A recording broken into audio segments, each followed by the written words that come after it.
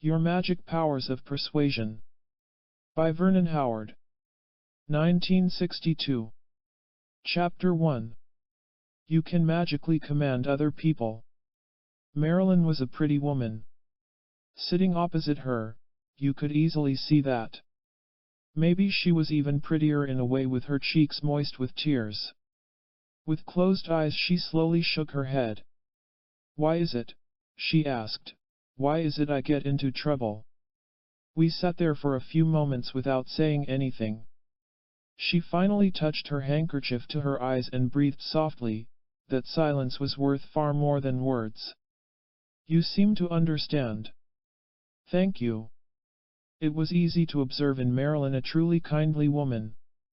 She didn't ask for much. Not really.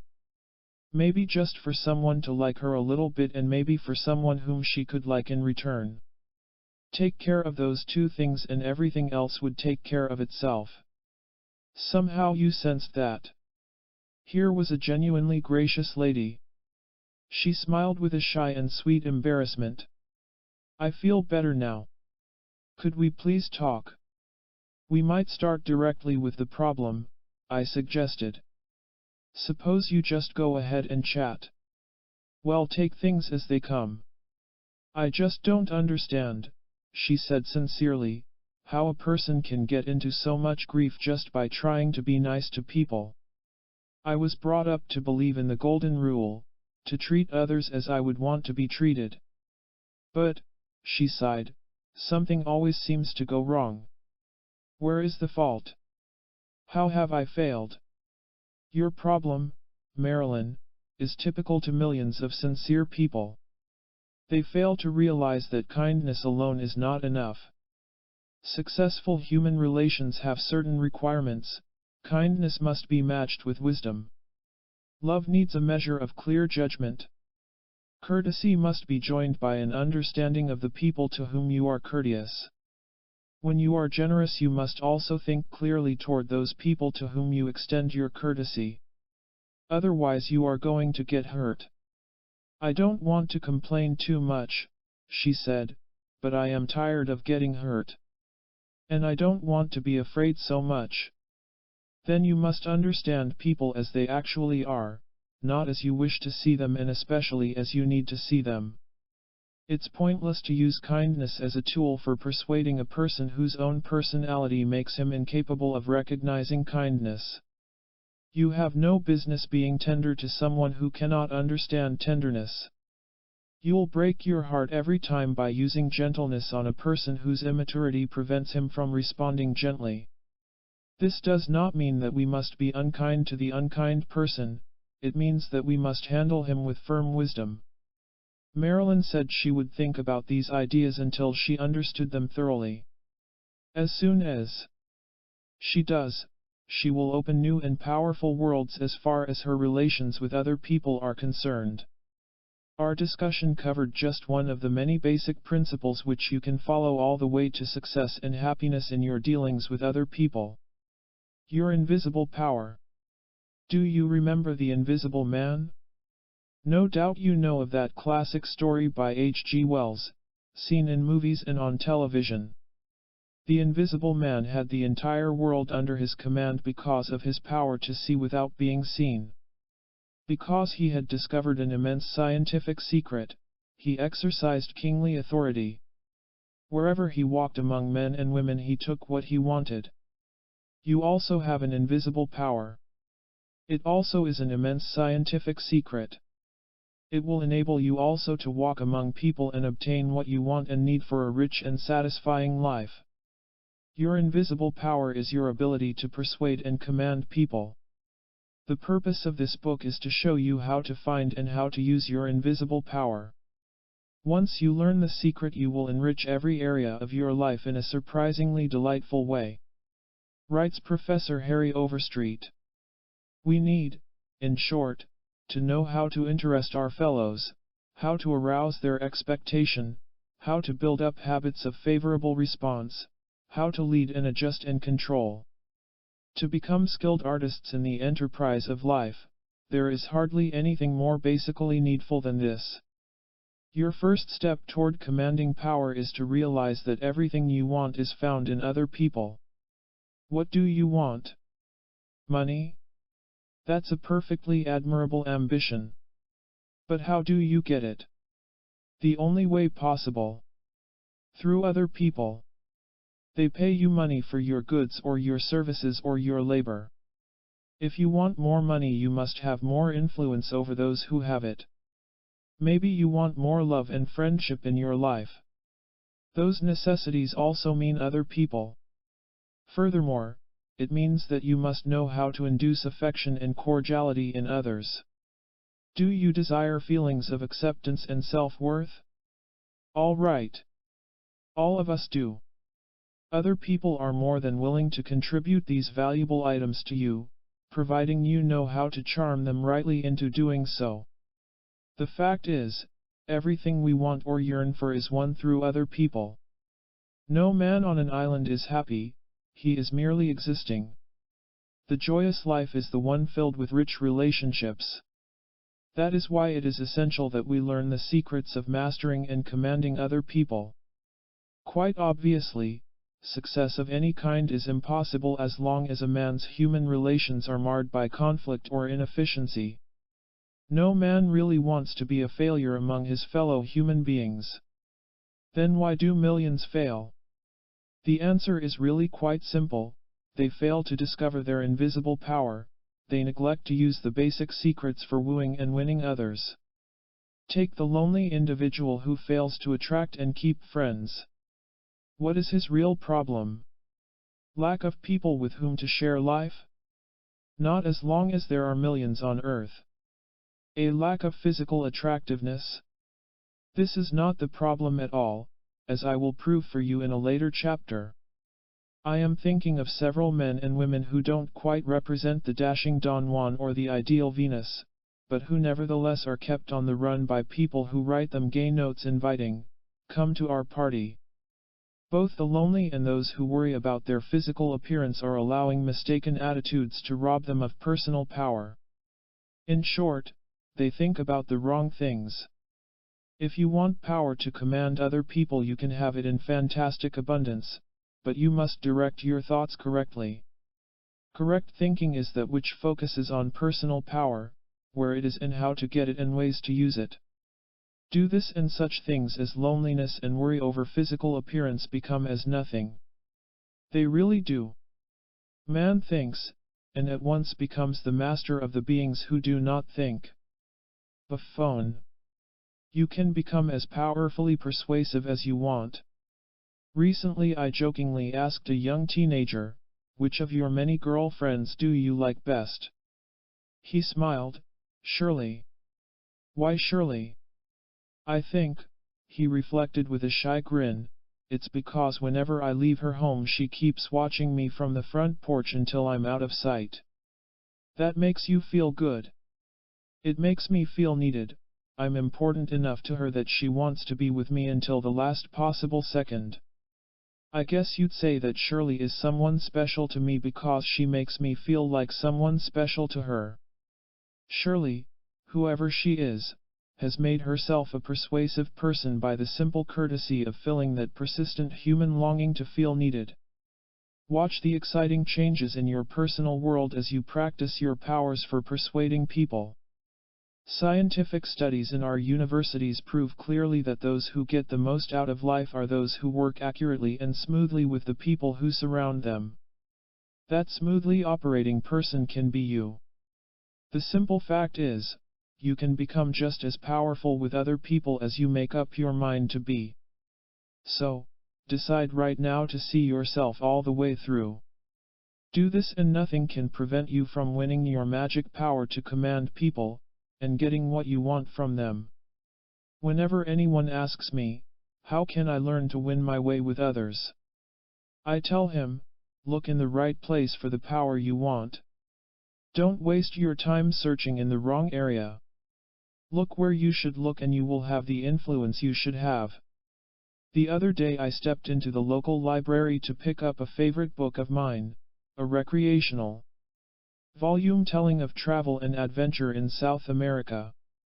I went to the shelf where I had previously found it, only to find it missing. Thinking it had been checked out by another patron, I was about to leave when I fell into conversation with the librarian. When I happened to mention the missing book, she helpfully informed me, "I think you can find it after all.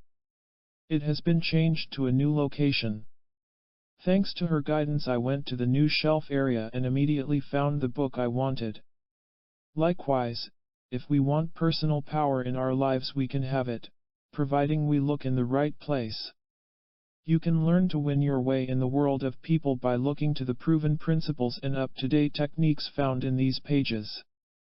They are scientifically sound. They are also presented in a simple manner so that you will know just what to do. Take, for instance, the time when you run into the shy and silent type of person. Such a man is like a cup without a handle, you can't seem to find a place to pick him up. Is there a way to handle him? There is. Just realize that his very shyness tells you what to do. He has a deep need for you to approach him, speak to him, enjoy him. Do this and you will instantly have made a loyal friend who willingly goes along with you. That is a very brief example, but what we are saying is this: you can magically command other people because there are clear-cut ways to do it. The science of psychology has seen to that. Even if you are not presently aware of the techniques, they still exist and they always work. We will discover them together as we go through this book. Just as know-how enables an engineer to build a sturdy bridge for carrying traffic, your know-how in human relations enables you to carry loads of influence. The man who goes ahead with this fact foremost in mind is the one who gets places with people. He is the wise man, and, as Plato observed, the wisest have the most authority. 6 exciting reasons why you should become a commander-in-chief of people. Charles A. Lindbergh had a powerful desire to become the first solo pilot to fly across the Atlantic Ocean to Paris. It was that motive that pushed him all the way to history-making achievement. Noah Webster had an intense urge to collect and study words so that he could teach better grammar to his students. That motive gave Webster and his dictionary worldwide fame. The point is this: the stronger your motive for doing anything, the quicker your success. Motivation can crash through all obstacles. Here is what the book Creative Thinking has to say about it. Once a goal has been selected, the individual must be capable of mustering the necessary energy to carry him forward toward this goal. Motivation is essential for accomplishing results in any type of endeavor. So keep yourself both motivated and enthused by remembering the following 6 pointers. 1. You should sharpen your talents for persuading other people because it returns to you practical rewards in the form of prestige, position, and financial security. That last item alone is reason enough for you, if you are at all interested in money. Chapter 12 shows you how to persuade your way to financial increase. 2. The power to influence is a power for good, or as author George Eliot called it, the blessed influence of one true loving soul on another. The parent who masters the art of tactfully persuading his children and the employer who guides his employees with skill and diplomacy are certainly worthy forces for making life easier and happier. The maturely influential person is valuable to himself and to his family and to his community. 3. Power with people keeps you out of trouble with people. Most problems a man has with other people are avoidable, providing you know what to avoid. Back in 1890, a bird lover imported several pairs of starlings from England to New York City. They quickly multiplied until they became serious threats to farm crops. Had the United States government realized the destructiveness of these birds, they would have forbidden them entrance in the first place. Likewise, do you need to recognize and handle people who could become a problem to you. Chapters 3 and 8 go into detail about this. 4. Personal power gives you a sense of accomplishment. It enables you to live fully and zestfully. It provides you with a mature reason for liking yourself better. To state it another way, it is the mark of a healthy and well-adjusted individual to seek self-advancement by mastering his human relations. 5. You should become a commander-in-chief of people because it keeps you relaxed and peaceful in your daily living. The other day while driving my car I came to a red light just as a police car sped toward me from the opposite direction. The police car was still heading my way as the signal turned green, so in requirement to law I remained in place. The man in the car behind me suddenly pounded his horn and annoyedly gestured for me to get going. Now there was a circumstance which might easily have bothered me, but I was able to think to myself, he just doesn't understand. He doesn't see the police car. A moment later, when he did understand the situation, he grinned and threw me an apologetic wave of his hand. That illustrates how an understanding of people not only saves wear and tear on the nervous system, but wins the other man over to your side. When you really understand the human processes at work in any given situation, you give yourself power for peace in that situation. 6. Finally, it's fun to win your way. As if you didn't know. There is every reason why you should make it an exciting challenge to see how skillfully you can handle people. It's a challenge that can return immense benefits. Go after clear-cut goals. Make it absolutely clear to yourself what you want from other people. That is really half the secret for drawing your desire to you in the shortest possible time and with the least amount of effort. Dr. Rollo May writes in his book Man's Search for Himself. The mark of the mature man is that his living is integrated around self-chosen goals.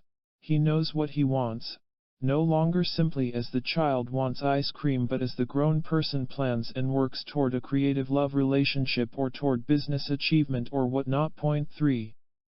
In other words, establish a definite purpose in your contacts with people, for it is a fact that purpose directs energy, and purpose makes energy. C.H. Parkhurst. Do it like this: read carefully the goals and objectives listed below. While all of them are good for you, it is best that you select just those 5 goals which are most important to you as of today. So select your 5, then write the numbers 1, 2, 3, 4, 5 after them in order of their importance to you. You now have 5 clearly defined objectives. Keep yourself reminded, and enthused, by reviewing them every time you have the opportunity to do so. Better yet, make the opportunity to impress yourself with what you want. Just as a hunter needs to peer at his quarry before he can take proper aim, so do you need to look over your objectives before firing away at them with the techniques found in this book. Apply the various techniques to your first 5 goals, then when you have attained them, select and go to work on 5 more. Swiss author Henri Amiel once declared that order is power. Well, here is the orderly way to win the power you want. My present 5 goals are to 1. Win a certain person to my way of thinking. 2. Make myself interesting to people. 3. Make myself understood by others. 4. Win a career promotion. 5. Get others to recommend and promote me. 6. Handle everyone with maximum skill. 7. Stop being afraid of people. 8. Solve a definite problem with someone. 9. Be natural when with people. 10. Sell more of my goods or services. 11. Draw more friendliness and affection. 12. Banish loneliness. 13. Let others feel comfortable with me. 14. Attract favorable attention. 15. Be more attractive to the opposite sex. 16. Feel less frustrated. 17. Win cooperation from others. 18. Be more patient with difficult people. 19. Influence my family in a beneficial way. 20. Take instant charge of a human situation. 21. Persuade others quickly and effortlessly. 22. Influence others to seek me out. 23. Feel less threatened by people. 24. Be more relaxed on social occasions. 25. Talk my way into what I want. 26. Establish peaceful relations. 27. Attract more customers and clients. 28. Be firm and positive when with others. 29. Command others wisely and tactfully. 30. Get others to do things for me. 31. Stay out of trouble. 32. Regain the friendship of a particular person. 33. Be clever in going after what I want. 34. Earn more money. 35. Persuade another to obey my reasonable requests. 36. Really understand the ways of human nature. 37. Bounce back instantly when thwarted by someone. 38. Be more popular. 39. Allow my feelings to be hurt less often. 40. Induce a certain person to be kinder to me. Maybe you have some special and personal areas where you wish to sharpen your effectiveness with people. Write them down, add them to your program. Here is how one alert businessman selected and worked with a clear-cut objective. He chose goal 34, which reads, earn more money. He made up his mind to increase the persuasiveness of his newspaper advertisements. After thinking things through, he sat down and prepared the text of his new advertisement. It started off with large and bold words which asked, "Want a diamond to land in your front yard? It could happen today." Talk about persuasiveness. Everyone who read those captivating words were compelled to read on. As they did so, they heard the exciting story about Dr. G. A. Koenig of the Museum of Natural History of New York. Dr. Koenig was exploring a rugged canyon in Arizona when he ran across that most fabulous of all gems, a diamond. To find a natural diamond in the United States was sensational enough in itself, but it was still only a fraction of the fantastic story. The gem was embedded in a meteorite.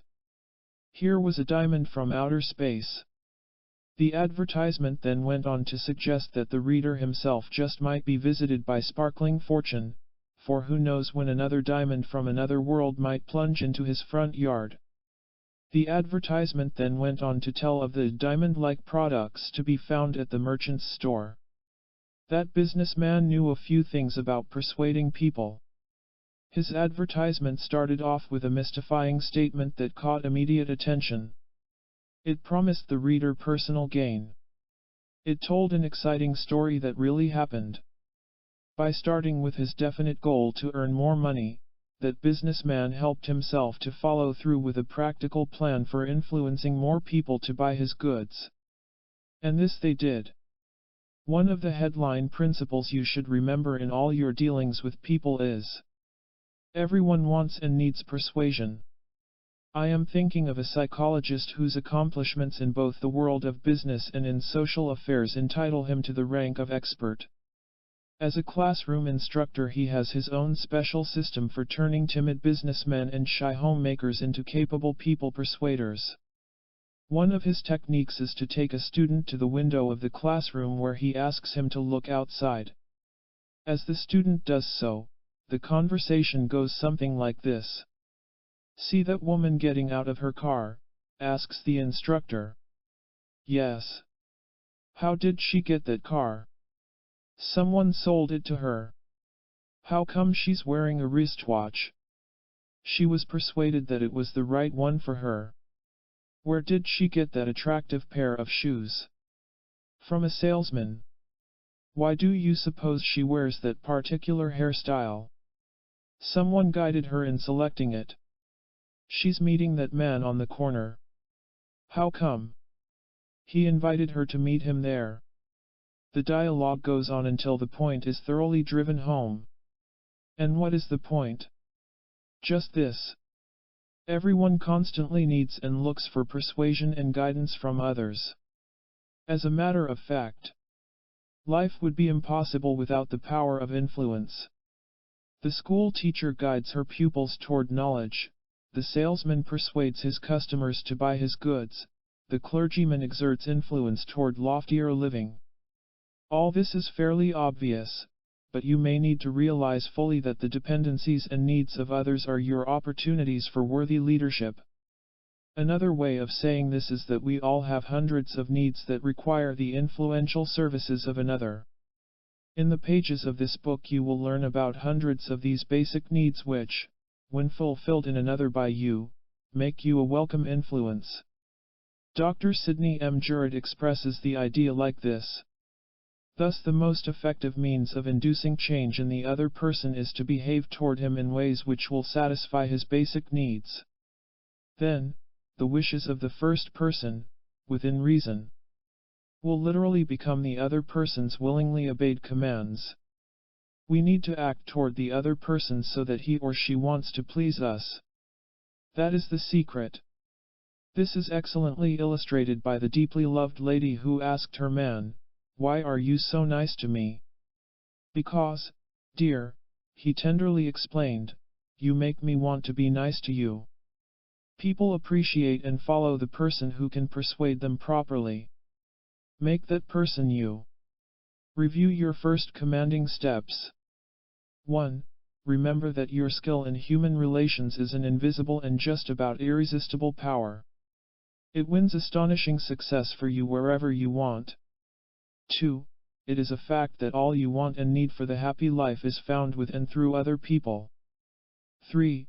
Remember that there are no real barriers to prevent you from attaining the magic power to persuade and command people, there are only negative attitudes. This book supplies the system for dissolving them. 4. Failure becomes an impossibility to the man who knows how to win people. 5. How powerful do you want to become? That, really, is how powerful you can be. All you need do is start, with or without self-confidence. Just start. 6. Remember that throughout these pages you are working with scientifically proven principles. They work. Let them work for you. 7. There is a sure way to handle and win every type of person in your life. Employ the right system and you win every time. 8. Keep yourself excited about becoming a persuasive person. Remind yourself constantly of all the benefits. 9. Discover exactly what you want. Don't hesitate to tell yourself about it every day. This simple act releases extra energy for driving you toward your goal. 10. Realize the tremendous need that other people have for the strong and persuasive personality.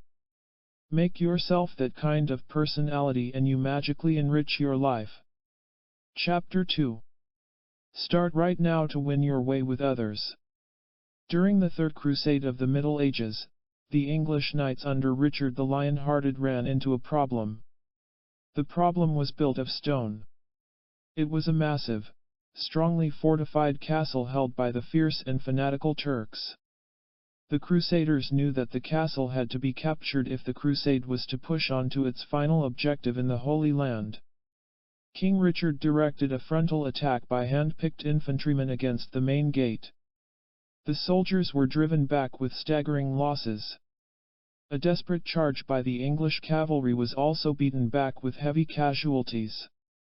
A third assault by a combined force of archers and crossbowmen failed utterly, the main gate stood firm.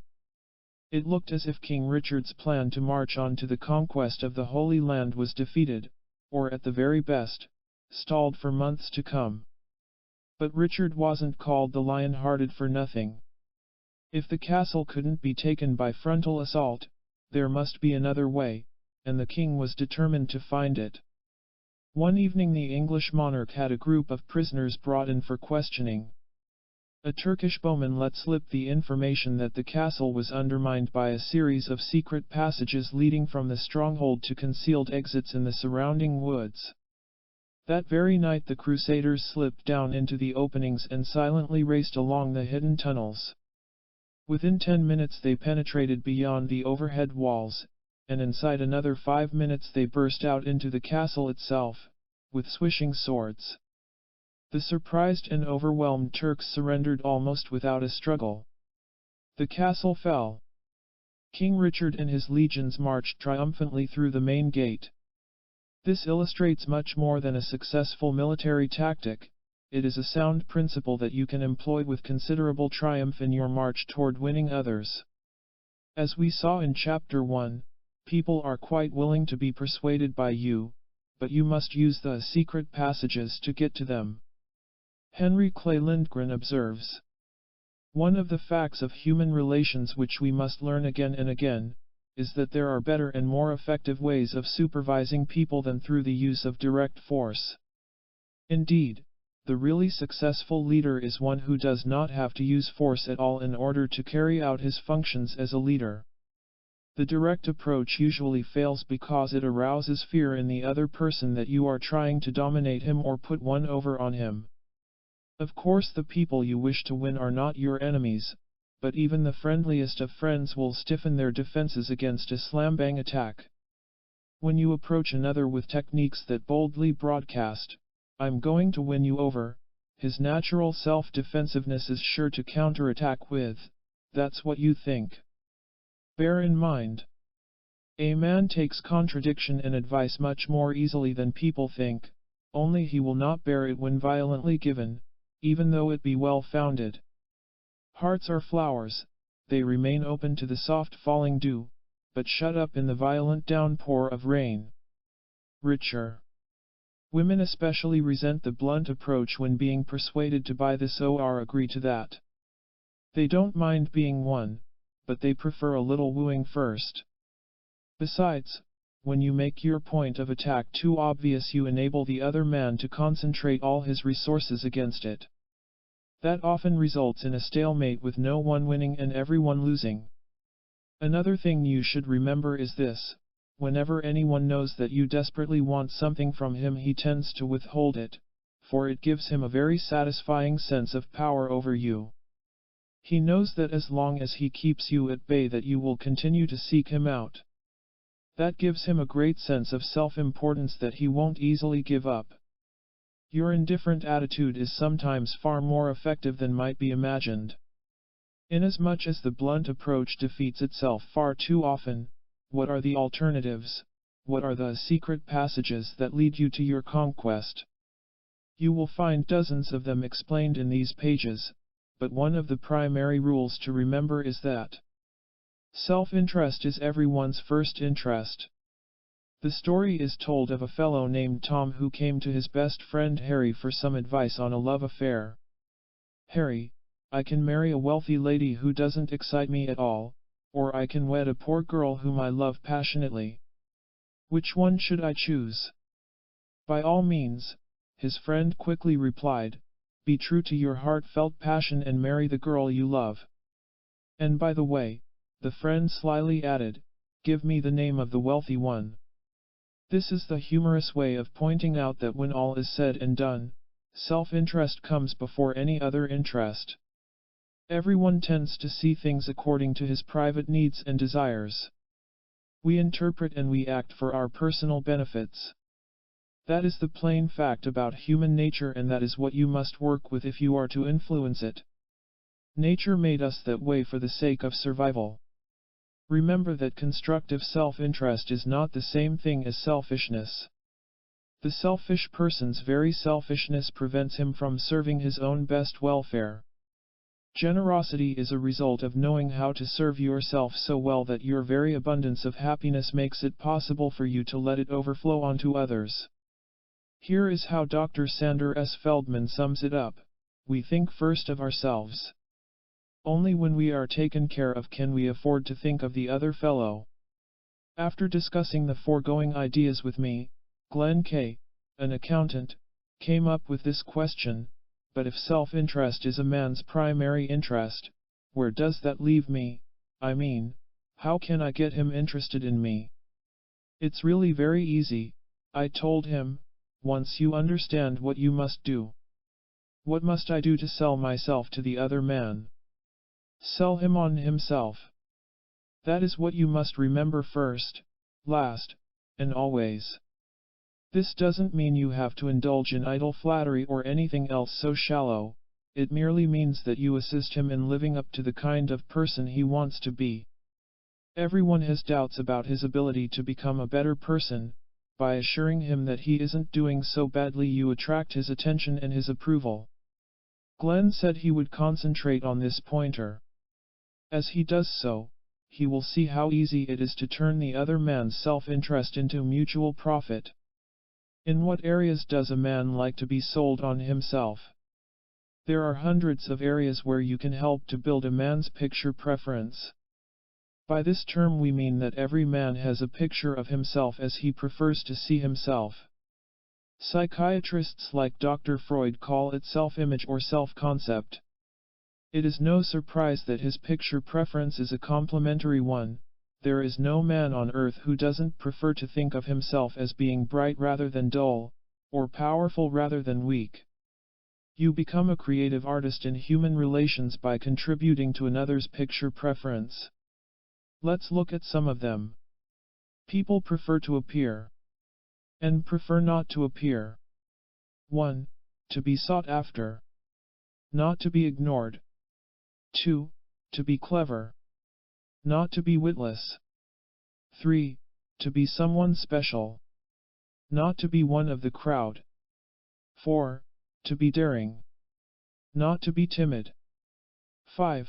To be an exciting person. Not to be dull. 6. To be discerning. Not to be gullible. 7.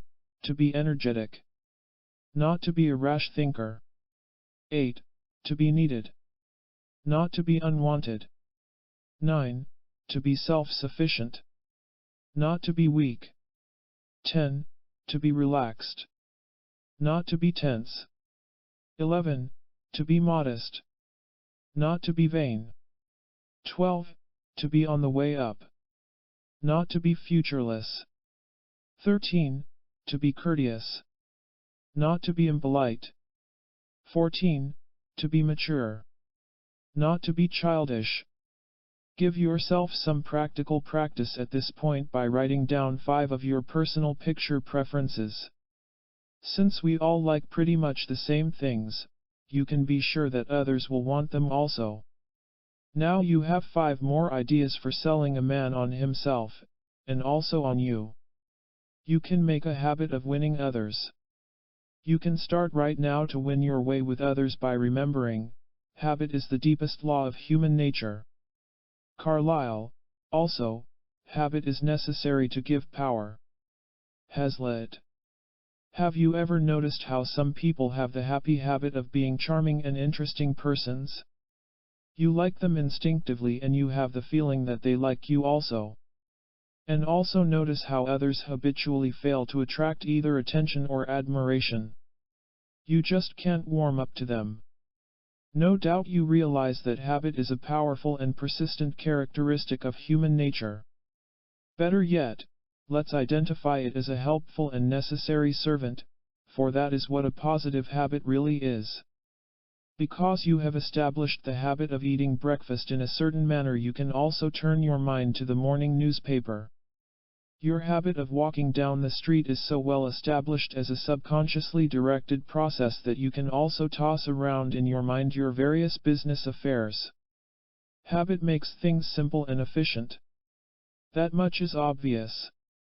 Because of all this, habit is too tremendous a force to ignore when it comes to human relations. The wise man throws it into the battle for advancing his aims. That is why I next want to show you how to turn the force of habit into a power for commanding and winning other people to your way. It works magic for the person who works with it. Now, then, it is a well-known psychological law that a habit is formed through pleasurable repetition. The first time we tasted candy we liked the taste. Because we wanted to continue the pleasure we repeated the tasting. This established the pleasant habit of enjoying candy. It is something we like to be associated with constantly. The very same principle applies in a person-to-person relationship. Someone meets you and you offer him a pleasant smile. Because he likes to be smiled at, he goes away with a warm memory of your smile.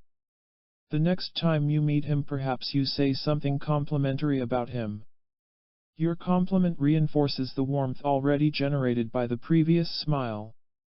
He enjoys thoroughly the pleasurable sensation upon pleasurable sensation. The third time you meet, ask him to tell you about himself. This adds a third pleasure to the first two. About this time his mind gratefully asks, "Why do I feel so good?" Another part of his mind replies, "Because of the person who supplies you with your warm feelings." He now associates you with his pleasant feeling of self-esteem. His liking for himself overflows into a liking for you. He can't help but be attracted to the author of his pleasure. Furthermore, because he likes you, he will want to please you. So that you will continue to supply him with pleasurable feelings, he will do whatever he can to supply you with the same. Here we see at work the familiar law of give and take. Summary: your repeated pleasantries will induce the other person to habitually yield to you the very best that he or she possesses. By this means you can build a habit of winning others the effortless way.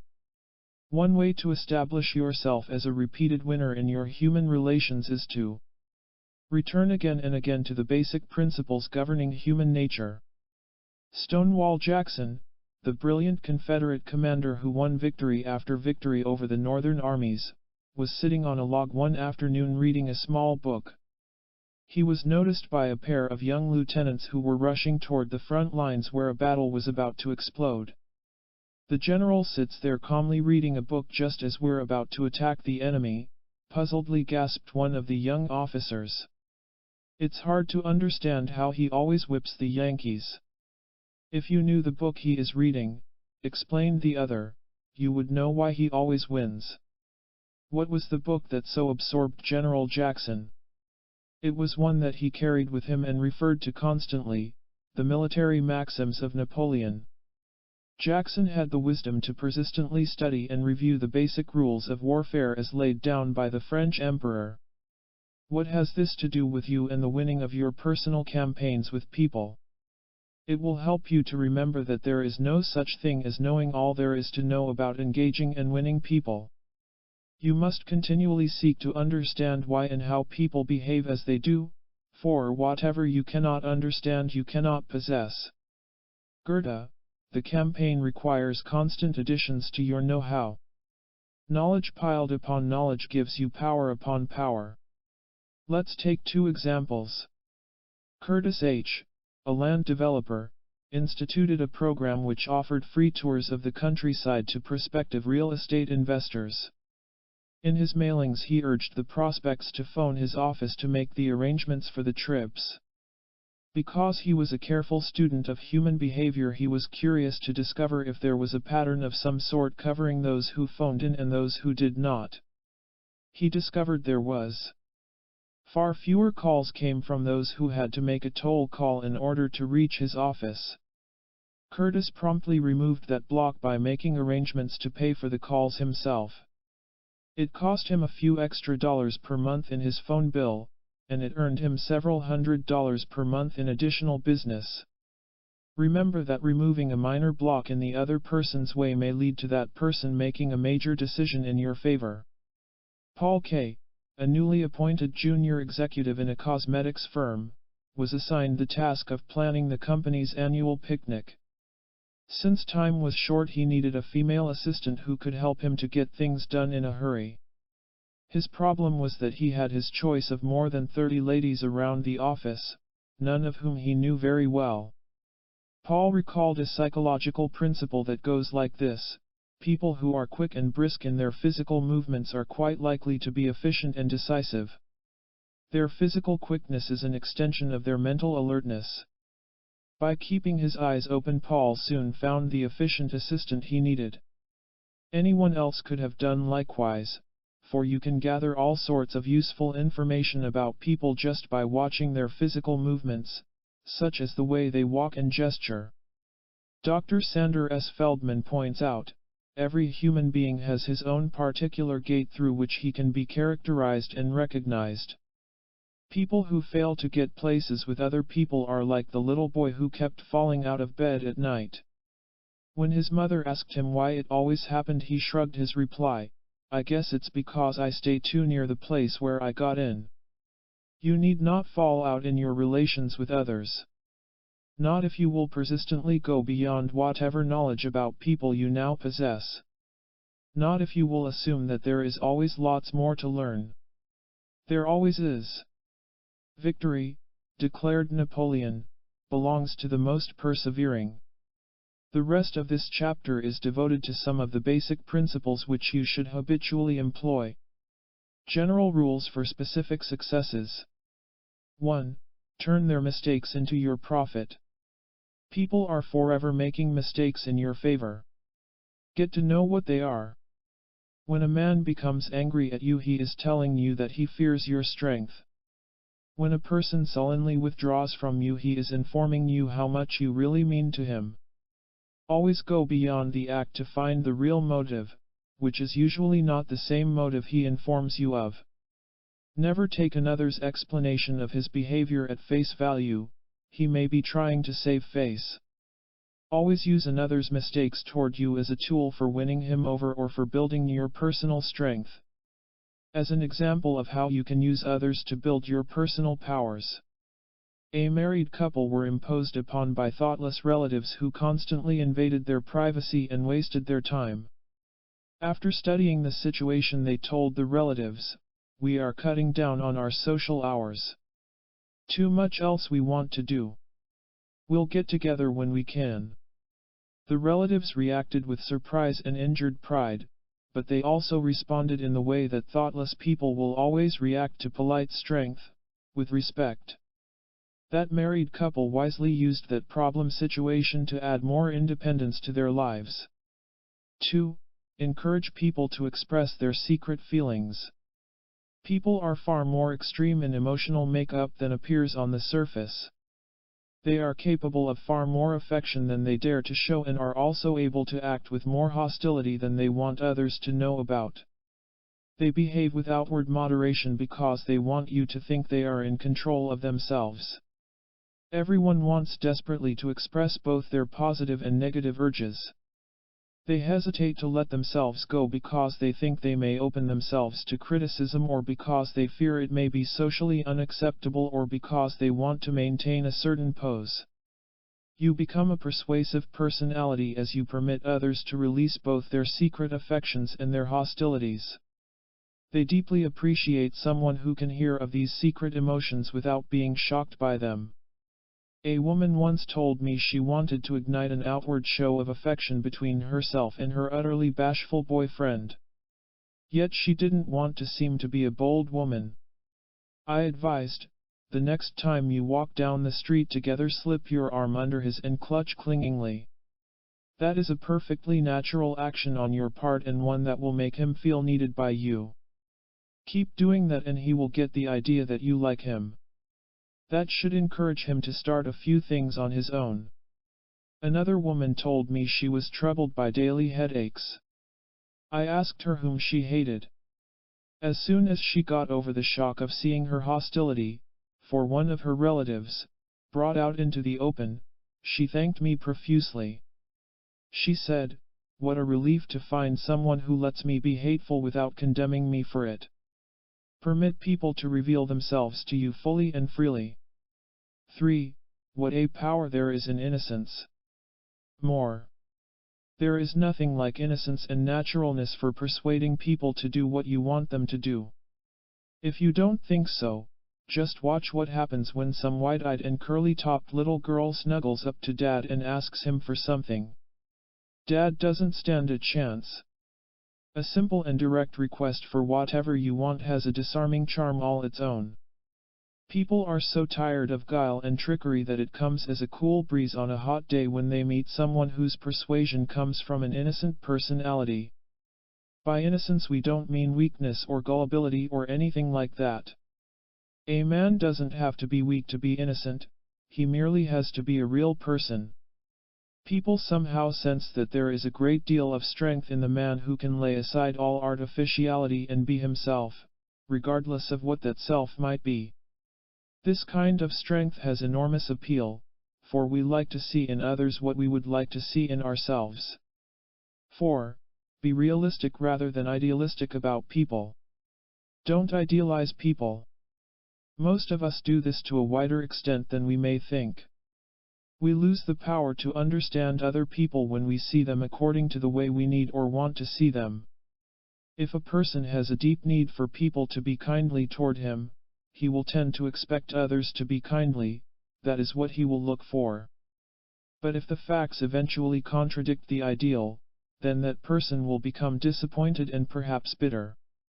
This does not mean that you have to go to the other extreme of suspecting others of unkind motives. It means that you do not draw your personal picture of another as you would like him to be, but rather you let him draw his own picture of himself in his own due time. Let other people be whatever they really are and you will not be disappointed in them. You are disappointed only when the real doesn't match the ideal. Maybe you ask, but shouldn't I think the very best of everyone? The answer is, you can only really think the best of everyone when you do see them as they really are, with all their virtues and all their shortcomings. Any other viewpoint indicates resistance to the realities about people, and in that there is plenty of pain. Besides, and this is of utmost significance to you, people always respond to your persuasions according to their real nature, not according to any idealistic ideas you may have about them. Hit them where they really live and you'll win them over. 5. Find something right in everything that seems wrong. You can find something of value in everything that happens to you. This is one of those truisms that everyone likes to believe but has trouble with when it comes to putting it into practice. The chief problem which most people have, it may be your problem also, is that they resist a negative event instead of trying to understand it.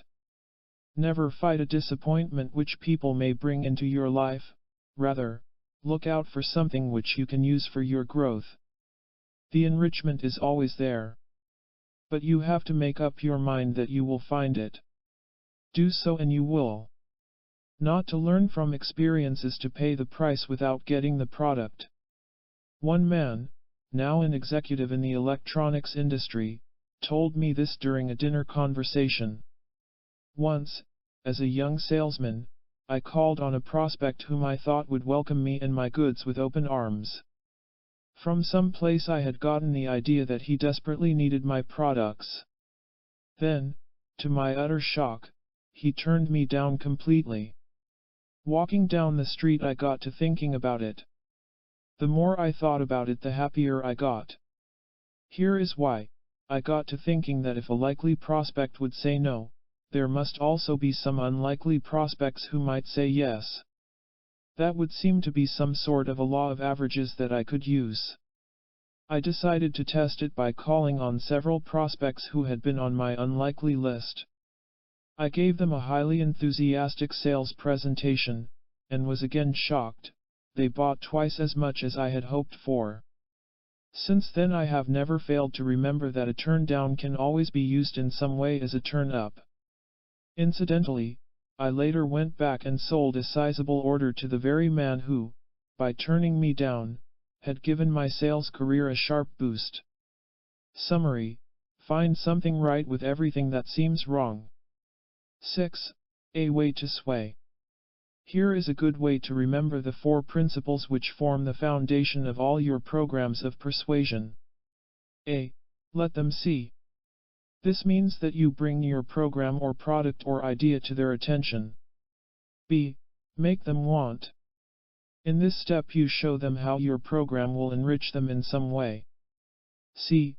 Lead them to agree. At this point you guide them into positive responses to your idea. D. Persuade them to yield. You get them to take the final step, such as signing for your products or adopting your viewpoint. Notice that the first letters in these keywords spell sway. Remember sway and you will sway people to your way. 7. Avoid the appearance of being a threat. Once I was watching a class of polka dancers composed of about 50 men and women who had taken up the recreation for the first time. All of a sudden, in the middle of one of the dances, The instructor cut off the music and snapped into the microphone with a grim manner. You've got to pay more attention if you want to get things right. Those few words spoken in a critical spirit promptly ruined that man as a popular instructor. He may have been right in what he had to say, but no one appreciated the tactless way he said it. In other words, his attitude was unnecessarily threatening. People are tremendously sensitive, hence easily frightened and dismayed by fault-finding from others. Even when people don't show it on the surface, they react strongly to the words and acts and facial expressions of those with whom they associate. This is especially true when something seems to threaten their self-esteem. All of us tend to withdraw from the person who damages our feelings of self-worth. Remember the sensitivity of people. Take care to avoid all appearance of being a threat to their self-esteem. Secrets for exerting instant influence. 1. Don't use a frontal attack when trying to change someone. Use the secret passages. 2. Remember that self-interest is everyone's first interest. Satisfy the wants of the other person and you influence that person toward satisfying your own. 3. Contribute to the picture preference of the other man. He needs your assurance that he is liked and welcomed. This is a forceful influence in your behalf. 4. Employ the power of habit in all your people persuading programs. It saves time and effort. 5. Study constantly the principles governing human behavior. They are your tools for winning success through people. But take it easy, don't try to understand everything at once. Things will get much clearer as you proceed. 6. Never permit another's mistake to upset you. Always use it to strengthen your position. 7. Let the other man express and release his secret feelings to you. When he does so, do not react with surprise or shock or criticism. He will appreciate you as you simply understand and accept him. 8. Try the simple and direct request for what you want. It has a quiet charm all its own. 9. If you want to influence people with maximum force, see them as they really are, not as they appear to be on the surface of their personalities. People respond to persuasion according to their real natures. 10. Remember the extreme sensitivity of people. Let them be sensitive to your kindness and to your strength. Chapter 3. Clearing your path toward commanding power. In high school we used to have a teacher who customarily greeted a new class by printing the following on the blackboard. Prosperity.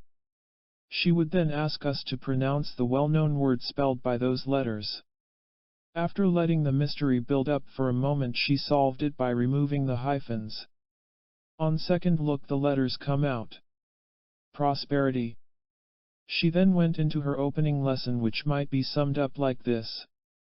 At the start of any new program, be sure that you search out all blocks and obstacles. Work at removing them. Everything else will then fall into place quite easily. That is the logical and intelligent way to find your personal prosperity. I have found one fact to be outstandingly clear about people who consult me about their problems: they have certain blocks which separate them from prosperous human relations. So the purpose of this chapter is to search out and remove some of the barriers which might stand in the way.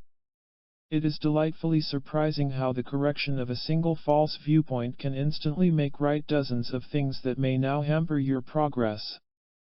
Take the following commonly held idea about human motivation: most people think they guide themselves with practical and unemotional thinking. But do they? One builder of private swimming pools thought so.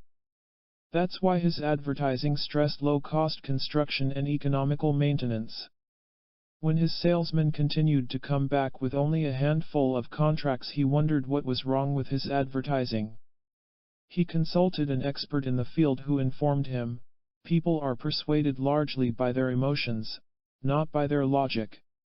That builder's advertising now succeeds, for it appeals to a man's pride of ownership and to his imagination, which allows him to see himself lazily floating in a luxurious pool of water. Are you taking enough? Winning your way with other people is just as much an art as painting a landscape or playing a musical composition. And like these creative processes, it is a highly appreciated art. The strong leader never has to look far for loyal followers. Leadership is a creative art which you can develop with increasing skill as you go along. However, there is a certain mental barrier which can block this creative process unless you hurdle it at the very start. What is it? Just this. You must freely and cheerfully admit that you want and need things from other people. All of us do want various items from others, yet some people feel subconsciously that there is something wrong about it. Such an attitude is based on mistaken notions concerning relations with other people. Let's clarify things. Life exists on a give and take basis. Our parents and teachers encouraged us to give of ourselves, which is as it should be, but at the same time it is equally vital to our health and welfare that we learn how to take. You need to receive just as much as you need to give. It has long been known by psychologists and therapists that people who have the ability to receive love are the happiest kind of people, and, of course, they are the only ones who can give love in return. To the degree that you can take freely, to that same degree can you give freely, and vice versa. This is an enormously important idea to grasp, for it means everything in your quest for personal power. Take Arnold L., who admitted to a serious problem. He not only had difficulty in getting others to cooperate with him but frequently found himself lacking the ability to work harmoniously with others. He told me, "I try to be a giver and all that, but somehow I always end up unhappy about it. I give up." Good, I congratulated him. Now that you see the futility of the wrong approach, you can go ahead with the right one. He tilted his head to ask curiously, "What's the right approach?" Go at it from the opposite end. Don't give for a while. Deliberately set out to get as much as you can from people. You should do this cheerfully and without the slightest feeling of guilt about it. This is really what you want to do anyway. Don't try to hide your desires under some cloak of sentimental nonsense having no relation to realistic living. We are trying to free you from yourself. Simply receive as much as you can. This isn't greediness or anything like that. Giving and getting is neither good nor bad, it is simply a neutral law of life. Cooperate with both parts and you'll have the wholeness you want. Lay yourself wide open to everything you can receive from people. Like what? Like whatever you really want. Like taking the initiative in establishing a profitable relationship. Like permitting yourself to enjoy fully another's company without being afraid of him. Like letting others do things for you without you feeling there is something wrong about being served. Funny, Arnold said, but it's a relief to hear you say that. I feel a kind of freedom I've never sensed before. You are in conflict with other people because you are first of all in conflict with yourself. For instance, at some time or other in your life you were told that it is right and proper to be a generous person. But not quite knowing what was meant by being a generous person, you adopted an unrealistic ideal about generosity. Consequently, every time you acted with that false kind of generosity, you secretly resented it, especially when it wasn't returned by the other person. He nodded. I've often wondered where my bitterness came from. To repeat, use the opposite approach. Start taking. Deliberately and cheerfully.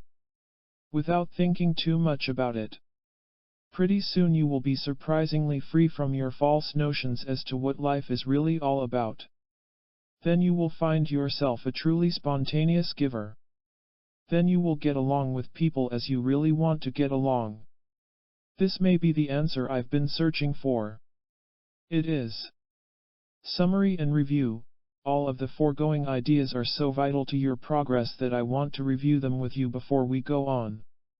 You must fully and freely acknowledge that you want and need what other people have. Then, you must have the courage to step up and take whatever you want. It might be their friendship or their assistance or anything else. By doing so you are only being honest with your own desires, and that is both commendable and healthy. You must not hesitate to give and take. It is a universal law that you can take only as you give, so in your very taking you are giving to another. Therefore the fulfillment of your desires is not only essential to your own success and happiness, but it contributes to the welfare of others. Listen to what Dr. Ernest Dichter has to say. Creativity can be engendered and developed if we train ourselves not to be afraid of our own thoughts. Utter honesty and understanding of one's real motivations as far as this is possible are requirements for such an achievement. To associate freely, therefore, and permit almost all your thoughts to come out into the open either for yourself or in discussions is one of the prime prerequisites for the development of creativity. By frankly conceding "I want something," you set in motion a powerful drive that gets that something for you. So do it now. You are now ready for the next step in clearing your path toward commanding power.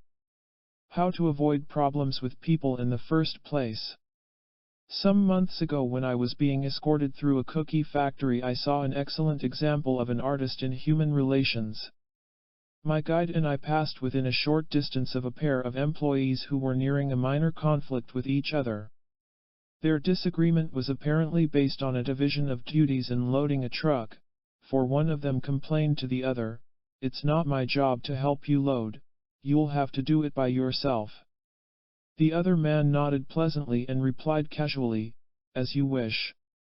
He then started to work alone.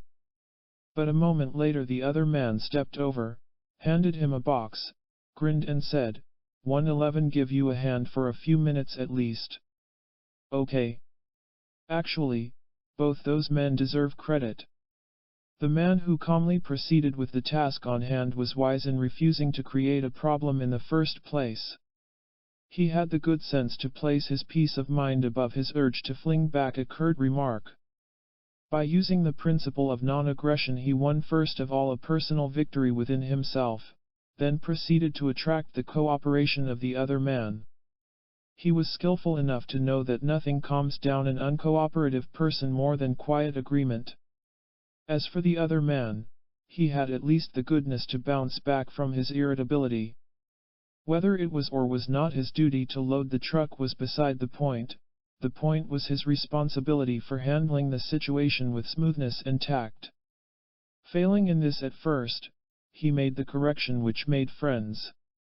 Nothing proves your intelligence more than the ability to avoid problems with people in the first place. Furthermore, the fewer your problems the brighter your personality. As Dr. Karen Horney writes, a conflict that starts with our relation to others in time affects the whole personality. Human relationships are so crucial that they are bound to mold the qualities we develop, the goals we set for ourselves, the values we believe in. That is why the following checklist is of daily value. The questions are short but none is slight. Every one of them has significance. Write yes after as many as you honestly can. Answer no to all the rest, then make up your mind that you are so tired of having trouble with people that you will work to turn every no into a yes. 1. Do I try to understand a difficult situation? 2. Am I freeing myself of defensive attitudes? 3. Do I permit others to be comfortable with me? 4. Do I look for solutions instead of scapegoats? 5. Am I actually willing to improve myself? 6. Do I permit myself to have fun with people? 7. Am I avoiding self-righteousness? 8. Do I experiment constantly in winning my way? 9. Do I strive to win by non-offensive means? 10. Do I refuse to be easily offended? 11. Am I making it easy for others to like me? 12. Do I maintain inviting attitudes? 13. Do I realize how sensitive people really are? 14. Do I permit others to be imperfect? 15. Do I take my right to exercise command? 16. Am I using every experience as a lesson? 17. Do I let other people talk things out with me? 18. Do I remember that people want me to like them?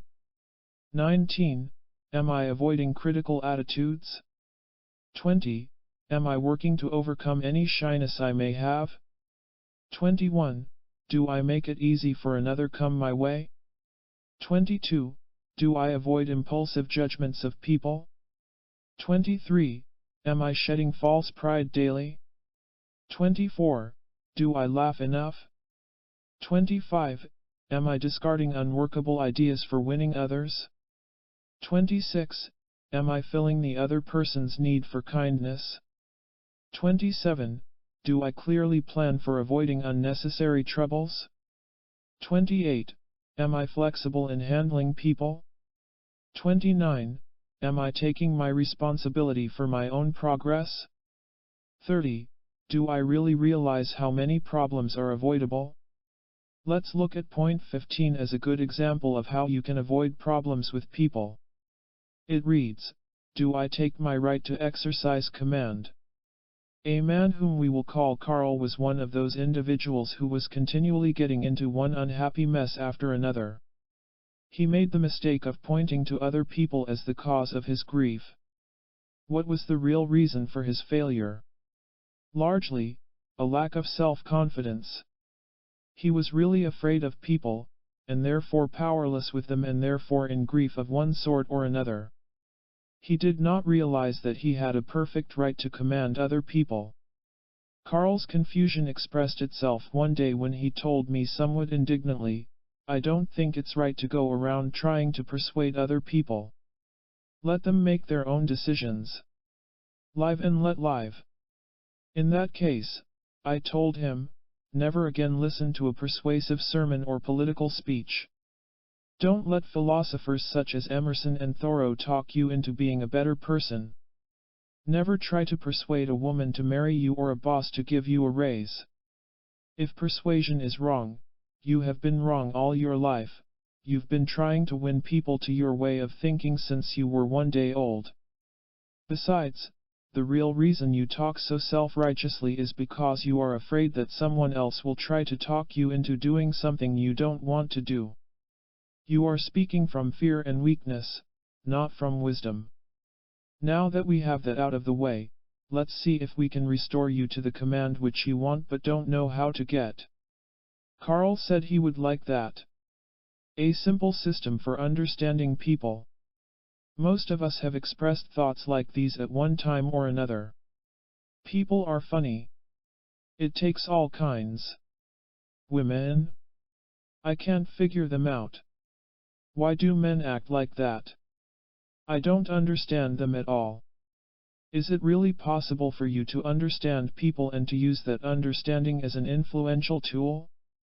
Here is what one authority has to say in his book The Art of Human Relations.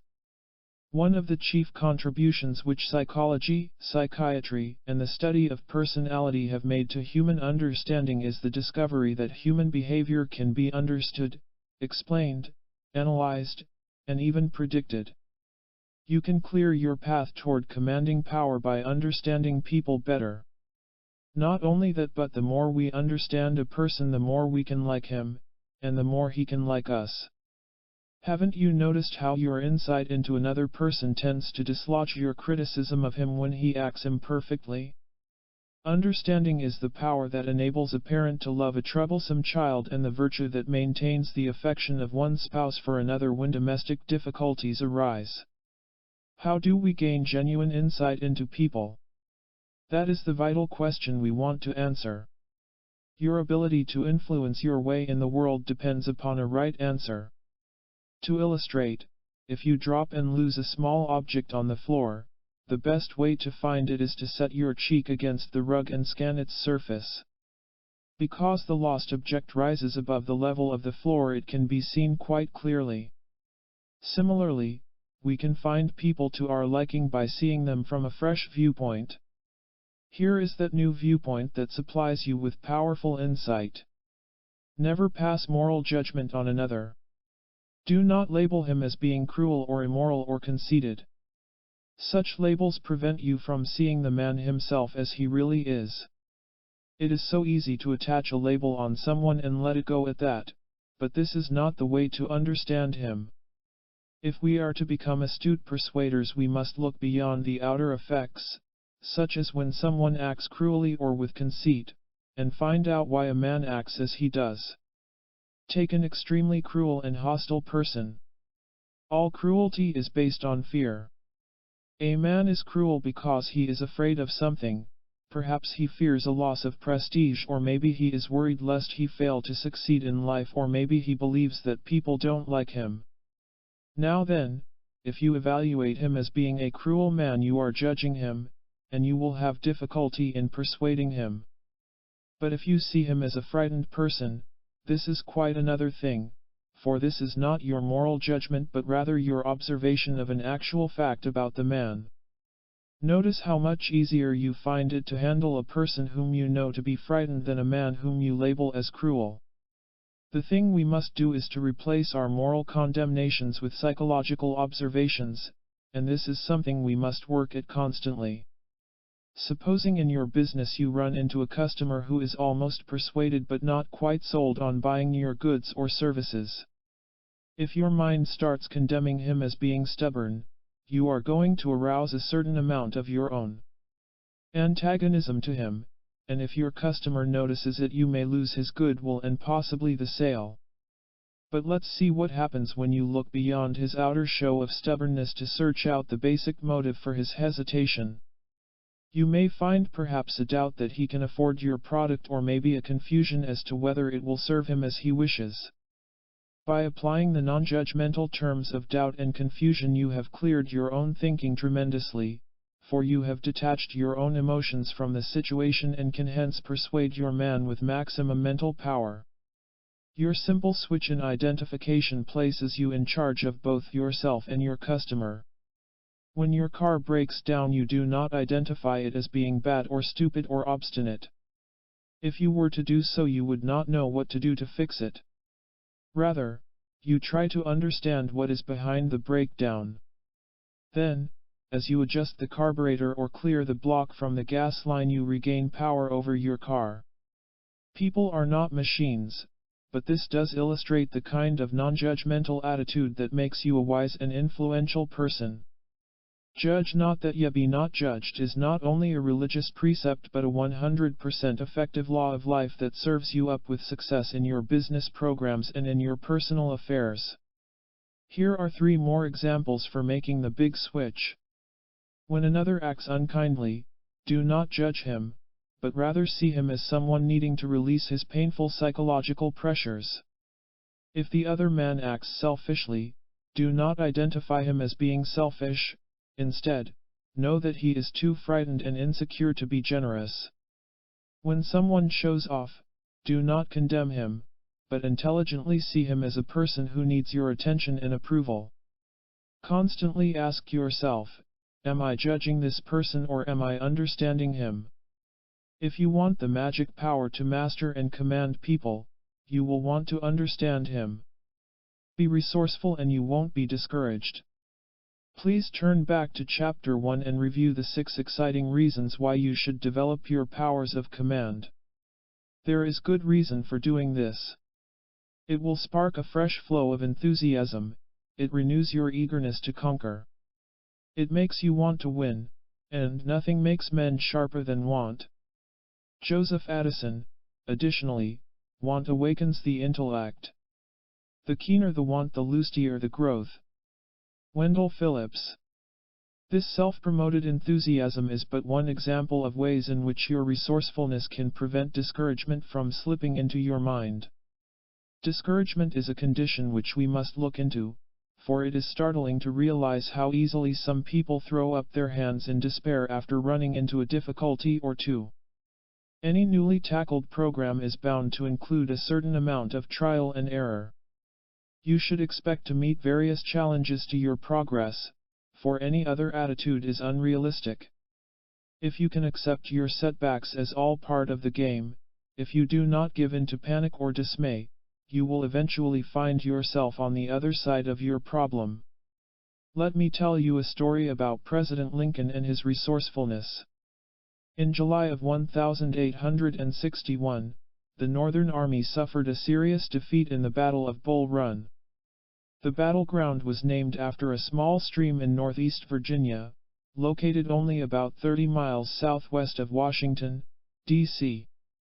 The loss of the battle was doubly shocking to the Union government, for Bull Run was the first major engagement of the Civil War. Confused officers and soldiers straggled in retreat through the capital, passing in the streets some equally shocked government officials and civilians. The population of the North was alarmed and distressed at the dreadful news coming from the lips of the beaten soldiers. It was a major disaster, no doubt about that. President Lincoln? With characteristic calm he listened to the first reports, then walked to his desk and sat down. Taking pen and paper he paused for a moment to think things through. Then he methodically set down on paper 9 clear-cut steps which he believed would relieve the situation. The first of these steps was his recommendation that the United States naval forces immediately set up a blockade of the southern ports. He urged that the blockade be pushed forward with all possible speed. Historians agree that the blockade of the Confederate ports was perhaps the greatest single contribution that the Union made toward the winning of the war. And it was Lincoln's resourcefulness under stress that turned the nation from temporary defeat to permanent victory and peace. Victory and peace in your human relations? That is perfectly possible too. So never give in to gloom whenever you say the wrong thing to someone or when you fail to make a wished-for impression. Instead, turn the whole thing over to your resourceful mind, which is far more clever than you may think. Take your experiences apart and try to find out what caused them to happen as they did. You can always find some clue for doing much better the next time. If necessary, place your progress before your pride and you will eventually achieve goals of which you can be justly proud. The secret of success in attracting and winning people is really much easier than it appears to be. The secret of success is constancy to purpose. Those words were spoken by one of the most powerful men who ever influenced world history. His name is Benjamin Disraeli, noted British statesman and favorite of Queen Victoria. Here is something to remember every minute: people who do not respond to your persuasions are not necessarily disinterested. It may mean that you have not as yet struck the chord that makes them vibrate. The advertising manager of a Detroit company often uses the following humorous story to illustrate the power of persistence and resourcefulness. The waitress of a popular snack shop was determined to persuade a customer to order a dish of ice cream to go with his sandwich. She sensed he was half sold on the idea but needed an extra nudge. She decided to tempt him by suggesting various flavors. The dialogue went like this. How about chocolate? No. Why not try strawberry? Not interested. Like vanilla? No vanilla. How about macaroni and cheese? What flavor was that? I said, macaroni and cheese. That's just the suggestion I've been waiting to hear, enthused the customer. Bring it on. How resourceful are you? How many appeals are you willing to try in order to hit the right one? It may be the last one you expect. Be sure to keep on playing until you strike the note that produces a harmonizing echo. Clear your way for rapid progress. 1. Continually look for obstacles which may be blocking your path toward winning people. Remove them and watch your speed. 2. Freely and cheerfully admit that other people are important to you and that you need and want things from them. 3. Remember that the wise way to handle problems is to avoid them in the first place. 4. Use the checklist in this chapter for preventing difficulties from arising in your interpersonal relations. 5.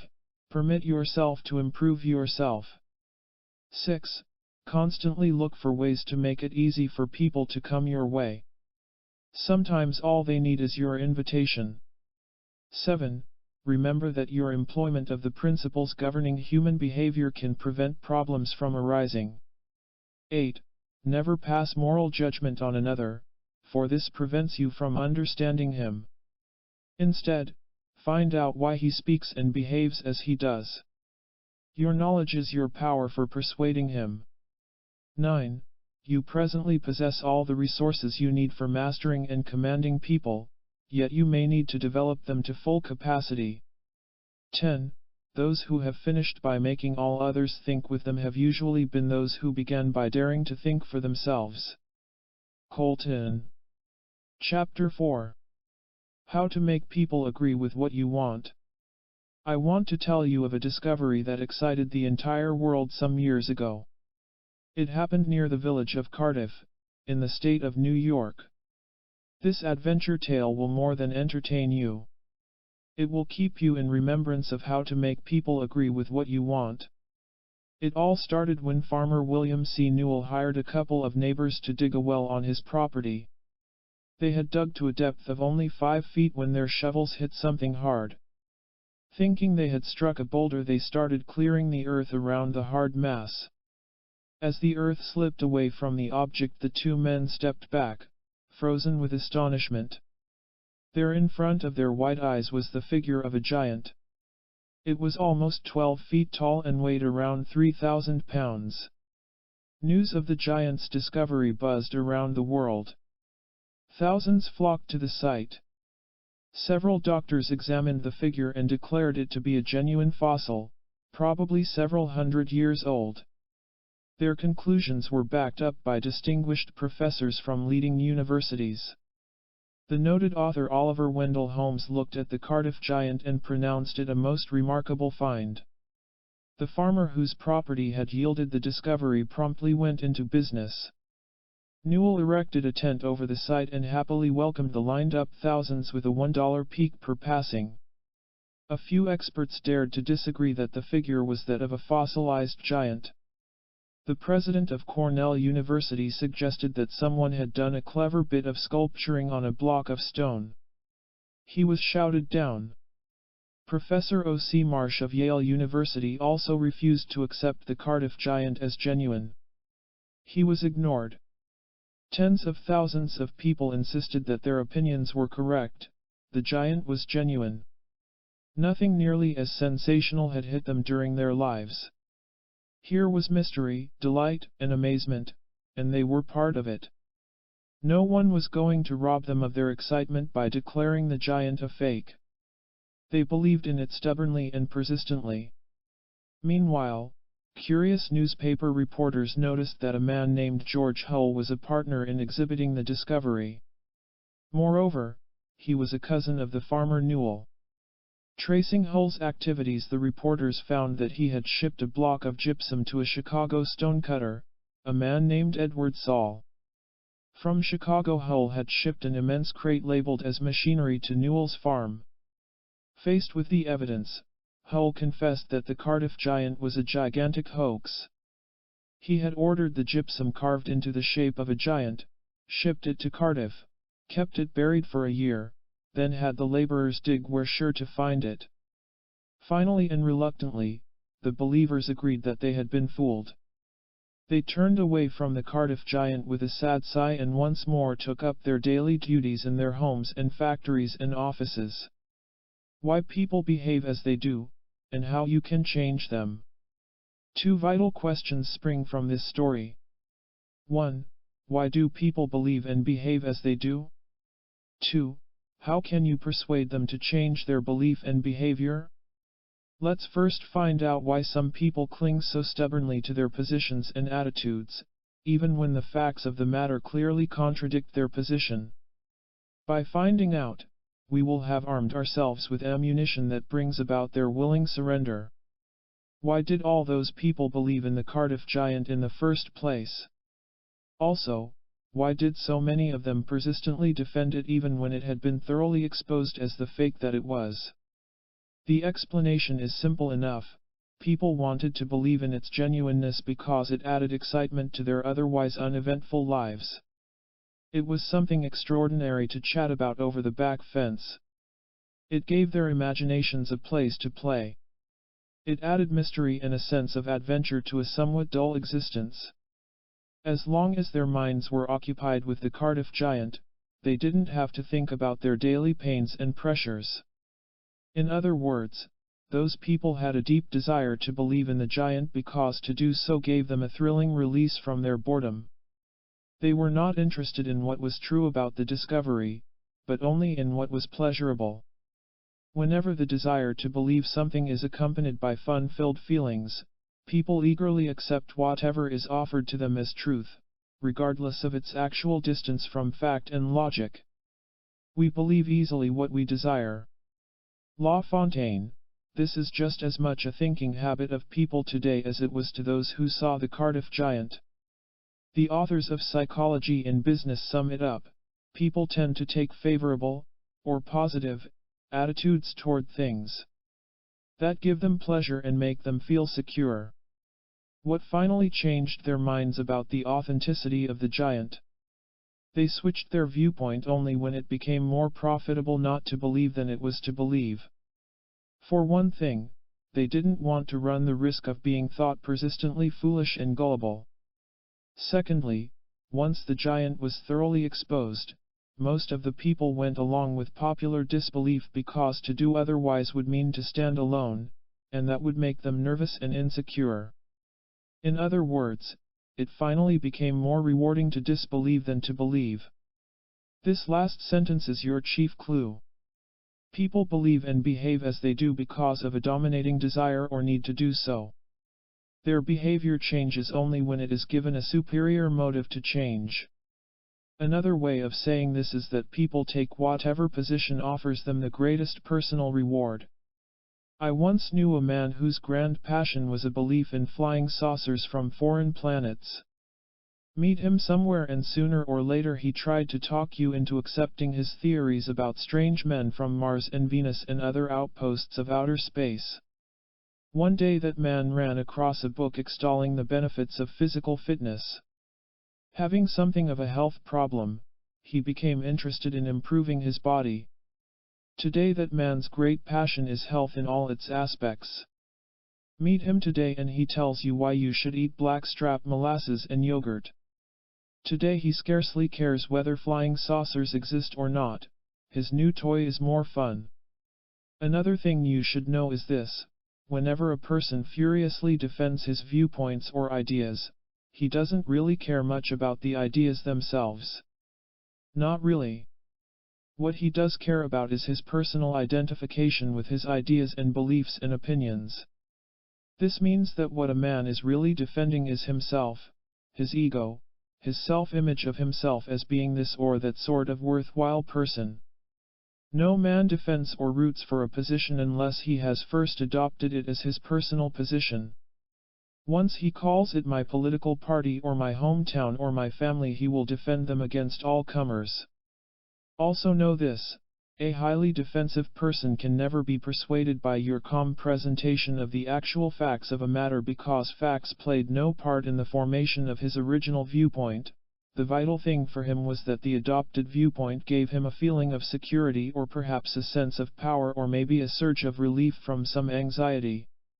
Such a person will not readily submit to the facts of a matter because he feels threatened by them.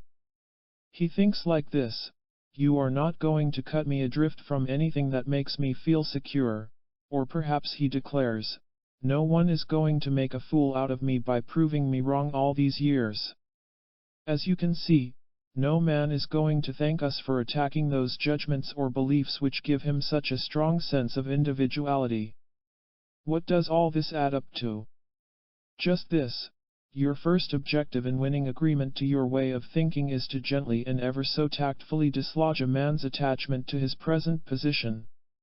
You do this best, as we saw in Chapter 2, by use of the secret passages. One of the most effective of these is to show him how the adoption of your position will reward him more handsomely than his present standpoint. Prove that your ideas or your plans will supply greater security or additional prestige or swifter financial advancement. Once you do that, his ever-ready desire for self-gain will do the rest. You don't have to call twice to bring a hungry man to his dinner. Offer him more. No man is really ever won by any other method. The plain fact is, it takes a superior appeal to a man's self-interest to move him from where he is to where you want him to be. The power of your promise. Recently, after I had concluded a lecture, I was approached by a woman with weary lines in her face. Somewhat apologetically she said, "Mr. Howard, in your talk you mentioned something about a barbecue picnic that is coming off next week. Is it open to anyone? I mean, could I come?" "You are wide open welcome," I assured her. "I'll see that complete information about time and place is sent you by mail." She gave an immense sigh of gratitude and relief. "I'll be watching for it. If you only knew how much it means to have something to look forward to." "Thank you. It will be enough to keep me going for the next few days." That weary woman had a deep need for additional strength to see her through her days so filled with lonely duties. The expectation of an exciting tomorrow with its fun and friends was the fulfillment of that need. This introduces us to the power of your promise. It is something that makes people agreeable to your suggestions and enthusiastic toward your programs. Whenever you promise something to a man, you have used a dynamic force for convincing him that he ought to go along with you. Every man is interested in your pledge that you can make things better or easier or richer for him and his family. It alerts his desire and excites his hope. William Shakespeare proved himself to be as much the masterful persuader as the poet and the dramatist when he wrote, "Promising opens the eyes of expectation." To promise is most courtly and fashionable. The promise is one of the most legitimate and effective means ever devised for winning men's minds. In your hands it becomes an accurate weapon for scoring hits. Let's take a classic example from history. Thousands of years ago, Moses was in charge of his people as they wandered painfully through the Egyptian wilderness. The aim of this gifted leader was to guide his followers to the land of Canaan.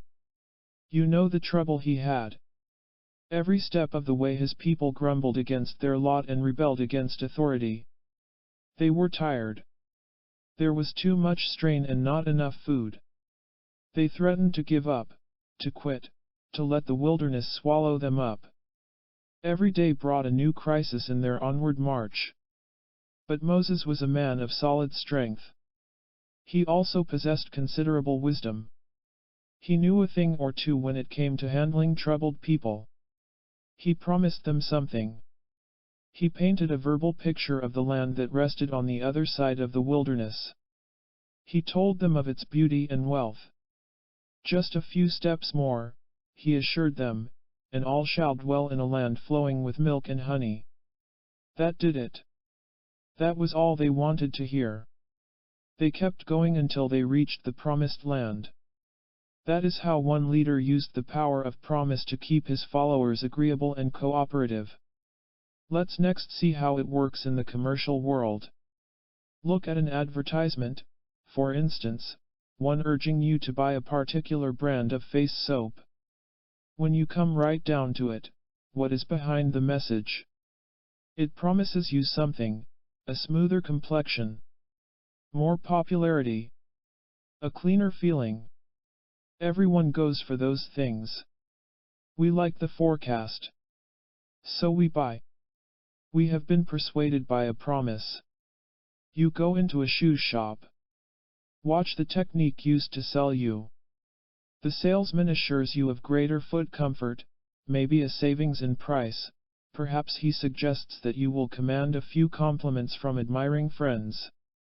If the shoes are for your children, you may be assured that they are tough enough to withstand all that pounding and scuffing. Because you buy those promises, you also buy those shoes. The reason a promise is so compelling is because a man knows that he cannot personally tell how things are going to turn out before he personally experiences them. He is therefore eager for your assurance that he will end up happily rewarded. He wants you to tell him beforehand how great he will feel later as a result of his agreement with you. Your promise is his relief. Needless to add, your fulfilled promise is going to make you doubly influential with the person who has just had his hopes aroused by you. You can win a man's confidence by offering him a reward for going along with you, but you keep his loyalty by making good on your offer. Promises are necessary for the comfort and security of mankind.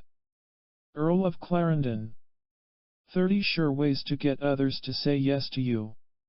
There is the story of the ardent lover who was trying to persuade his new ladylove to share the evening with him. Their dialogue went like this. You are beautiful. Pick you up at 6. Never. We'll have hours of fun. 6 o'clock all right. No. You'll meet some exciting people. How about 6? Won't. You are 1 in a million. 6 o'clock about right. Can't. We'll have an enchanting evening. Shall we say 6? Maybe. I like you more and more. Pick you up at 6. 6. Maybe that is an exaggerated version of the way things might actually go, but it does spotlight some techniques by which you can win an affirmative answer in almost any situation. Notice that it includes several basic principles governing persuasiveness, including persistence, the promise of excitement, and a contribution to the other person's self-esteem. There are sure ways to get others to say yes to you. You will discover them in this section. Stop and think of just about everything you own and you will see that they came your way by means of your personal request. You asked for it, in one way or another, and got what you asked for. Making requests of other people is a daily necessity for all of us. The baby sets off the well-heard howl to get his bottle. The young man coos sweet talk in the moonlight and gets his girl to agree to share a honeymoon cottage with him. The baker wafts the delicious aroma of freshly baked bread your way, and that is how he asks you to buy.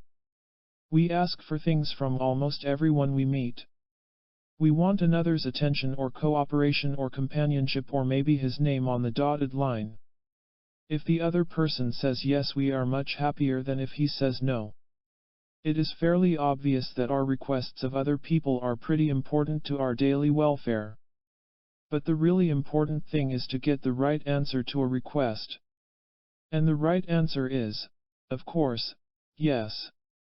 Getting another to give you the affirmative nod is easier than you think. That is the viewpoint you should adopt first of all. As someone once put it, whenever you ask for something from someone there can be only 2 definite answers. He can say yes or he can say no. So even before you begin you have a 50-50 chance of getting what you want. A bit of practice on your part and you'll soon be commanding the other 50%. Think of the particular person, or group of people, whom you wish to win over to your side. Keep him in mind as you go through the following punchy pointers. Check off those suggestions which you think are especially valuable in winning your man to your way. Now, throw them into service the very next time you meet the one whom you wish to win. 1. Find and keep his attention. 2.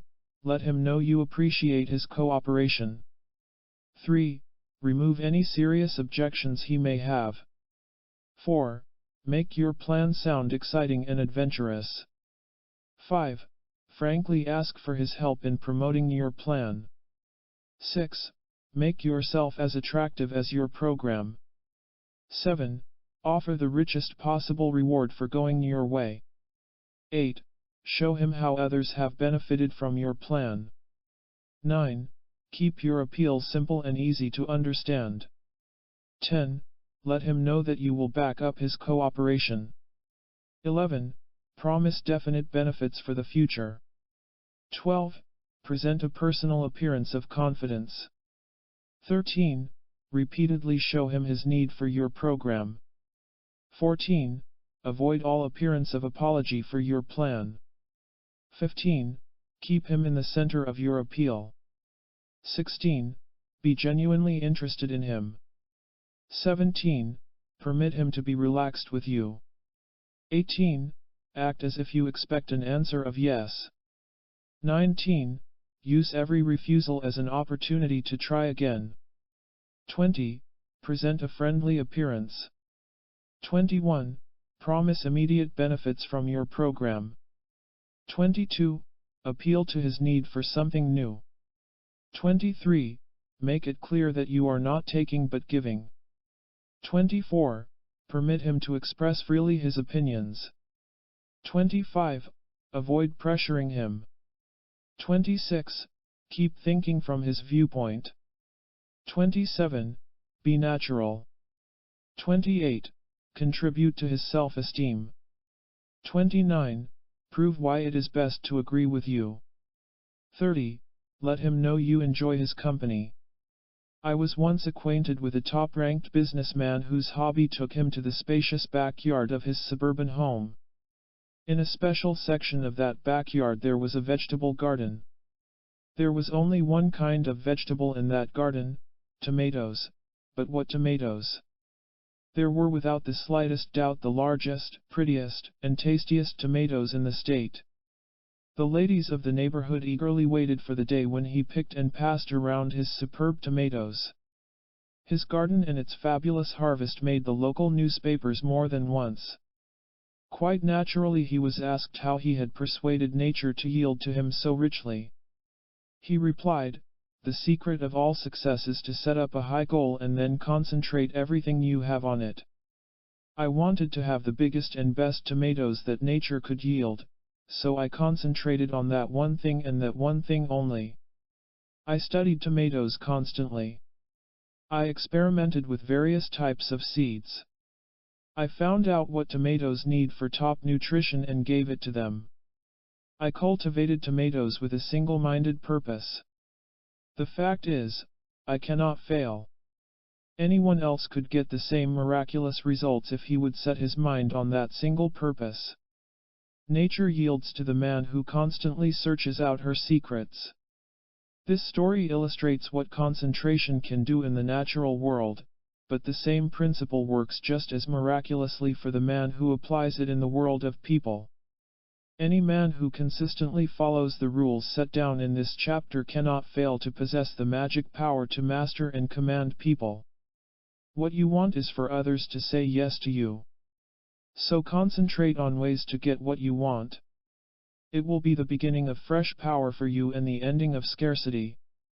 How to get around the other man's objections.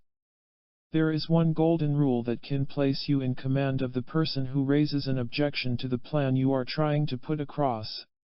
Learn it well and you will have taken a long stride toward persuading him to go along with you. That rule is, never make a big thing of a man's unreasonable objection. Regardless of how forcefully he may state it, do not add to his force by making a strong objection to his objection. There are times of course when a man raises an entirely reasonable objection which you will want to answer in one way or another. This you can easily do, for a reasonable man is always open to a reasonable answer. For instance, a man once questioned my judgment in advising him to use his spare cash to clear off the mortgage on his home. He wanted to use the money for investment purposes. When I showed him the actual figures on how much money he would save on interest payments, he readily agreed that my suggestion was a good one. However, just now we are not talking about the reasonable type of objection, we want to discover the best way to handle the confused or the highly emotional type of individual. Let's face it, we sometimes run into difficult people along the way, but we need not be bothered by them once we get their number. To repeat the rule, never make a big thing out of a man's illogical objections. You would not add more wood to a blazing forest fire, and neither should you add fuel to the objection by feeding it with your attention. When you argue over it or even give it your attention by talking about it, you make it seem important to the other man. Your very emphasis makes him think his position is far more valid than it actually may be. Inside himself he thinks, say, I must have a solid objection here, otherwise, why would he be so impressed as to attack it? This prods him into doubling the force of his resistance, which is the very last thing you want him to do. Make this experiment the next time you run into an objection from someone whom you are trying to persuade. Whenever he takes exception to your plan, simply ignore whatever he says, just as if he didn't say it at all. Blithely go on to a positive idea, one that appeals to him. You will find that in a surprising number of cases he won't mention it again. Why does he drop it? Because your refusal to give it importance makes it seem unimportant to him also. Your very silence dissolves his objection in a way that a direct attempt could never accomplish. One advertising man has a remarkably high score when it comes to making people agree with what he wants. No doubt there are a number of reasons for his steady successes, but one of them is different enough to be studied. To state it as simply as possible, he has the habit of acting as if he never hears himself getting turned down. That interesting character trait contributes to his power to win his way. He explains it like this: I explain my services and the man tells me no. Somehow I just don't hear him. I casually go on with my sales presentation. He repeats that he's sorry, but he's just not interested. I act as if he said something about the weather and bring up another point in favor of his taking on my services. He tells me that he doesn't think he can afford it just now, and I show him the latest plan we have for putting his business in the spotlight. Before long that man is so bewildered by my density that he signs the order just to clear his own head. The advertising man explains in conclusion, if you don't hear your customer tell you no, you just can't possibly be discouraged, so just don't hear it. Don't give the word no any meaning. It's interesting how many times your man will forget what he's talking about and start buying what you're talking about. You may someday find yourself in a position where you will have to answer an unreasonable objection publicly. Every leader among men sometimes finds himself confronted with a difficult or confused person who makes up part of any audience. Such a man likes to draw attention to himself by asking pointless questions or by trying to trick the man in charge of the meeting. The first thing to realize, of course, is that you are dealing with a person of low self-esteem. He sometimes uses public occasions to bolster his faltering ego. How do you handle such a person? Obviously he cannot be completely ignored. His statement, no matter how unreasonable, must be met and answered in the right way. So how do you remove his public objections? Actually, he can be quite easily handled. What you must do is to ignore the seriousness of his statement or question. Don't take him as if he really means it, for he really has no desire to get a responsible reply, he just wants others to look his way. In my own talks and lectures I sometimes run into such a situation. I find that the humorous reply handles things nicely. At one time I had been invited to address a businessmen's luncheon club in a California city. The program chairman warned me beforehand that a certain member of the club had the habit of heckling the speaker. He asked me to please understand and not be offended. I assured him I understood perfectly. Sure enough, during the question and answer period the man got to his feet, made some sort of a vague objection, then told me, I think you have a superiority complex. Putting on a facial expression of intense conviction, I replied, no, I don't have a complex, I really am superior. That drew a laugh from the audience, of course, but the chief value in the reply was that it answered that objection by treating it according to its own nature, that is, non-seriously. Try this system for yourself. See how much better you can remove a man's unreasonable objections by refusing to be impressed by them. Summary of steps for winning your way. 1. Remember that people tend to believe what they want and need to believe. To persuade them, build up their need for whatever you have to offer. 2. To change another's viewpoint, show him how your way will reward him more than his present way. Appeal to his desire for a change for the better. 3. Persuade by the power of your promise. Present people with an exciting picture of what they can expect to gain. 4. Take the attitude that it is easier to influence people than you may think. It really is, once you know what to do. 5. Back up your product or program with a self-confident personality. 6. Keep your appeal simple and to the point. 7. Establish an atmosphere of friendliness and relaxation. 8. Prove to the other person that you are here to give him something, not merely to take. 9. Concentrate wholeheartedly on the principles of persuasion. 10. Never strongly object to the other person's unreasonable objection. Quietly step aside and let it pass harmlessly by. Chapter 5. You can be quickly liked and appreciated. A somewhat confused man once asked me, "Why should I care whether or not anyone likes me? I have enough money to live comfortably, I manage to keep myself busy, why should I bother whether anyone likes me?" "Because," I told him, "happiness is always better than misery. Of course you may have your money and your activities, but are you happy? Anyone can keep busy, but are you happy?" He said he wasn't sure. Of course that man cared, and cared desperately, whether or not people liked him.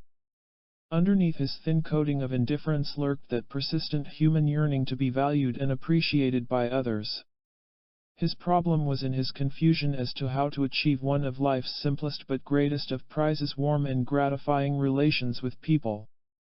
Being wanted and needed by other people is vital to personal health and happiness. Still, it is only one side of the golden coin. What is the other part? What is just as necessary as having someone to like us? It is having someone to like. As Douglas Jerrold writes, it is the beautiful necessity of our nature to love something. Every river needs an outlet for its flow, every individual needs someone upon whom he can release affections and kindnesses and services. Every man or woman who silently requests of another, "Please like me," also asks with equal yearning, "Please, will you let me like you?"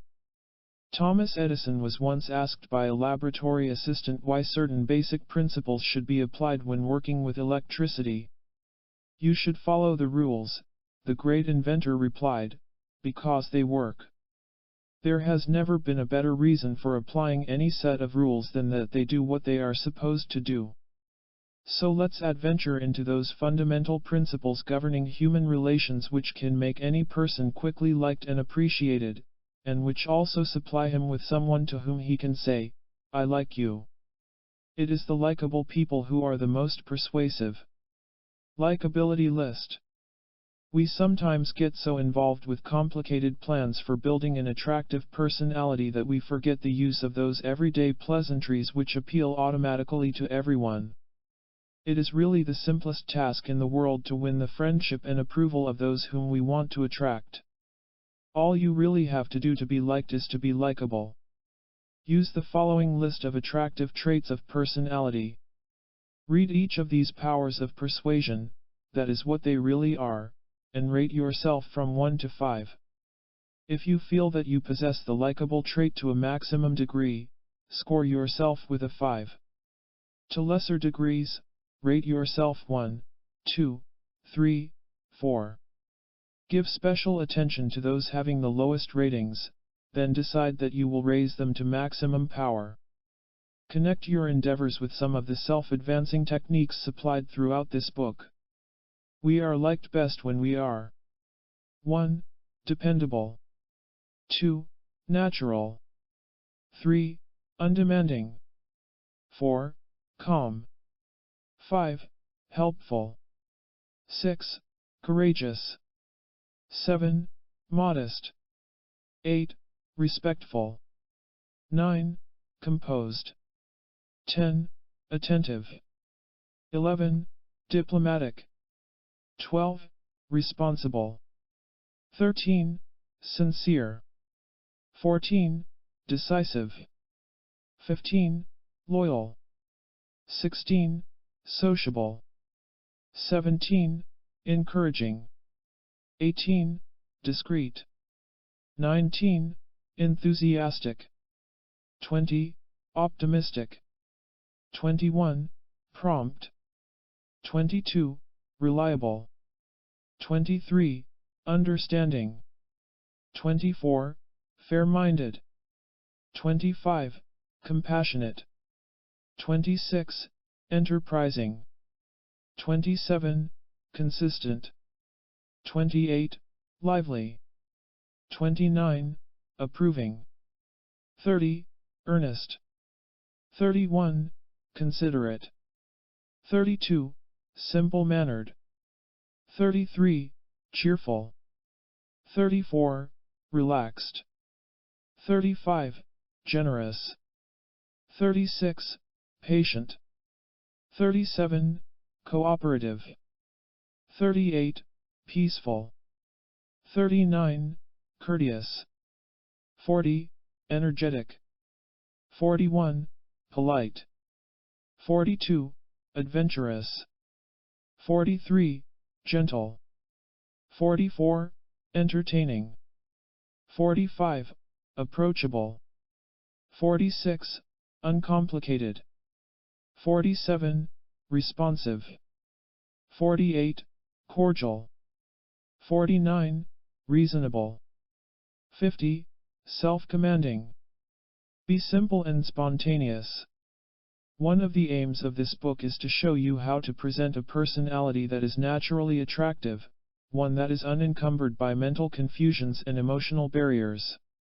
When you come right down to it, the people who are liked best are those who walk among others with a free and simple and spontaneous and easy-going self. But this does not at all mean that simple people lack vigor and sparkle. On the contrary, they possess much more of these natural attractions than complicated individuals. The complex personality chokes off his natural forces of spontaneity and freshness. It is a man's original and natural state to possess the traits previously listed, such as calmness of spirit and an adventurous attitude toward life. To repeat, it is the simple things, the elementary things, the direct and spontaneous things that have the most influence on us. It is curious that we as human beings forget this. We forget and neglect it because we ourselves have become complex and indirect. In this state we have little capacity to see things simply and directly. All this is leading up to a very practical point, which is this: as we regain our simplicity of personality, we become extremely aware of ways and means to attract and influence others. Our personal simplicity enables us to work with others in a straightforward and immensely effective manner. I want to show you what I mean. While on my way to a speaking engagement, I was driving through a small town when I decided to stop for lunch.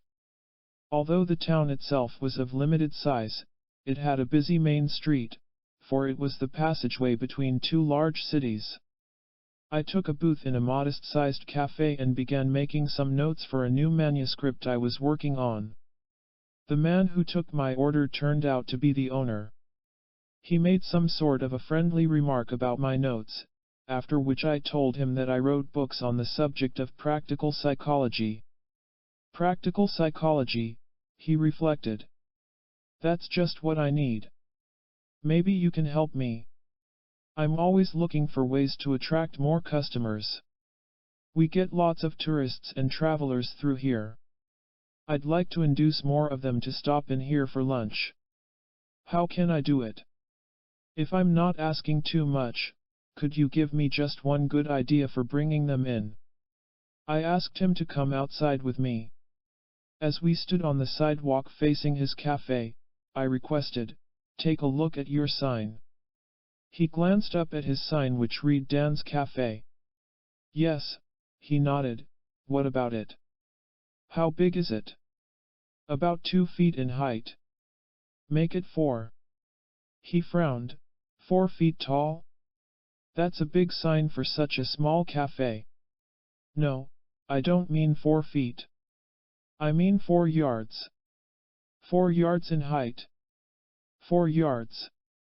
In bright red letters. Are you interested in conforming to the usual pattern, or are you interested in catching more customers?" He whistled. "You're right. Why didn't I think of that before?" "Because your mind is caught in traditional thinking patterns. Just because the man down the street has a 2-foot sign is no reason why you should follow him. In fact, it's the best reason for not. You want to win more customers? Good. Do it the simple way. Attract their attention with a sign that attracts attention. You're not being brash. You're being independent and businesslike. Your lunch, he told me excitedly, is on the house. Summary: look for the obvious and the simple and the direct thing to do. That is what attracts people who can do things for you. Be casual with people. To be casual with people simply means that we accept them as they are. It means that we don't insist that they behave according to our ideas of right behavior. It also means that we don't try to force them to occupy the place we want them to occupy for our own comfort or convenience. You are dealing in a mature fashion with other people when you handle them causally, rather than forcefully. In Japan's pearl industries they use wide boards perforated with holes of various sizes. The purpose of these boards is to permit the pearls to find their own places in the world of jewelry. As the gems roll down the incline they fall automatically into the proper opening, in other words, they drop through the board into the box where they naturally belong. Damage would be done to both the pearl and the industry if workers insisted on forcing the pearls into this or that opening. The wise worker casually and simply permits each gem to behave as it chooses. He then uses it according to its own choice of behavior. Likewise, we should never try to force anyone into a position which we think they should occupy, rather, we must let them be themselves. When you come to think of it, it is the only fair way. After all, we want them to let us be ourselves. One way to achieve this casual sort of acceptance is to give people credit for the roles they do play, appreciate them for what they are, and don't be distressed over what you think they should be.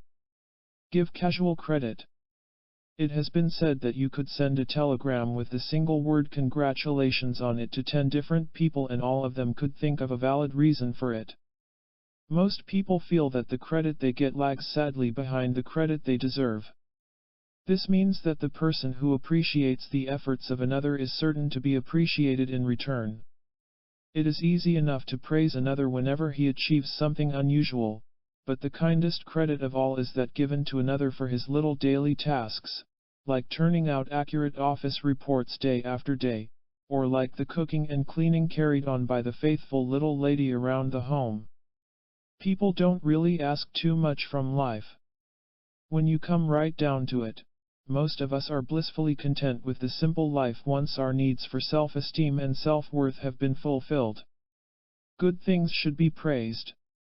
Shakespeare: give a man credit for his daily tasks and you turn him into a happy and appreciative individual. You also make him your friend. I like you the way you are. If there are 7 beautiful words in this world, you have just read them. There is absolutely nothing like them for making people want to be with you and to be for you.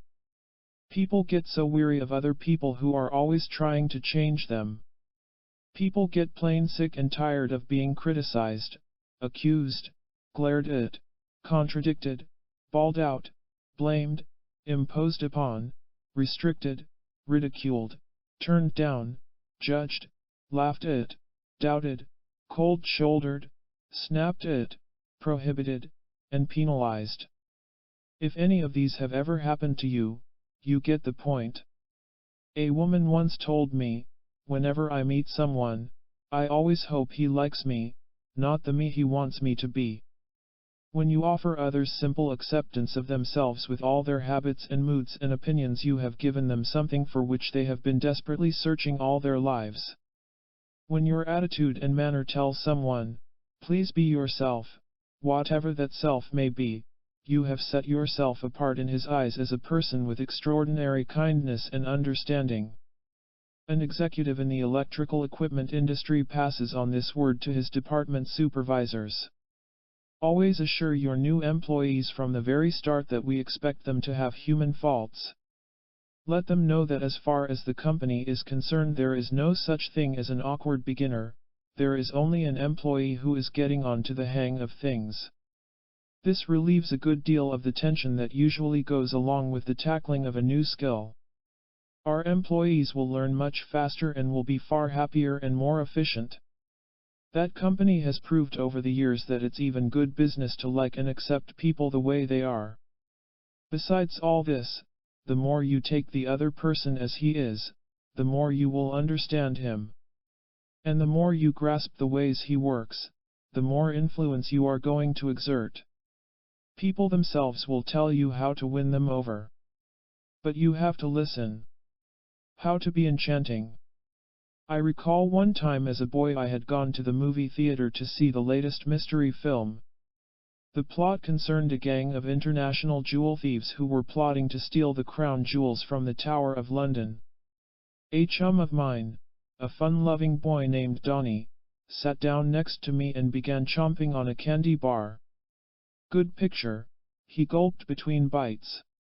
Quiet, I scowled. I want to watch.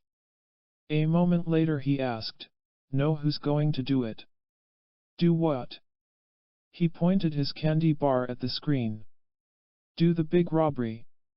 Go away. You'll never guess, he gulped. Don't want to, I growled. Vanish. He threatened with a grin, I think I'll tell you. I threatened with a frown, you do and you'll be sorry. Donnie jabbed a finger at the moving figures, see that man with the mustache. I turned on him with a glare, Donnie, if you well, Donnie laughed, he isn't the one. As I sat back in relief, Donnie leaped up, shook a sticky finger at the screen, yelled, the woman with the earrings. She did it. Eeeeeeee. With the fiendish yelp Donnie dodged out of reach of my clutching hands. It was good for his health that he did, for he had ruined the mystery. Now that I knew who was going to pull off the big operation, my level of interest dropped at least 50%. The point is this, don't give yourself away completely. While everyone likes the forthright and clear-cut individual, remember also that there is profound charm in mystery. Chatfield, you shouldn't tell everyone everything about yourself, keep them guessing a bit. You are entitled to your private life and others are entitled to be somewhat curious about it. Their curiosity will keep them wanting to associate more in order to learn more. Hand a clipped newspaper to someone and he will hound you for the clipped out item. Women have mastered this secret better than men, for they seem to sense that it is the dim haze of mystery that adds enchantment to pursuit. Rival. Be someone special. The humorous story goes about the weary hostess who was told by a guest, I notice that your next-door neighbor doesn't seem to have many friends. Replied the hostess with a sigh, yes, I wonder how she manages. Most people are not interested in having an unlimited number of friends and acquaintances. Not really. Even when a man firmly declares his interest in being surrounded constantly by lots of people, he may not realize how he is kidding himself. Even while mixing gaily with the crowd, he secretly hopes to find one person, just the right person, who will like him and accept him and understand him and who will tell him that he is pretty much okay after all.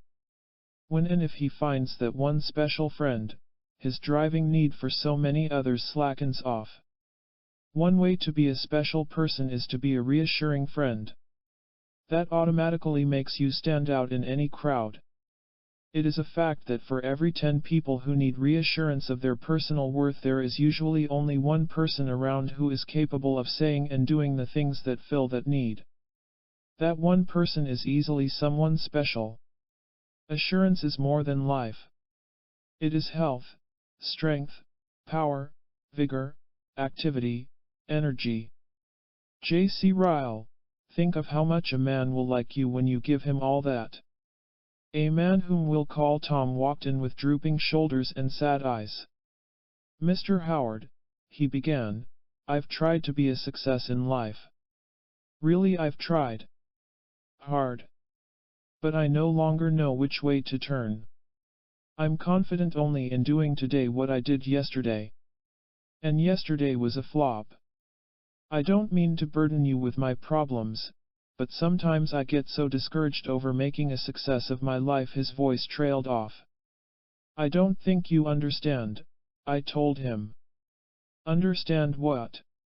That you are a success. A success I appreciate. What do you mean? You're a success with me.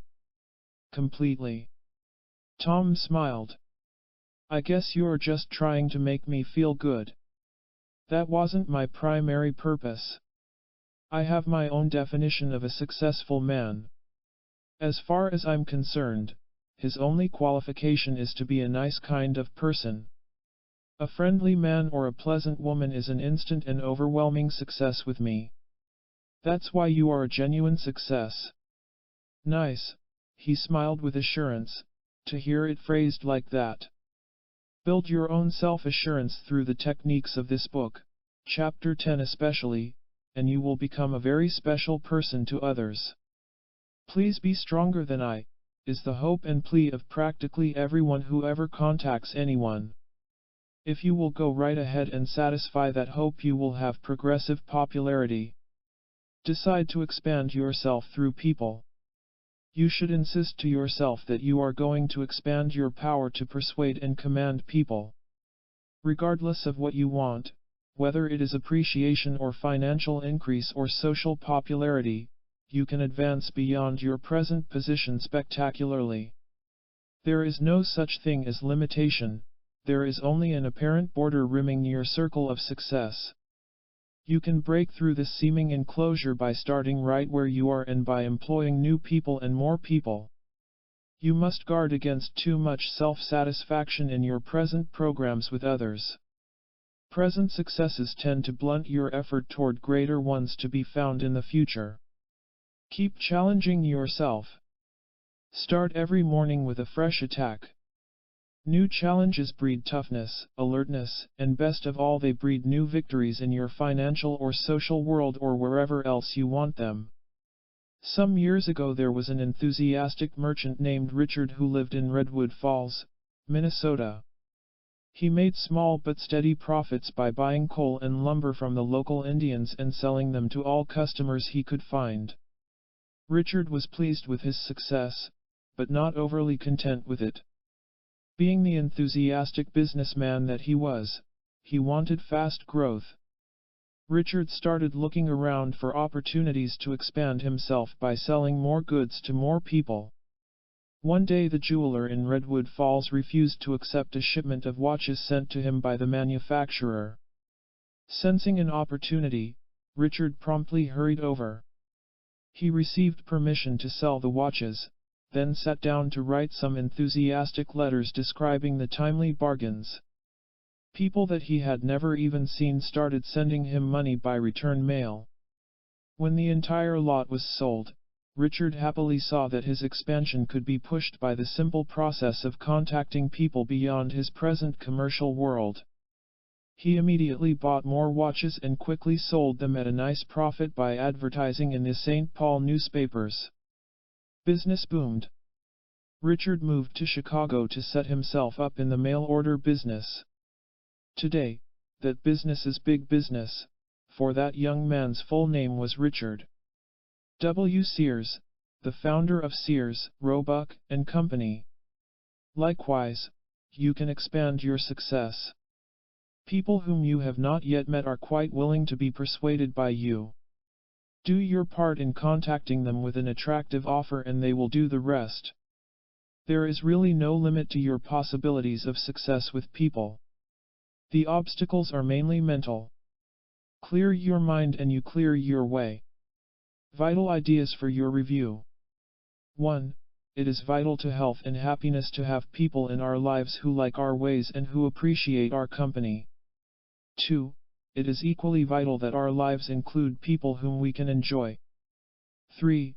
Use the likability list to build your powers of persuasion. 4. Always do the simple, obvious thing to win others. Being fair-minded and considerate are examples of obviously effective methods. 5. Give people casual credit. Tell them they are doing just fine. They need to hear it. They like the person who tells them so. 6. It is not our duty in life to force others to change their ways. It is our pleasure to like them.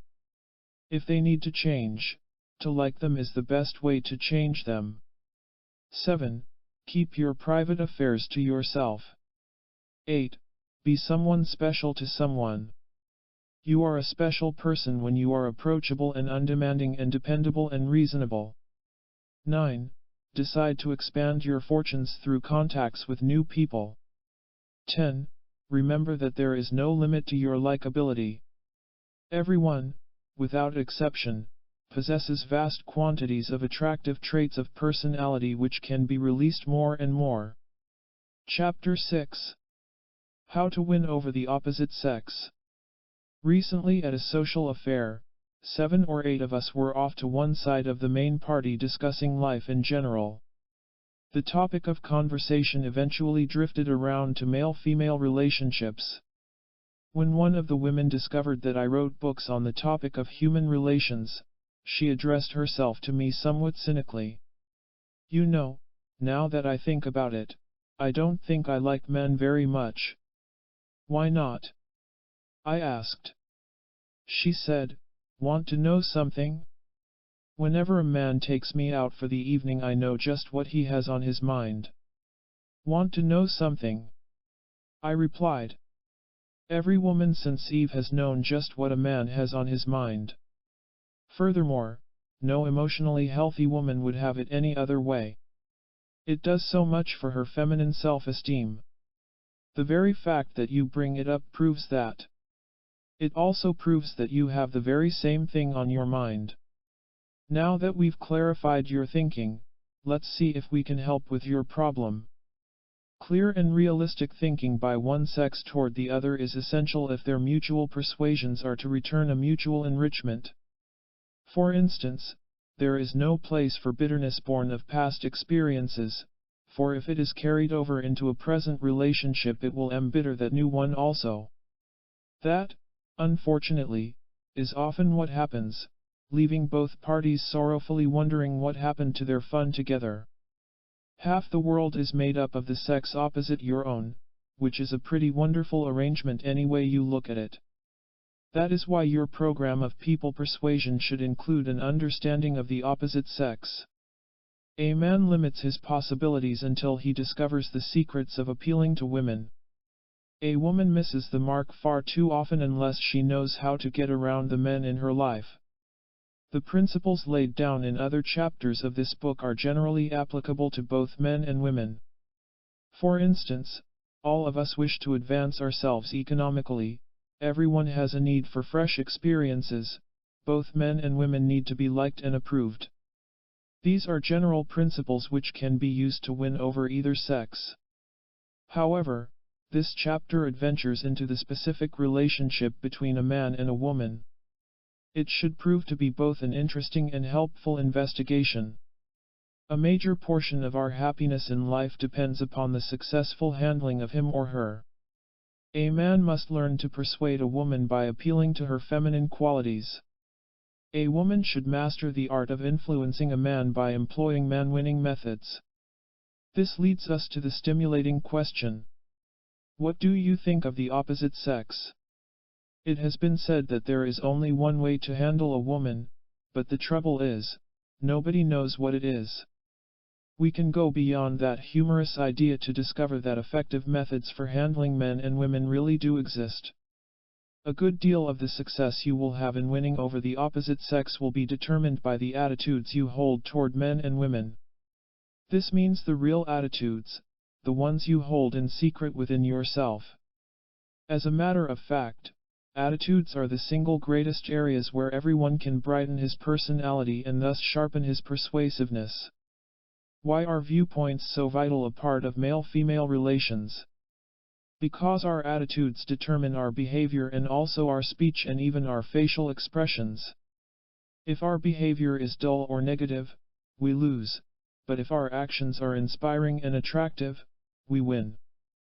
The outer self is always determined by the inner self. And the inner self consists largely of attitudes of one kind or another. The winning attitude is the one we discussed in Chapter 3, that is, dealing with another person without labeling him as being good or bad or anything else. We are able to understand another only as we cease to judge or moralize or criticize him. When we moralize against another we miss the point, we see him as we are, not as he is. Moreover, we must get our adopted ideas of what is right and wrong out of the way if we are to achieve our maximum powers of persuasion. Couples who disagree with each other sometimes ask me to tell them which one is right. I ask them to think of themselves as having different viewpoints, rather than right or wrong ones. This is non-judgmental, and kindly, thinking at its best. Let's look into an example of how an attitude of understanding can establish and maintain smooth relations. Supposing you have a loved one or perhaps a close friend who makes life difficult for you. Perhaps this person is somewhat unstable, alternating between fight and flight. Maybe he or she tends to be extremely sensitive, gets his feelings hurt easily. Maybe he has a habit of withdrawing in wounded pride after a disagreement. Such a person is bound to resist your efforts at kindly persuasion. He tends to be fixed and unyielding. No matter how patient you may be, you just can't get through to him. What makes him like this? Why, you wonder, would anyone resist someone who wants to be nice to him? Why would anyone refuse to be loved? Dr. Sidney M. Jurij sheds the light of understanding by pointing out. It may seem surprising to the reader that some individuals find it hard, if not impossible, to accept love which is freely given by others, yet such is the case. When someone loves them, they become suspicious of the lover. The lover may be just pretending to love in order to disarm him and make him vulnerable. Or the lover may be trying to get the individual to do something. The person who cannot accept love may hold the false assumption that to accept love implies that one needs love, and to need love means one is weak. Because such a person has been hurt in past experiences with the opposite sex, he tends to resist newly offered love for fear of getting hurt again. Hostile people and withdrawn people are really hurt people. They desperately need someone who understands and treats them as such. If you will understand just this much about a loved one, you will possess an attitude that can influence your relationship toward harmony and pleasure. Your persuasive word. Have you ever thought of your daily words as being attitudes? That is exactly what they are. The words we speak to others are extensions of the viewpoints and convictions we harbor within. In Chapter 14 we will go into detail concerning the power of your words for influencing another, but now let's examine some examples of love-inspiring words. Nothing is more evident than that your daily words are unlimited forces for winning your way. Sometimes a carelessly spoken word can depress a friendly relationship, but another word gently whispered can restore peace to that relation. Words are mighty, words are living. Proctor, try thinking of the phrases listed below as being spoken words rather than merely printed ones. When spoken in sincerity by a man to a woman, or vice versa, they become warmly penetrating forces. Find the correct time and circumstance and employ these persuasive words, gentle words, loving words, and most welcome words. I love you. You're one in a million. I like you. You delight me, I miss you. I'll wait for you, I need you. Tell me about yourself. You're exciting. I understand. You're nice. I want you. I've been thinking of you. I'll phone you. It's good just being with you. You are a much kinder person than you may think you are. This is not flattery, this is a fact. Within every person are vast stores of natural affection. They may be hampered by confused attitudes or hidden by hurtful experiences of the past, but they are there and always will be there, ready for release upon call. Remember that you win over the opposite sex when you 1. Hold affirmative and kindly attitudes. 2. Express them freely and confidently. Once a man or a woman discovers the real self, the genuinely kindly and loving self, a wonderful transformation takes place in their acts and attitudes toward the opposite sex. I am thinking of a couple who had the usual difficulties understanding each other, but who had at least the beginnings of mature and considerate attitudes toward each other. One day when they dropped in for an informal chat, I asked them how things were going. The woman replied, "Much better." "Really?"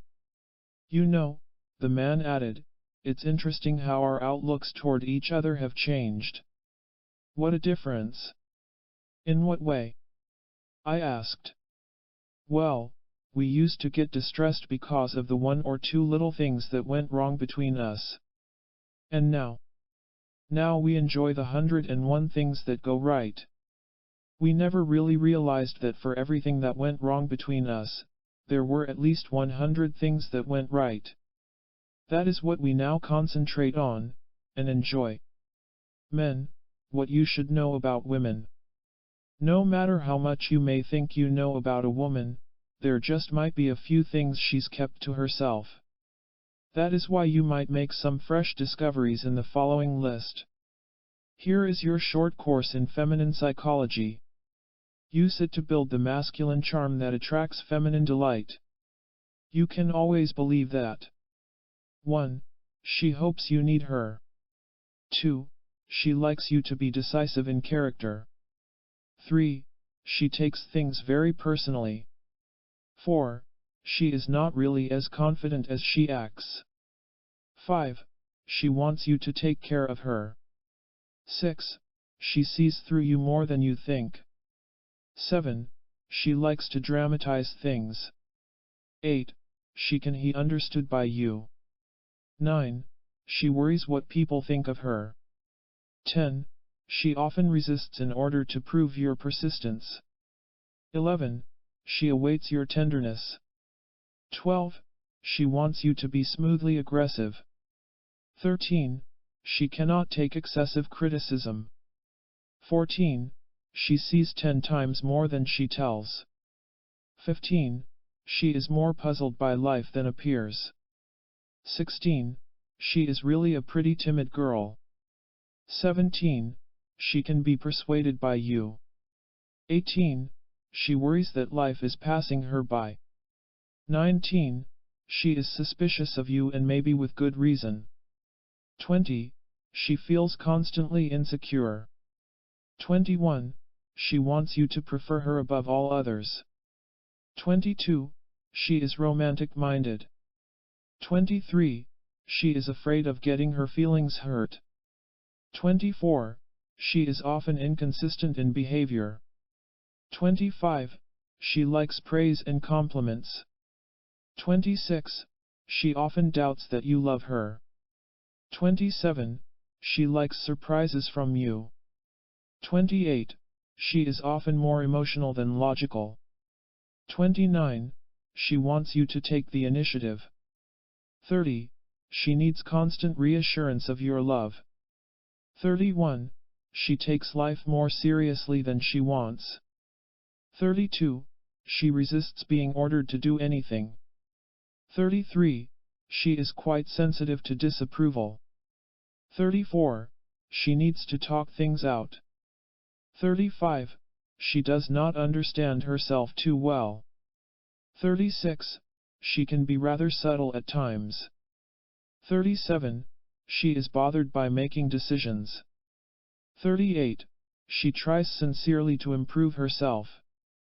39. She welcomes your affections. 40. She has a lively interest in sex. Point 12 points out, she wants you to be smoothly aggressive. Every man should remember and never forget. A woman is never so disappointed in a man as when she expects him to act boldly toward her and he doesn't.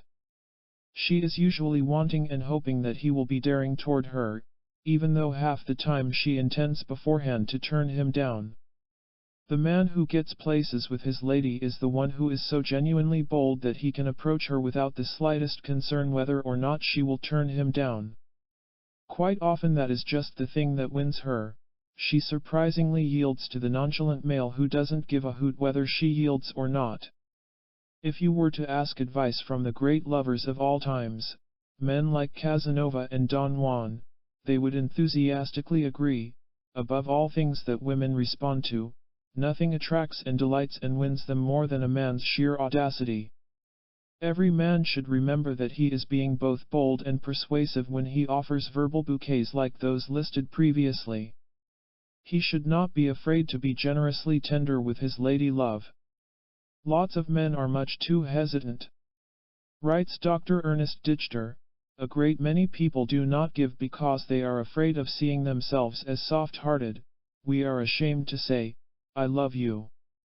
13. The best way in the world to have someone tenderly speak those nice words to you is to have the freedom and courage to say them yourself first. In point 30 we find that a woman needs to be constantly reminded and reassured of your devotion toward her. She wants to be shown that it's there. Telling her of your liking for her is one way to do it, for as Voltaire pointed out, the ear is the avenue to the heart. The simple courtesy of paying attention to her problems and also to her enthusiasm is another. Treating her with patience and consideration are always wonder-working expressions of love. In more intimate relations, there are few things as convincing to a woman as those delightful expressions which we call hugs and kisses. You can also show a woman how much she means to you by making her someone special. 2 soldiers marched off to war. When one of them returned he told his dream girl, "Dear, I was lonely." When the other marched home he sought out his sweetheart and whispered tenderly into her ear, "Dear, I was lonely for you." That, in brief, is the difference between the amateur and the professional lady persuader. There is no display quite as wonderful as a display of affection. As we saw in a previous paragraph, some people, men especially, hesitate to openly display such emotions as fondness and tenderness. They mistakenly believe that such expressions indicate weakness. The exact opposite is true. It takes mature strength to be affectionate. Dr. Rollo May makes this clear when he writes, "Tenderness goes along with strength. One can be gentle as he is strong." Affection is love unafraid to let itself be known. Any man who doubts the persuasive power of kindly affection can have his doubts swept away by the first woman to whom he genuinely gives it. Here is how Professor Ernest R. Groves encourages the development of this emotion. In spite of the fact that affection is ordinarily a quiet emotion, it is one of the strongest and one that exalts the life. Affection encourages the sense of social well-being. It leads to trust, loyalty, and social confidence. It is powerful. Affection, sympathy, and joy deserve positive encouragement. Their development brings on that enrichment of the inner life of the individual which attunes it to the agreeable and elevating experiences of life. The self that possesses them attracts the conditions that make for happiness. Why is it so essential that we show others that we like them? The plain fact is that most people have such an incredibly low opinion of themselves that they just can't see how anyone could possibly like them. Beneath their outer shells of gaiety and self-confidence lurks a dreadful discouragement toward the person they call I. People yearn to believe that you like them, but you as a wise persuader must constantly help them believe that you do. Show them. Make it a special point to show the lady in your life. Women, what you can believe about men. You can make yourself an influence over men. But first you need to know how they operate. You should have a grasp of what goes on in the male mind. Use the listed information as tools for persuading that man in your life, or for influencing the man you expect to come your way. You can always believe that 1. He wants you to depend upon him. 2. He appreciates your tolerance of his faults. 3. He enjoys a woman who can enjoy herself. 4. He is stubborn at times and knows it. 5. He wants you to be proud of him. 6. He is devoted to the woman who plays fair. 7. He is ambitious toward his career. 8. He often thinks you don't understand him. 9. He can be nicer than you sometimes think. 10. He appreciates your spontaneous kindness. 11. he would rather be comfortable than stylish. 12. He doesn't like to feel inferior. 13. He is more easily persuaded than you imagine. 14. He wants to be thought wise. 15. He often wonders why you act like that. 16. He worries about making mistakes. 17. He falls for sweetness in a woman. 18. He likes to lead the parade. 19. He is attracted to a cheerful woman. 20. He often thinks he is fooling you. 21. He likes a hint of mystery in you. 22. He is not always as confident as he appears. 23. He hopes you admire him. 24. He prefers to think himself as a great lover. 25. He is receptive to your tactful suggestions. 26. He wonders why you cry about it. 27. He can be pretty nice to have around after all. 28. He wants you to ask his opinion. 29. He wants you to meet him halfway. 30. He appreciates and needs your patience. 31. He likes a woman who likes him. 32. He sometimes conveniently exaggerates your faults. 33. He wonders why you never get to the point. 34. He is more bashful toward women than he admits. 35. He needs your subtle encouragement. 36. He doesn't want excessive demands made on him. 37. He needs times to relax from his pressures. 38. He admires grace in a woman. 39. He welcomes your gentleness. 40. He has a lively interest in sex. Point 10. He appreciates your spontaneous kindness, is worthy of an interesting example. At one time I drove over to a high school in Los Angeles where I had been invited to address one of the student clubs. The young man assigned to escort me to the auditorium was one of those cheerfully talkative boys who fortunately hadn't learned as yet to be shy with strangers. As we cut across the campus he enthused, "Mr. Howard, the nicest thing happened to me yesterday afternoon." "Tell me about it," I encouraged. "Well, when I left school I was feeling sort of depressed. I had just been handed lower grades than I expected on my report card. I was wandering toward home, sadly thinking about it, when I came to an intersection. I stopped, of course, to make sure it was safe to cross the street. As I stood there, a low, red convertible swung around the corner in front of me. Behind the wheel was a pretty girl with dark hair and red lips. Know what happened as she passed in front of me? She looked at me and gave me the sweetest, prettiest, and kindest smile I have ever had. It was almost as if she had said, "You're nice. I like you." You know, Mr. Howard, I walked home in a grateful daze. What a surprise! What a wonderful woman! I'll never forget her. She smiled at me. That spontaneous woman, whoever she was, has exerted a lifelong influence upon that young man. All in the space of a few seconds. All because of her voluntary kindness. Just because she smiled. There was a charming woman.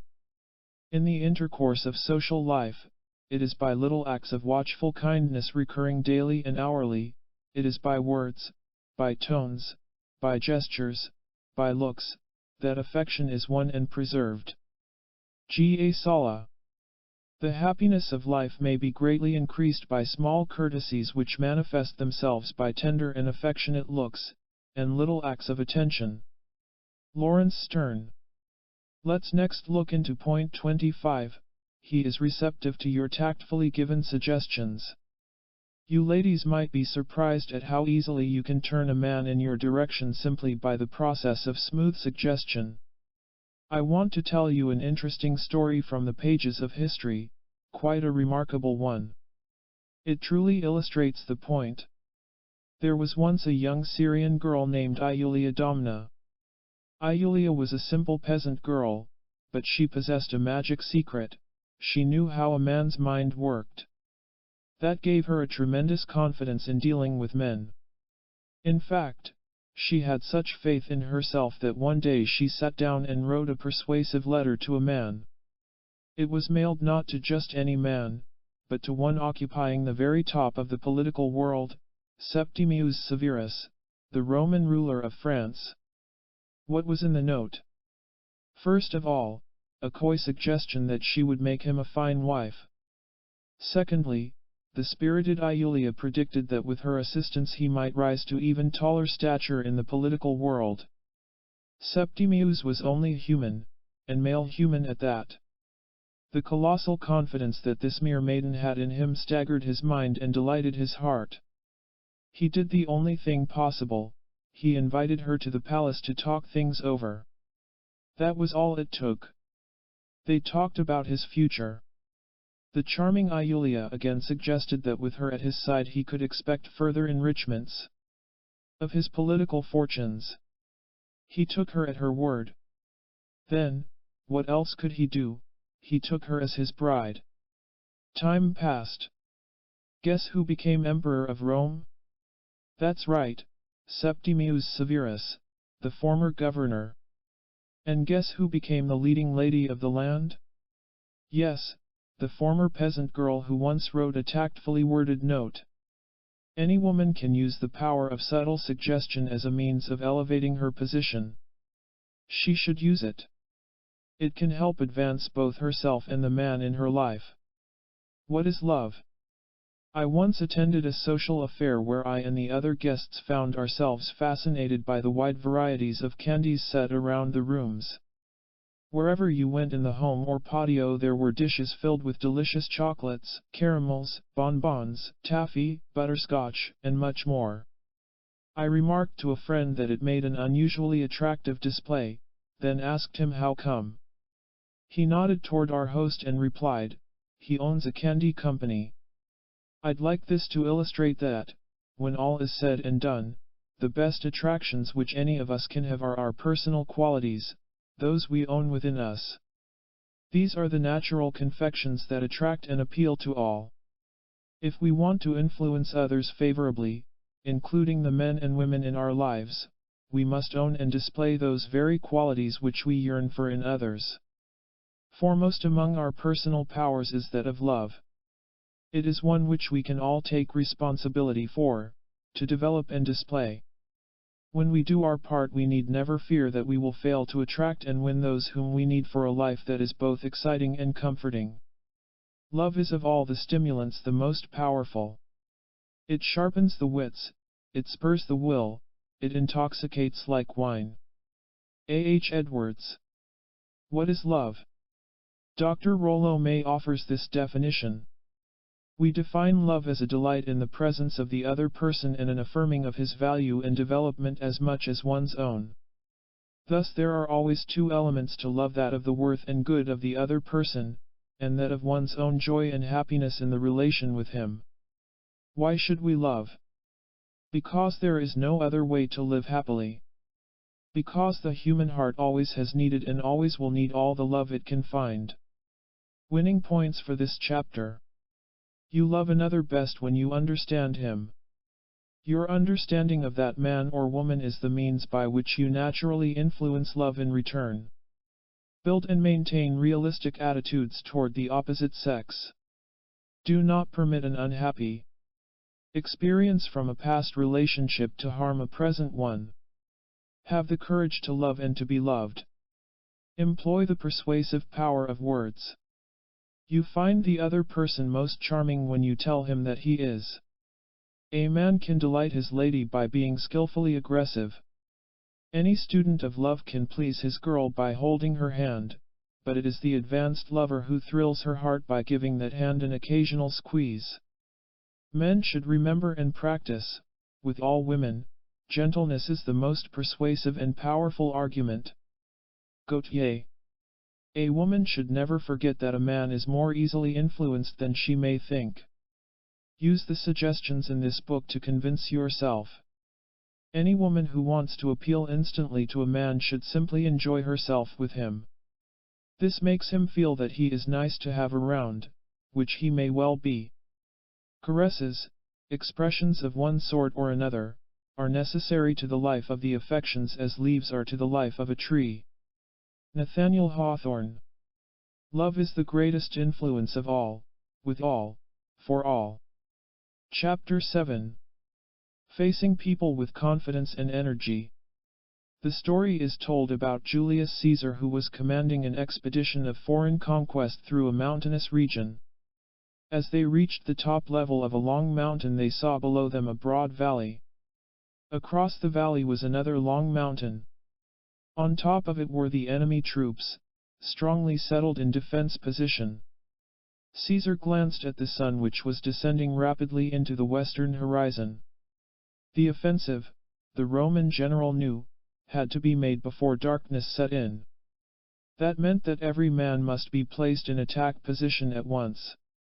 One of Caesar's lieutenants, in charge of messenger pigeons, spoke up, "Sir, we have 500 reserve troops camped 10 miles north. Also, the buglers are waiting at a point 10 miles south. We have only one pigeon left. Shall I send it to call up the troops?" "No," Caesar replied. "It takes more than men to win battles. Send for the buglers. I need their stirring notes to send my troops charging into the enemy. Inspired action conquers all. Get the buglers here at once." People are more than willing to follow the man who inspires them to daring action. Just as the bugle blasts energized Caesar's soldiers, so your courage can inspire men and women to follow your lead. Personal heroism is a magnificent necessity for influencing others. Confidence is conqueror of men. Tupper. As for energy, the classic author Goethe declares, "Energy will do anything that can be done in this world. No matter what you want out of life, you will get it 10 times faster by facing people with full confidence and energy." No one really doubts the truth of that. We are all aware of how excellently we perform whenever we throw a courageous and energetic self into the thick of the task. Happily, these two qualities develop each other. As your confidence grows, so does your energy, and your energy has a way of inspiring you with fresh confidence. The first few chapters of this book have supplied you with a variety of vital techniques for winning your way with others. This chapter adds some music to the words. Or, in mathematical terms, it looks like this. Technique plus confidence plus energy equals victorious social relations. If you ask, how do I build more of these powers into my life? The first step is: be a mind reader and be more confident. Would you handle people with more zeal and certainty if you could read their minds? That's right. You would. You can turn yourself into a mind reader, and quite a skillful one at that. Every man is a volume, if you know how to read him. Channing, you enhance your self-assurance enormously once you learn to penetrate the other person's secret thoughts. How can you do it? Let's consider Lawrence K., who operates a prosperous real estate firm. He dropped in one afternoon with a challenging problem. Quite often, he began, I have trouble sizing up my prospect. I can't seem to get onto him as quickly and as accurately as is needed. If only I could find some way to deduce quickly the kind of a personality he is, I would know how to persuade him with maximum force. But you know how secretive people usually are, they don't give themselves away very easily. Even when you ask questions that they should gladly answer for their own benefit, they have a way of clamming up. For instance, I always try to find out just how much a client wants to invest in his home, but the answer is often evasive. That's the problem. How can I make a prompt appraisal of my man? Is there such a system? There is. And it will give you a surprisingly clear insight into the mind of your man. I'm listening. Let's illustrate the process. Supposing you walk past a tree and notice a single orange on it. Although you saw only one orange, you know that there must be more oranges somewhere behind the leaves. You realize that one orange indicates more fruit of a like nature. I see. Here is the point. By observing a single character trait in the other man you can promptly make a whole series of deductions about his nature as a whole. Just as a certain kind of fruit indicates the presence of other fruit of a similar nature, so does one type of attitude indicate others similar to it. Take, for instance, the attitude of secretiveness that you mentioned. Name a character trait that is allied to extreme secretiveness. Fear. That's right. Your man may worry that you will try to sell him a more expensive home than he can afford, or maybe he hesitates to admit that he has very little money for a down payment. Let's go on with our deductions. Now that you realize that you have both a secretive and a frightened man in front of you, what else can you logically deduce? In other words, what are some other negative attitudes that accompany thereto? Anxiety and tension. All right. Now that you know that you have a tense prospect, what can you do as an expert salesman to reduce his tension over buying a house? For one thing, I could assure him that I will take care of as many of the details as possible. Lots of people secretly worry over escrow charges and other financial aspects. There you have it. By first observing a single mental trait in your man you have found several others that go with it. That gave you a sound base from which to work at relieving your man's mind. His relief is your persuasion. As Lawrence steadily practices his mind-reading act he will become a far more effective people persuader. And so will you if you will do likewise. Perhaps the greatest value of this method is that it permits you to take the bold initiative in swinging another around to what you want. The other man is not going to come right out and admit that he is anxious over this or worried over that, because it is his desire to give an impression of being confident and at ease. But when you become aware of his actual condition you can take the lead in putting him at ease. It is an excellent idea to practice your mind-reading act habitually as you go about your daily affairs at home and while doing business. Remember these steps. 1. Observe a dominant characteristic displayed by the other person, perhaps a negative one such as worry, or maybe a positive one such as cheeriness. 2. Deduce other character traits that normally go with it. For instance, a worrisome state would indicate confusion, while a cheerful condition would mean that that person is also more or less receptive to your suggestions. 3. Work at influencing one of his conditions. Try to reduce the anxiety of the worried man. Show the receptive man the many benefits to be won by signing on your dotted line. Experiment with this for a while. You will be pleasantly surprised at your growing ability to read the other person's mind and character. From that point on it is but a short step toward winning him over. It's good to break the rules. For many years it was a tradition in the theater that an actor should never turn his back on his audience. Because of that rule no actor or actress ever dared to do so. One evening a certain actor decided to test the validity of the tradition. During one scene in which he was supposed to be gazing upward at the stars in reverence and wonderment, he turned his back on the audience. What happened as a result of the experiment? He uncovered a highly effective dramatic technique that impressed audiences everywhere. Nowadays, actors and actresses follow the new rule with considerable success. This anecdote introduces you to a vital point concerning your dealings with other people.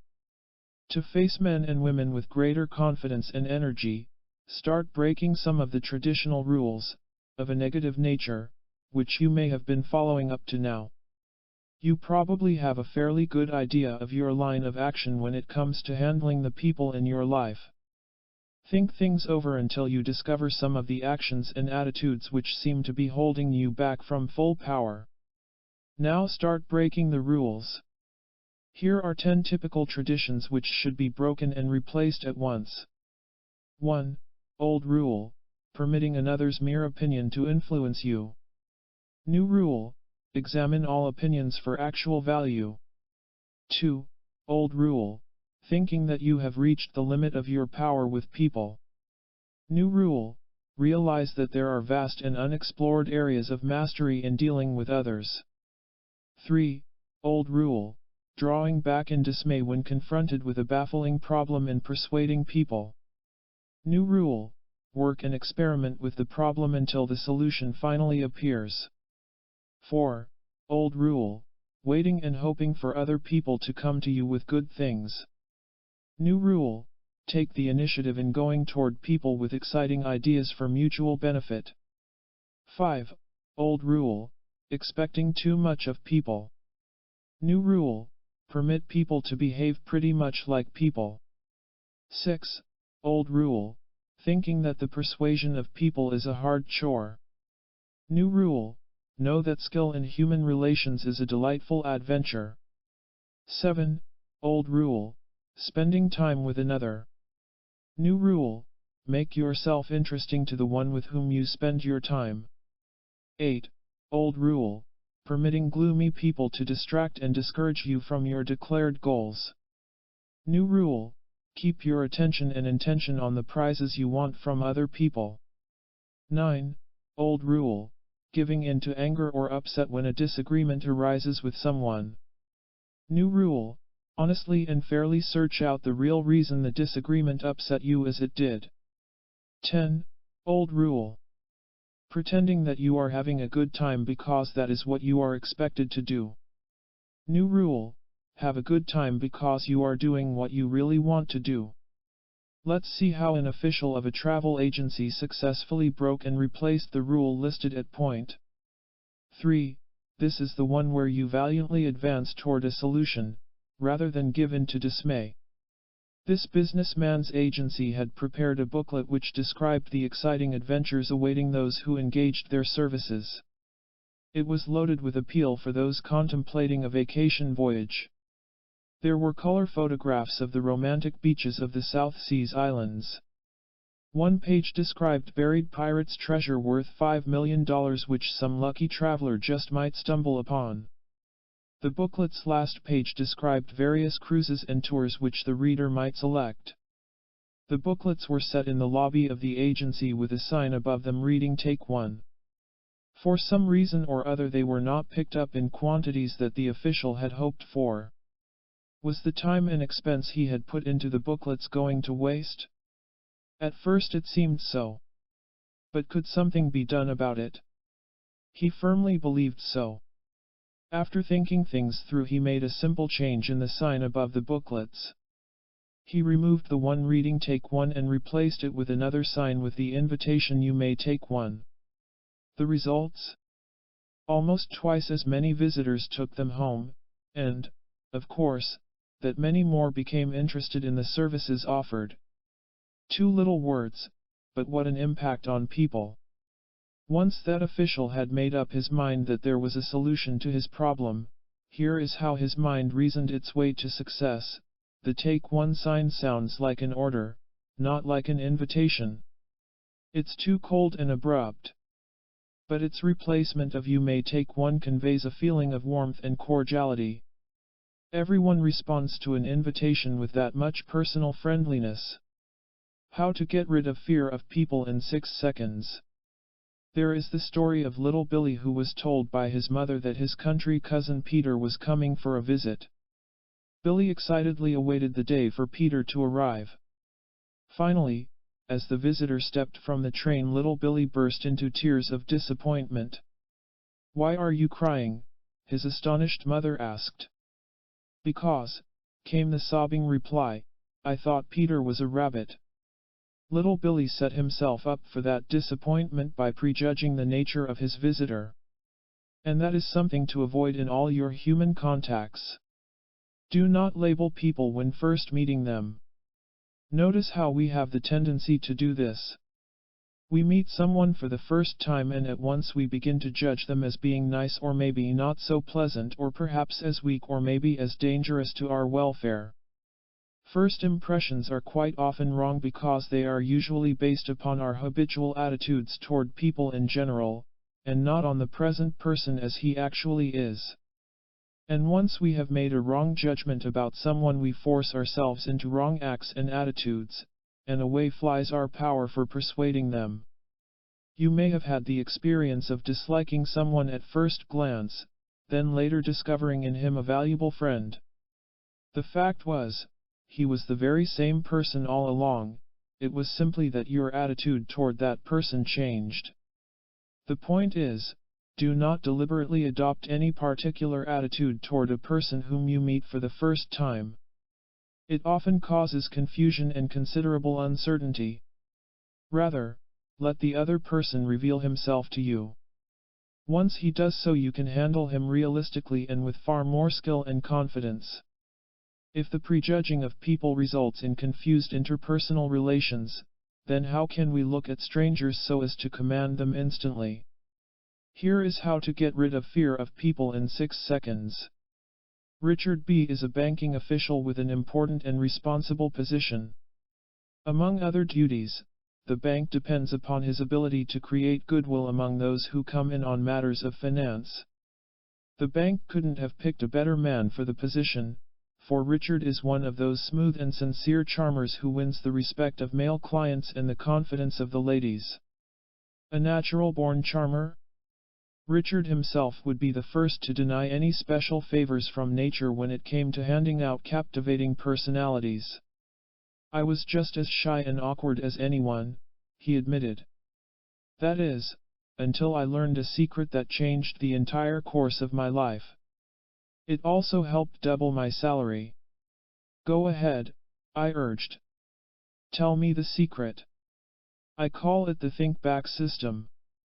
It's been my own special method for ridding myself of fear of people almost instantly. It never fails. How about some details? Take a typical afternoon a few years ago when an important executive of a $50 million industry called in for my counsel. Maybe he wanted information on the financing of an expansion program. Well, at that time I was a bit jittery at the idea of handling such an important man.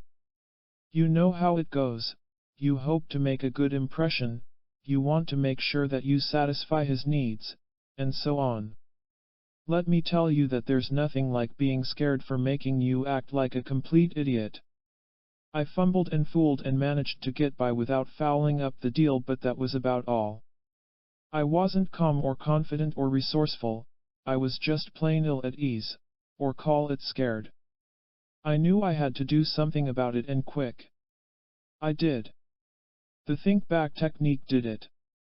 How does it work? It's very simple. Have you ever noticed that the better you know someone, the less frightening he becomes to you? He gets more human, perhaps a bit faulty, you get to see him through the eyes of reality, not through those of a blown-up imagination. As he becomes more human, you become less frightened. That, in a nutshell, is the secret. Whenever I got overly impressed with someone, I began to think back to a previous person who used to scare me. I thought of how my timidity vanished as we got to know each other better. Then I pictured the man in front of me as already humanized. I got to musing as to how often he lost his temper in the highway traffic and wondered if he sometimes worried whether or not his children would turn out okay. Soon I was at ease with that man, and he with me. It had taken me about 3 seconds to think back to previous people who had once scared me, and about 3 seconds more to remember that this man in front of me was also pretty much human. That's how to get rid of fear of people in 6 seconds. Anyone can face other people with full confidence and energy. All it takes is the retraining of mental attitudes. The Dutch philosopher Spinoza declared, I saw that all the things I feared had nothing good or bad in them save in so far as the mind was affected by them. Whenever you find yourself timid or hesitant, try to find some small opening for retraining your attitudes. One man who was hesitant about offering his opinions when with others demanded the following retraining exercise of himself. At least 3 times during a social occasion he would break the silence by speaking up. He never tried to say anything especially clever or of earth-shaking significance. The whole idea was to get used to hearing himself say something, say anything. In time he found himself forgetting that it was a retraining program. He began to speak up naturally, spontaneously, and with far more talent than he thought possible. Familiarity breeds confidence. We all know this to be true when it comes to learning to drive an automobile or acquiring skill in sports. The same principle of familiarity can rapidly build more confidence and energy into your social relations. Set your mind aside. Don't think. Make contact. Repeatedly. Watch fear flee. How to keep yourself excited. There was once a Pennsylvania businessman who consistently asked himself the question, "What do I want?" The answer he consistently heard from himself was, "I want to sell lots of candy to lots of people." That answer kept him on fire with confidence and energy. It gave him power and drive for plunging through so-called obstacles and setbacks. He wanted to sell lots of candy to lots of people. That was what he wanted from the world of people. Anything else, especially failure, was brushed aside as a triviality. His confidence and energy made him a millionaire. The whole thing started in a small rented building in Philadelphia. The venturesome candy maker worked over his stove and kettles to turn out penny candies for the neighborhood children. So many youngsters skipped into his shop that he soon had to move to a larger building. It looked like success was just around the corner. But something happened. He ran out of working capital. That ended the candy maker's success for the moment, but it didn't dim his confidence and energy. He still knew what he wanted, to sell lots of candy to lots of people. Again he plunged into business. His confections were sold to both retail and wholesale outlets. Things looked good. But again he ran into financial difficulties. The demands from the sugar refineries for payment outran his collections from his own slow-paying customers. That ended his participation in that phase of his career, but it didn't end his dream of persuading lots of people to buy lots of his candy. The excited candy maker finally settled upon Lancaster, Pennsylvania as the headquarters for another major venture. He and the 4 employees of the Lancaster Caramel Company were soon turning out tasty candy that sold by the truckloads. So enthusiastic was the public welcome to his sweets that the company was forced to expand to cover a city block. The number of employees swelled to 2,000. Finally, an offer came from a rival candy company. The head of the Lancaster Caramel Company was shown a certified check for $1 million. Would he sell for that figure? He would. He did. But our enthusiastic candy maker was not ready to retire from business. He had made money, lots of money, but he still wanted to sell lots of candy to lots of people. He wondered how he could persuade even more people to taste his sweets. In a small way he began to experiment with candy bars made of milk chocolate. The very first time his customers tasted them they were persuaded to buy lots of them. Business prospered amazingly. Today, the influence of that candy maker is felt every day by millions of people all over the world. To put it mildly, lots of people buy lots of his candy. His name? You have heard it, Milton Hershey. His business? The Hershey Chocolate Corporation of Hershey, Pennsylvania. Milton Hershey faced his public with full confidence and energy because he knew what he wanted. He won what he wanted. What do you want from the world of people? Let your desire inspire you. Release it fully. Never mind what you think about your goal. Concentrate solely on the goal itself. That is how you win it. If you know what you want from people, what next? What else can you do to ensure success? That is what we next take up. I often ask successful people whether they have particular techniques which keep them excited toward their plans.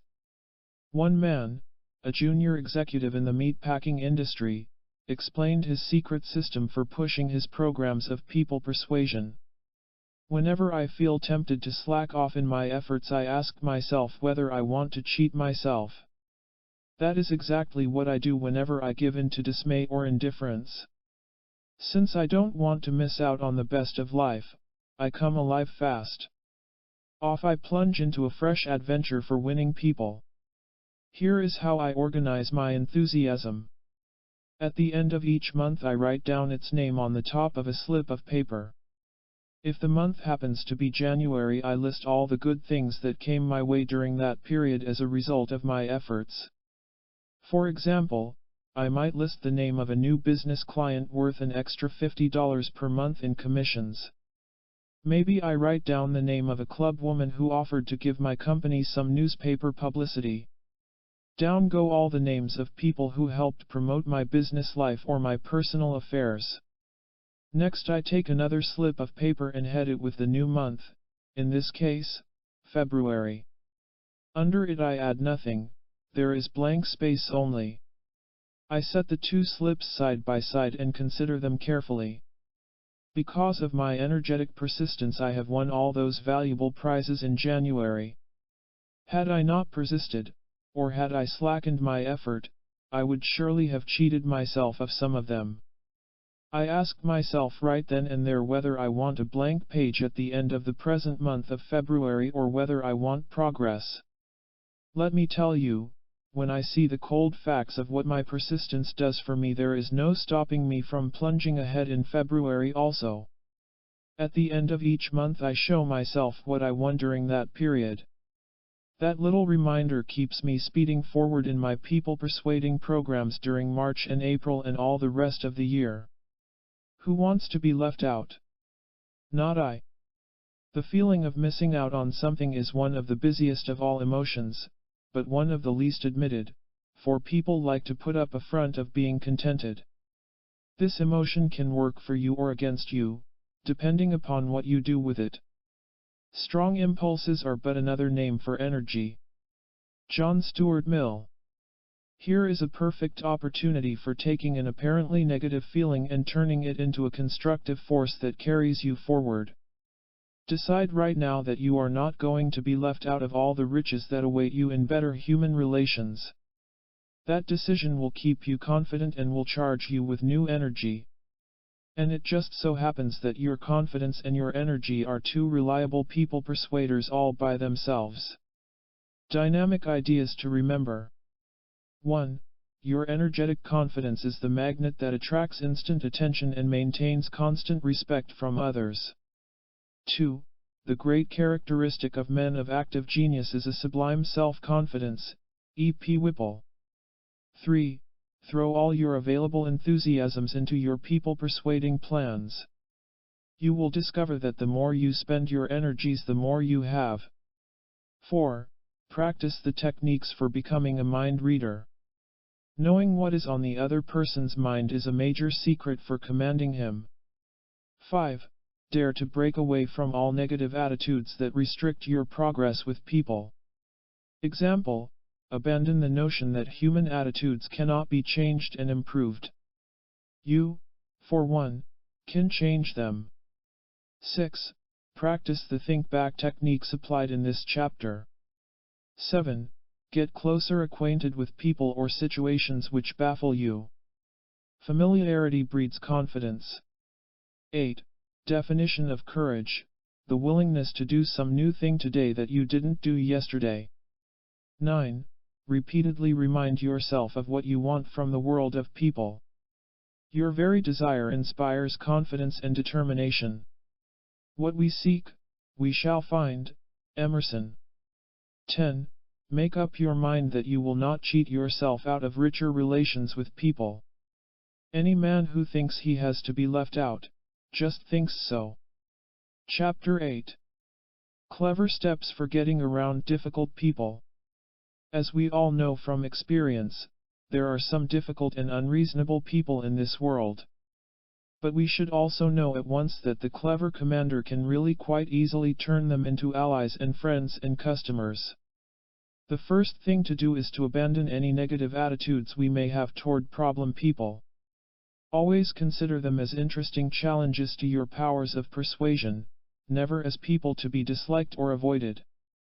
Just before the invasion of Sicily by the Allied armies in World War II, the commanders in charge of the operation faced a serious problem in the weather. The skies and seas were stormy. And it could get worse. The commanders knew it was going to be a tough enough task to beat back the enemy troops once they met them on the fortified beaches. To have to first fight their way through the raging seas doubled the difficulty.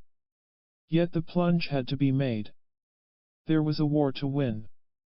The commanders realized that there was nothing they could do about the weather itself, but something could be done with their viewpoint toward it. So that is what they changed. They make up their minds to turn the seeming problem into an active force in their behalf. Reasoning that the enemy would not expect an attack during the storm, the Allies lunged toward Sicily. The enemy troops rolled back in shock and eventual defeat. Sicily was won. Likewise, you can work with people who have stormy or difficult natures and win them over. So from now on, take the attitude that they are seemingly difficult to persuade or to help. This fresh viewpoint plunges you into the right kind of action that wins the day. Also, we should realize from the very start that no man or woman ever really wants to be difficult or unkind or hostile. He acts that way because he knows no better way to act. He is a problem to others because he is first of all a problem to himself. He is a person of painful contradictions, for while he knows that his hostility is self-destructive, he just doesn't know how to free himself from himself. The problem person does not know that it really is possible to live a happy life. Finally, the difficult person suffers plenty of pain from his confusion, you can be sure of that.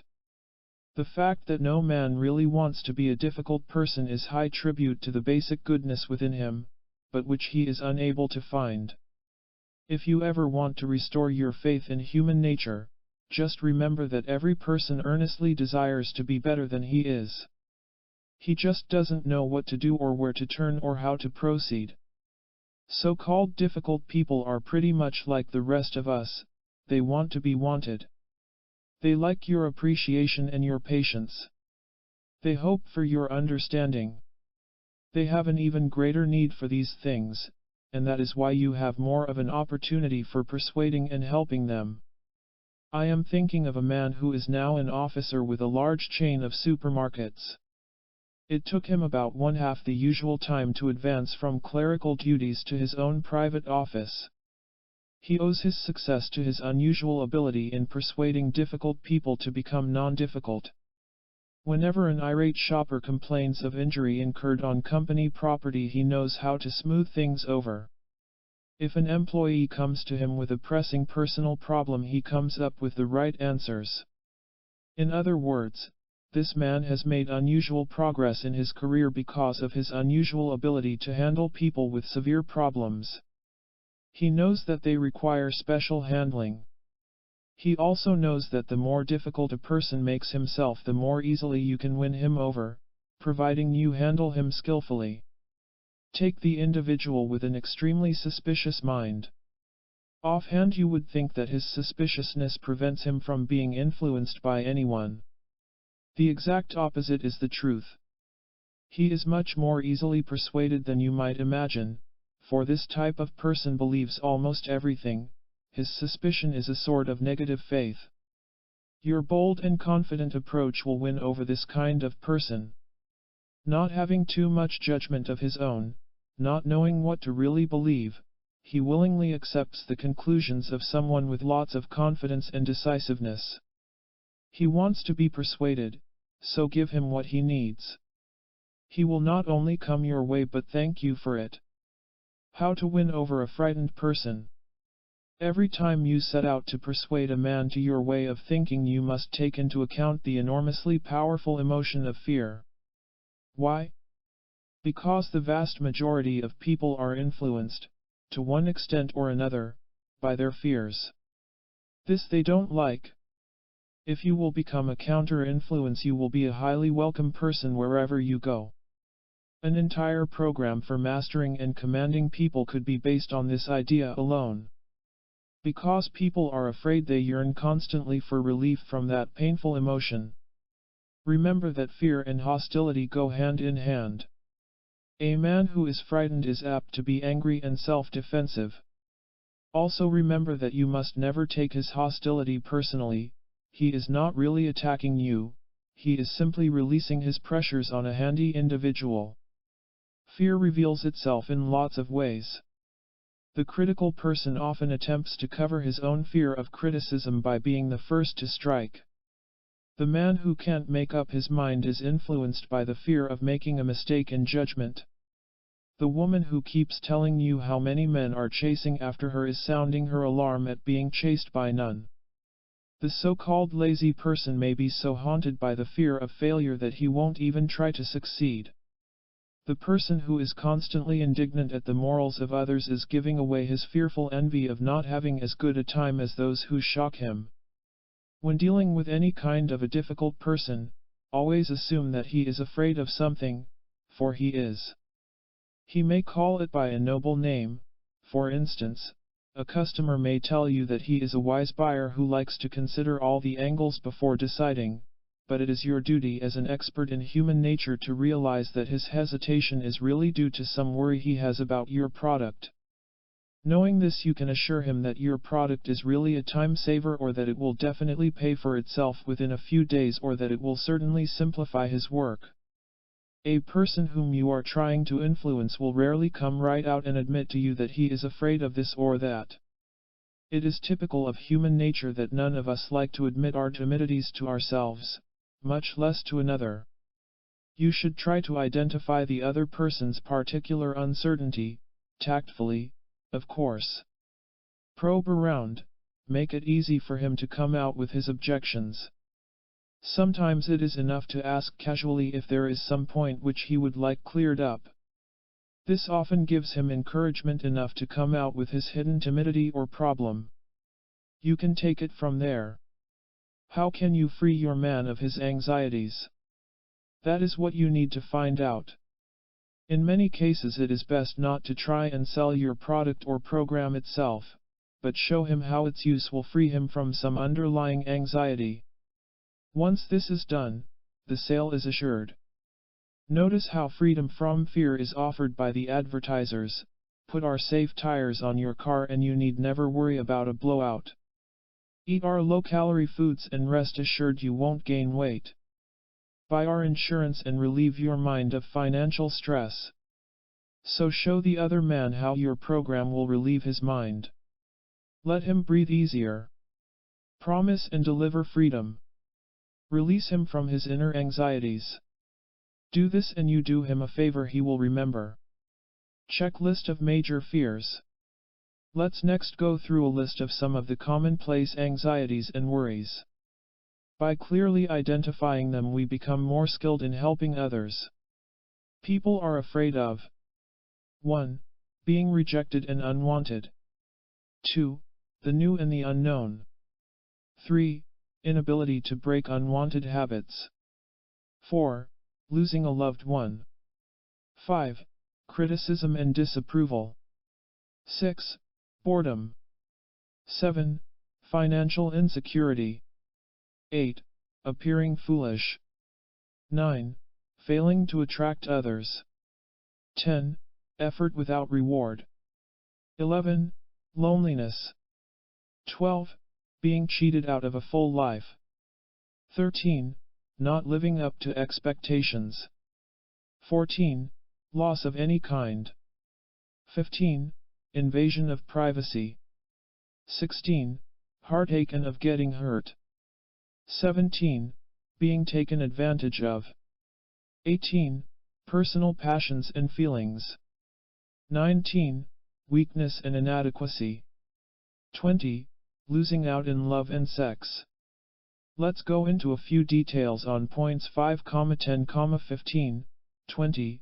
Active in every man is the dread of criticism and disapproval. If he interprets your efforts at persuasion as an attack upon his present way of doing things, he is bound to stubbornly resist you. You can get around him by completely ignoring his present inadequate action and by showing him how its opposite, a positive action, will enrich him. A sales manager called a meeting for the purpose of turning his salesmen's energies into more constructive channels, for some of them were wasting too much time in trivial paperwork. He started out by complimenting their devotion to detail, then suggested they detail their plans for expanded action in the field. The salesmen were not even aware that they were being persuaded to strengthen their work habits. That sales manager won them completely by sidestepping their sensitivity to direct criticism. Look at point 10. Most people have done so many things without getting something from their efforts that they are a bit skeptical of tackling new plans that may be suggested to them. This means that you should keep your man excited over the forthcoming rewards he can expect from his cooperation.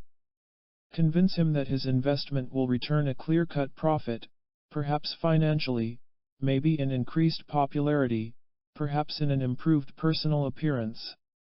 Impress him with his need for doing something today in order to possess a superior tomorrow. The story is told about an expedition struggling upward toward one of the unconquered peaks in the Swiss Alps. Halfway up, the men began to doubt that their strenuous efforts would pay off. The more they thought about it, the more reluctant they were to follow their captain's orders. But their leader was something of a psychologist as well as a mountaineer. He held a hand toward the towering peak while declaring, "Look where you'll be. On top of the world." By repeating that persuasive promise, he convinced his men of the glory that awaited them on top of the mountain. That was enough to spur them upward to final conquest. Let's see what we have in point 15. Everyone has his private life and his secret thoughts which he wants to keep from prying eyes. That is his right. Privacy is a basic human need. No matter how much you know about the other person, don't let him know that you know. He is not going to thank you for violating his private world. As that wise Frenchman La Rochefoucauld once wrote, "We love to see through others, but we dislike being seen through." Whenever you are trying to talk another into going your way, do not accuse him of being afraid or timid or weak. He may actually be that way, but your business is to keep it to yourself while working at reducing his fears. La Rochefoucauld again remarks, "It is exceedingly clever to know how to hide your cleverness." In point 20 we see an emotion which constantly and anxiously paces back and forth within people, the fear of losing out in love and sex. Everyone wants to be loved and almost everyone doubts that he is. Typical of this deep yearning are the touching lines from a French drama in which the heroine appeals to her paramour, "Please tell me that you love me. It doesn't have to be true, you don't have to mean it. I just want to hear you say that you love me." This whole book could be summed up by saying that the most influential force on earth is that of love, love in the form of tenderness and of affection, love as patience and as the willingness to take another's unkindness without bitterness, love as permitting one to be difficult or unreasonable because you understand that he or she knows no other way. Love is still the incredible force that conquers all, including fear.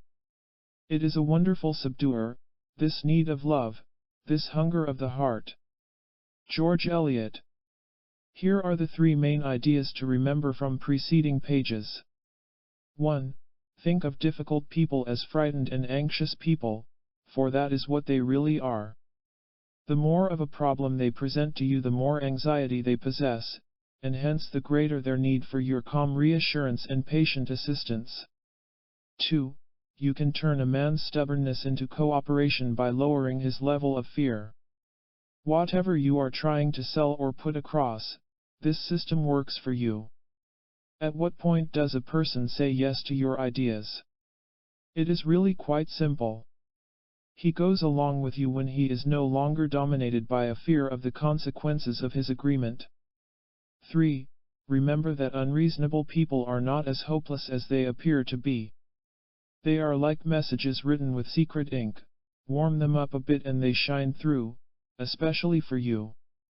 Listen to these cheering words from a noted authority on human behavior, Dr. Karen Horney. My own belief is that man has the capacity as well as the desire to develop his potentialities and become a decent human being.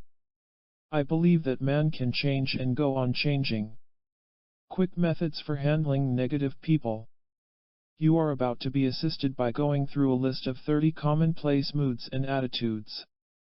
They are the kind that you run into frequently when dealing with other people, and they are more or less negative in character. Each listed mood is followed by a swift system for handling the other person and for helping yourself. Use this list constantly. Don't hesitate to employ repeatedly the offered systems in your daily contacts at work or in the home or wherever you meet people. Most importantly, and never forget this, you can always use the other person's very negativity as a lever for tilting him in your direction. When the other person is 1. Quarrelsome, let him quarrel while you calmly figure out a way to get what you want. 2. Silent, draw him out with questions. Find out what is on his mind, then take it from there. 3. Timid, take the initiative in assuring him of your goodwill and helpfulness. 4. Burdensome, don't permit others to constantly unload all their troubles on you. You were not placed here to save the world.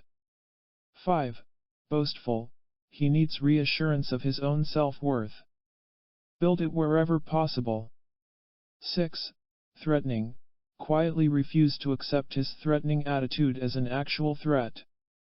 Another's threat has no power to hurt you unless you think it does. 7. Unenthusiastic, let your own enthusiasm fire him up. Everyone responds to enthusiasm because everyone really wants more of it. 8. Prying, insist upon keeping your private life private. 9. Domineering, listen to what he tells you to do. Find a way to do what you want to do. 10. Weak, show consideration but not prolonged sympathy, for that encourages weakness. You are kindest to a weak person when you help him to be strong. 11. Boring, ask yourself why you ever got mixed up with him in the first place. 12. Inefficient, parade the rewards of efficiency before him. That will make him want to sharpen himself. 13. Hateful, feel sorry that he is not as happy as you are. Hatred and happiness never go around together. 14. Critical, congratulate yourself. The man who constantly criticizes you is telling you how important you are to him.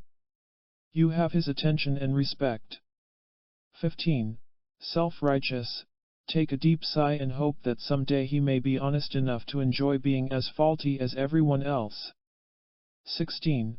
Frightened, help him to face squarely the event, idea, or situation which frightens him. Fear exists only when there is a turning away from the feared thing.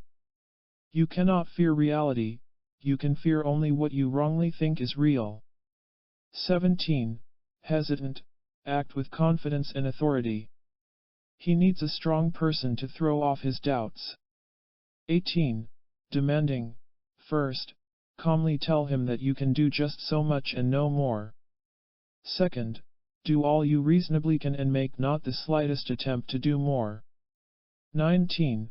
Worried, point out to him that his problems need not be permanent, not if he takes the proper attitude that they need not be permanent.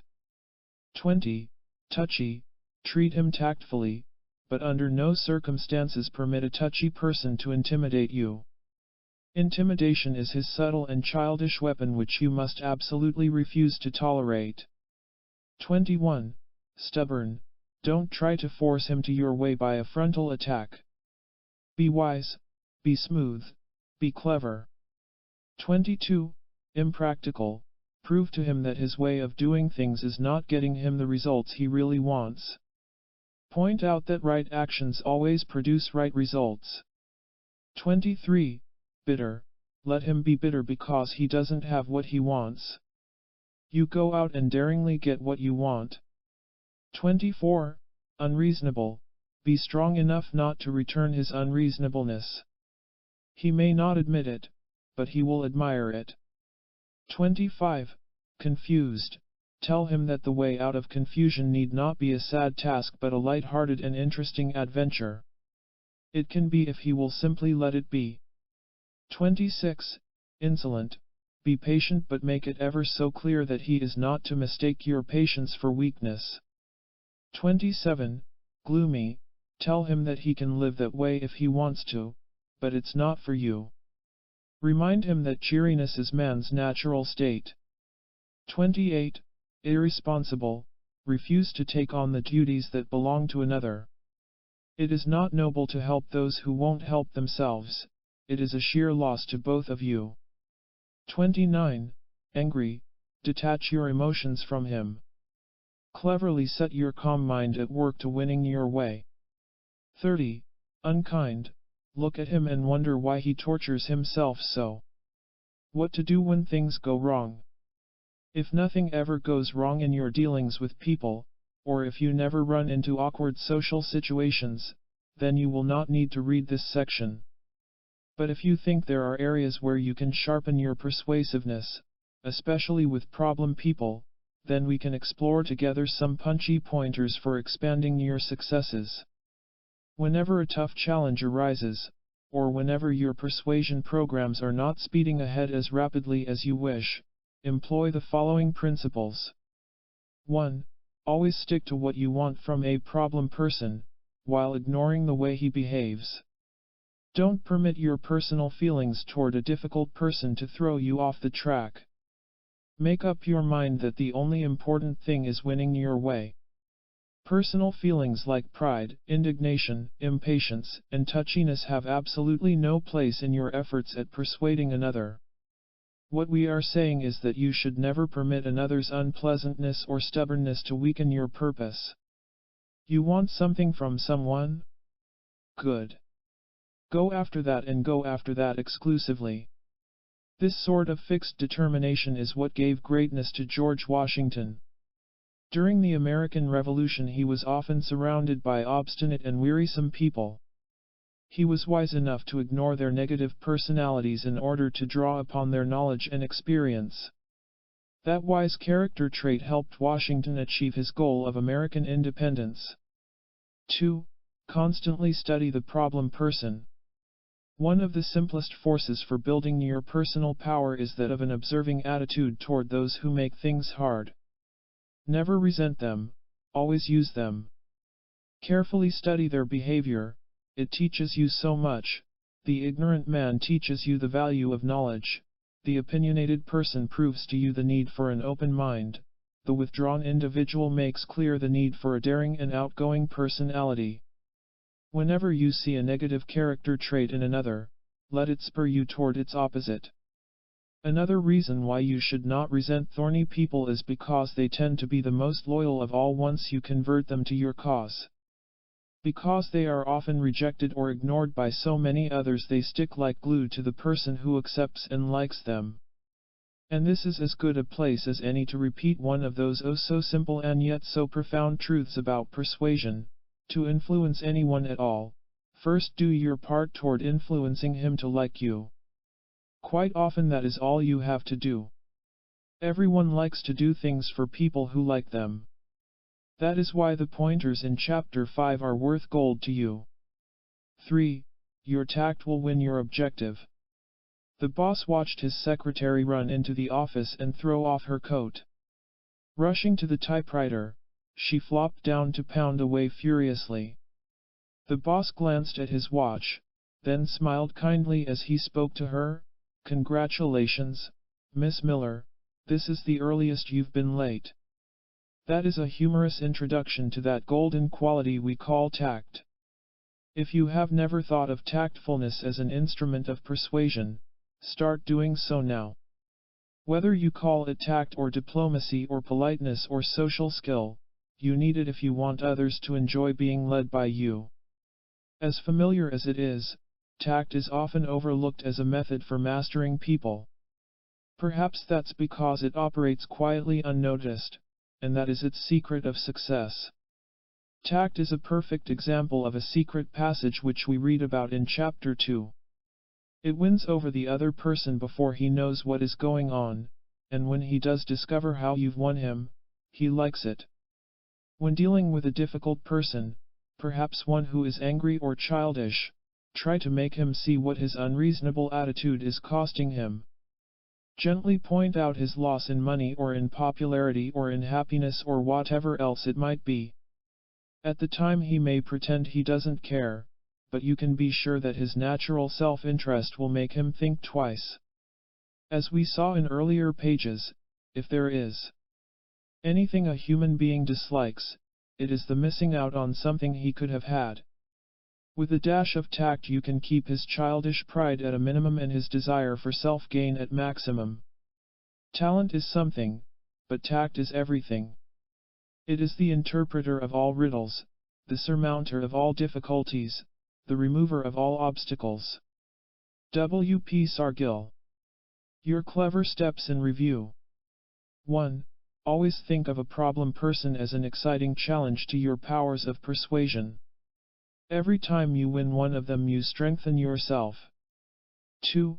Remember that the difficult man or woman has a deep need for your patience and understanding and kindness. Supply these and you help him to help himself. 3. Bear in mind that fear is a constantly experienced emotion. Find ways to reduce the other person's anxieties. 4.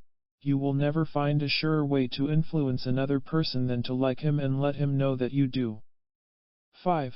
The other person will give the nod to your program when he is no longer afraid of the consequences of his agreement. 6. Constantly employ the 30 quick methods for handling negative people. 7. When dealing with a hostile or unpleasant person, go after what you want and forget your own prides and sensitivities. 8. Never resent those who make it hard on you. Study them. They are living lessons in how not to live. 9. Don't strain yourself in trying to get along with unreasonable people. Your first duty is to keep your own peace of mind. 10. Practice tact. It is the smooth bullet that hits the target. Chapter 9. How to get other people to promote your interests. There was the wife who worriedly told her husband, "William, I'm worried about our little Tommy." Asked Dad, "Why? What's he done?" "Instead of doing his yard work he gets someone else to do it for him. I'm afraid he has no ability to work things out for himself." "Ability?" Dad delightedly exclaimed. "Why, that boy has executive ability." One of the surest signs of a successful leader is the ability to get others to promote the common interests, which include the leader's interests also. History is rich with examples of men who climbed to the top of their respective worlds by surrounding themselves with able lieutenants who helped carry out their programs. George Washington was assisted by Benjamin Franklin and Alexander Hamilton. Thomas Edison and Henry Ford surrounded themselves with top-rank scientists and inventors. Never try to do too much all by yourself. Look around for those who can do you some good. Interdependence is a law of life and one fully employed by wise and resourceful leaders. Self-dependence is absolutely necessary, but this does not at all mean that you must exclude others. It means that you are so sure-minded that you know that others can and will promote your interests. The man who withdraws excessively from other people betrays his lack of trust in both himself and others. Seek to add valuable people to your life. This means that you should invest in a personal plan for making fresh contacts and for enriching your present ones. Try the following pointers for better contacts. 1. Know exactly what you want from it. 2. Make varied contacts for your specific purpose. 3. Ask the contact itself to suggest mutual profit. 4. Work at making one contact lead to another. 5. Find ways to enrich a present association. 6. Discover how others add valuable people. 7. Develop new ways for meeting people. 8. Circulate among valuable people. Along with this, remember to work steadily at making yourself a valuable person. This enables your various contacts to recognize you as such. Like attracts like, success appeals to success. I want to tell you a remarkable story that illustrates this truth. John J. Pershing was born in Lockleed, Missouri. The son of a railroad worker, he had no special advantages to help him, yet he managed to get into West Point by competitive examination. After graduation he went into action against Apache warriors and later commanded his men in the Spanish-American War. Came the Philippine insurrection and the efficient John J. Pershing was given command of an expedition against the savage Moros. His expert leadership caught the eye of a prominent person, no less than President Theodore Roosevelt. During the Russo-Japanese War, the increasingly valuable Pershing was sent to Manchuria as an observer.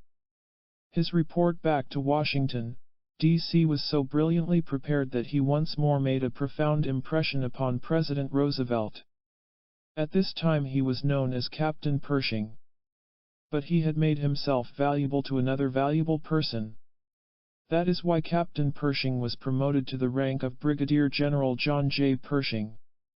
In one of the most spectacular promotions in the military history of the United States, President Roosevelt jumped Pershing over the head of 862 senior officers. Pershing's value as a soldier brought him additional fame when he pursued and dispersed Pancho Villa and his bandits below the Mexican border. This skillful action caught the eye of another valuable person, President Woodrow Wilson. John J. Black Jack Pershing climaxed his valuable career by serving as Commander-in-Chief of the American Expeditionary Force in World War I. To summarize, you can get other people to promote your interests by becoming valuable to them. Therefore, become more and more valuable yourself while contacting other people of value. Such a system just can't miss, states Professor Harry Overstreet. It is good news that our life can grow in power and happiness as it links itself productively to life other than our own, through willed knowledge, through responsibility, through grace and clarity of words, through empathetic feeling, through sexual understanding, through philosophic grasp. Establish an agreeable atmosphere. You have the power to set the kind of atmosphere you want. And the kind you want is that which induces others to promote your interests. One of two things always happens whenever you make contact with another person. 1. You establish the general atmosphere that you want. 2. He sets the scene according to his wishes. If you take instant charge of the atmosphere, you are far more likely to walk away with what you want. To state it in reverse, if you lose control of the situation, you are also likely to lose out as far as your purpose is concerned. By atmosphere we mean the overall emotional and mental climate between and surrounding two people. It also includes the attitudes and moods of both parties. A board meeting of an industrial corporation would function best when dominated by an atmosphere of alertness and efficiency. If your objective is to persuade voters to cast their ballots for you, the atmosphere of enthusiasm and excitement would help turn the trick. The correct way to calm down an angry or upset person would be to establish an atmosphere of quiet patience. How important is it to set the right mood? Extremely. The movie makers know it. That is why a mystery story may open with shuddery music and storm-drenched castle perched on the edge of the cliff. It is why they introduce you to a musical show by bombarding you with peppy tunes and lively actions. At this point I want to pass on to you a truth about human nature that may surprise you. It will also enable you to magically establish and control the atmosphere of all your meetings with other people. The surprising fact is this: people often do not know what kind of an atmosphere is supposed to be correct for an occasion. Consequently, they wait to see how others are acting and reacting.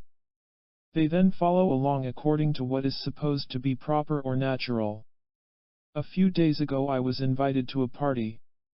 Because of a previously planned business appointment, I arrived an hour late.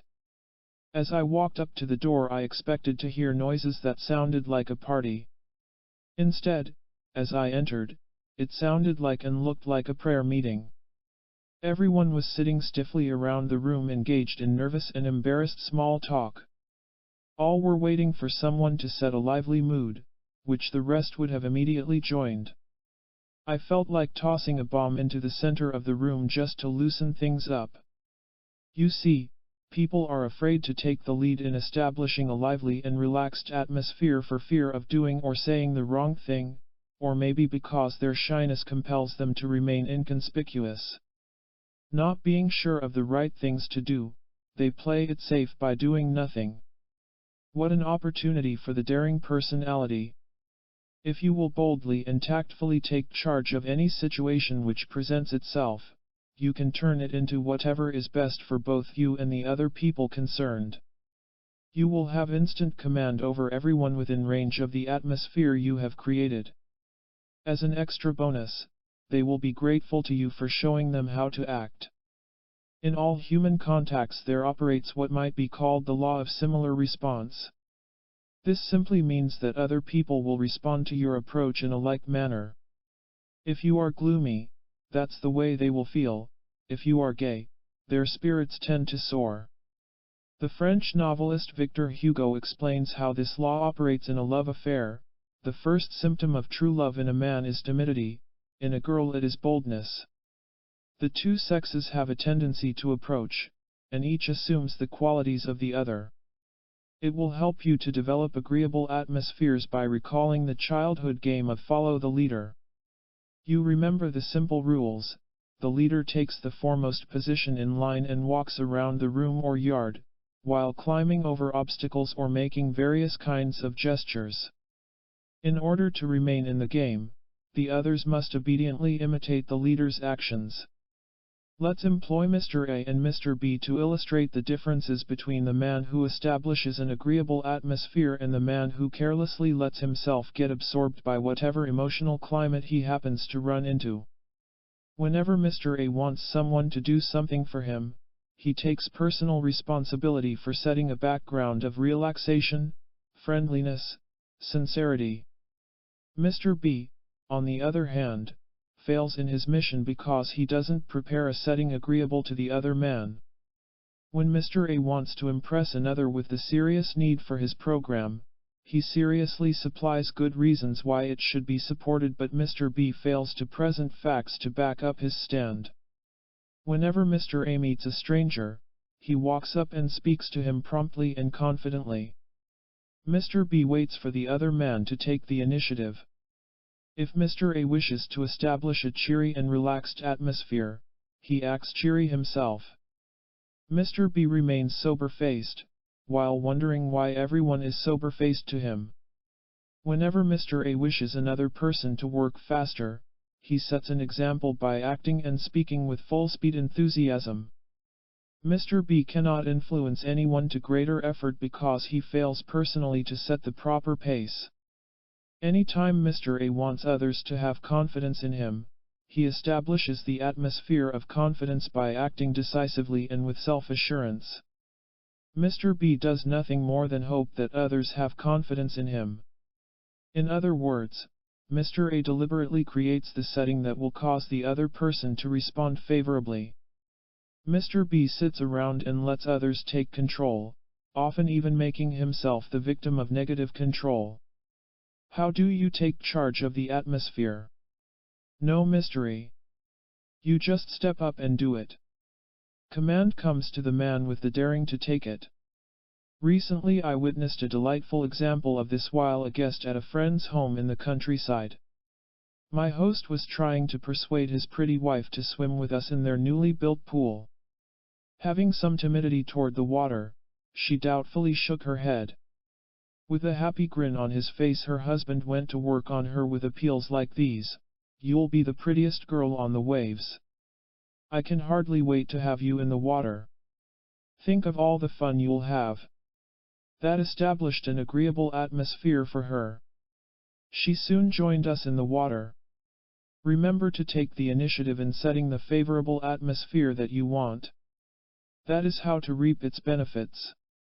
This is one of the magic powers which you have for mastering and commanding people.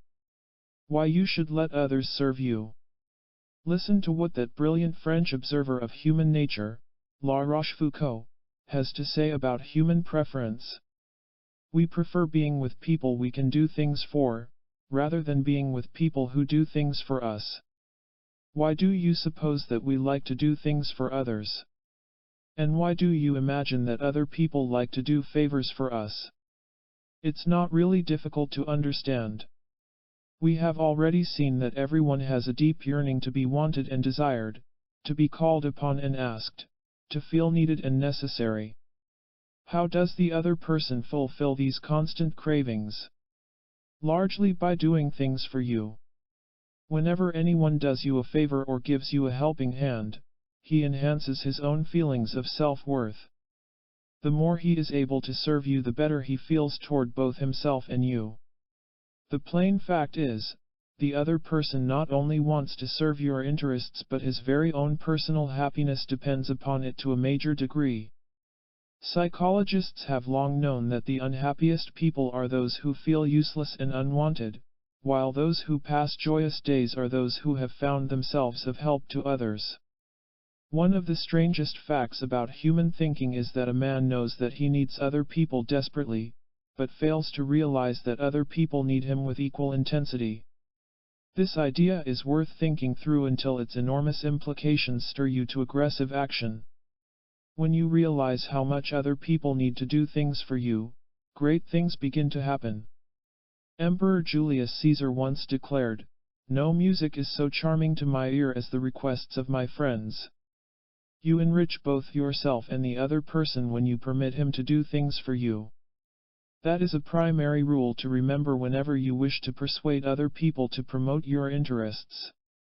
It may strike you as somewhat amusing, but the question, "What can I do for you?" is often not nearly as effective as the silently asked, "What can you do for me?" Exactly how do we go about permitting others to serve us? By request. That's all. Just ask them. Not necessarily by a directly spoken request, but by the tactful suggestion, and by pointing out the mutual benefits that will result from their agreement. One request like this produced one of the greatest songs ever written in the United States. One Saturday evening many years ago, an entertainer named Dan Emmett was leaving the theater when he was hailed by its manager. "Dan, we need a new song right away. Can you come up with something that'll put excitement into the show? We need your talents desperately." The next day was a rainy one, so Dan Emmett stayed home to think over the request. As he walked about the room, the phrase, "I wish I was in Dixie," ran repeatedly through his mind. With that good start, his inspired pen soon had a complete song down on paper. Dixie was a smash hit the moment it was published. People have been light-heartedly singing and whistling it ever since. All because of a simple request. Incidentally, mature and self-reliant individuals often tend to forget and ignore this system for winning their way. They somehow have the feeling their independence demands that they do everything for themselves, but the fact is, this is an interdependent world where we all need each other. It is a sign of neither selfishness nor weakness to ask things from other people. When properly done, it is the mark of an intelligent person. To keep his staff of salesmen reminded of the value of the simple request, one sales manager has printed this stirring message on the wall of the conference room. Ask all. Ask all you meet. Ask all the time. Ask all the ways. Ask all over again. Ask all. While we are still on the subject of making known your requests, let's add this good plan: don't hesitate to ask more of people. A man once told me, somewhat proudly, "You know, I get everything I ask from people." I told him, "Then you are not asking for nearly enough. And the reason you don't ask for more is because you are afraid you won't get it. Anyone can get a little if he asks for a little. It takes genuine courage to ask for something when there is some doubt in your mind whether or not you will get it. Keep asking without any regard as to whether or not you will get it. If you have the courage to stick with it, you will eventually get much more. The test is simple enough. Draw up a 2-column list. In the left-hand space, write down what you want from people. In the right-hand column, write down what you are getting. How do they compare? Maybe the reason you are not getting more is because you are not tactfully asking for more. It is just as much your right to ask things of other people as it is for them to ask of you, so no longer hesitate. That is how you may find your two columns balancing to your total satisfaction. You can get others to promote your interests once you learn how to predict what people will do. Every once in a while you watch a television drama in which you see a certain type of interesting action. It is often climactic to the plot and usually goes something like this. Our Western hero is sent as an ambassador of peace by the U.S. Army to a warlike tribe of Indians. As evening falls he rides alone and fearlessly into the Indian camp, followed and surrounded by warriors in fierce war paint. Our hero takes his place around the campfire and tries to talk the stern-faced chief and his medicine man out of their warlike intentions. He politely warns them that the white men have mighty weapons capable of destroying the entire tribe with one fiery blast. The chief, really being a good sort of Indian at heart, is inclined to talk peace with our hero. But not the medicine man. He dances in rage around the campfire, shaking his spear at the darkening sky. Just as the medicine man is about to win the growling braves over to the side of war, our hero slowly and with great deliberation rises to his feet. With folded arms he looks up at the full moon hanging motionless in the clear evening sky. Our hero's silent and mysterious manner causes a hush to fall on the tribe. Wonderingly, all stare upward at the moon. Our hero speaks with authority, to prove the mighty power of the white man. I command the moon to disappear. Our hero raises his hand skyward. A gasp escapes the tribe as darkness slowly creeps across the face of the moon. As the moon disappears the Indians fall to their knees in trembling awe. A moment later our hero again raises his hand, and the shadow crawls off the moon, leaving it full and bright and yellow. The medicine man drops his spear and creeps away. The warriors gaze in admiration at our hero. The chief embraces him as a brother. Peace has been won. Because our hero knew something about the science of astronomy he could accurately predict that eclipse of the moon. That gave him the power to persuade the tribe toward peace. Likewise, if you can predict how a man will react in a particular situation, you can employ your prediction for winning your way. How can you build your persuasiveness through your powers of prophecy? That is what we want to find out right now.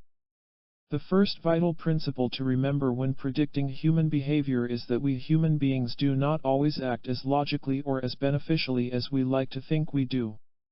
That is why you must not expect others to act the way you think they should act. Human beings are often illogical, fickle, evasive. You cannot walk up to a man and ask him how he will react to a certain situation, for his reply will be slanted perhaps by a desire to appear very wise, or it may be colored by his attempt to live up to his self-image of being a courageous individual. He will tell you what he wants you to believe about himself, plus what he wants to believe about himself. In his book Why People Buy, Louis Cheskin further explains.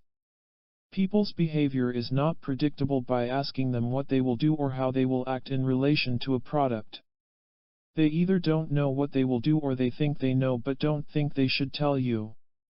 So if people do not always respond to your persuasions according to clear thinking logic, what does motivate them to vote for this political candidate or to buy that make of automobile or to go along with this man's ideas? Let's find out. People react according to their dominating desires and to their habitual emotional states. The stronger the desire, the more forceful the reaction. If you offer self-advancement to any man, you can be sure of an eagerly agreeable response. Everyone wants to get ahead. If you propose a daring plan of action to a timid person, you can accurately predict hesitation and indecision on his part. By studying the inner man of the other man, you can discover what really motivates him. From there you can prophesy his behavior with an astonishing degree of success. The story is recalled about the lawyer who called one afternoon at a luxurious country estate to transact some legal business with a wealthy client.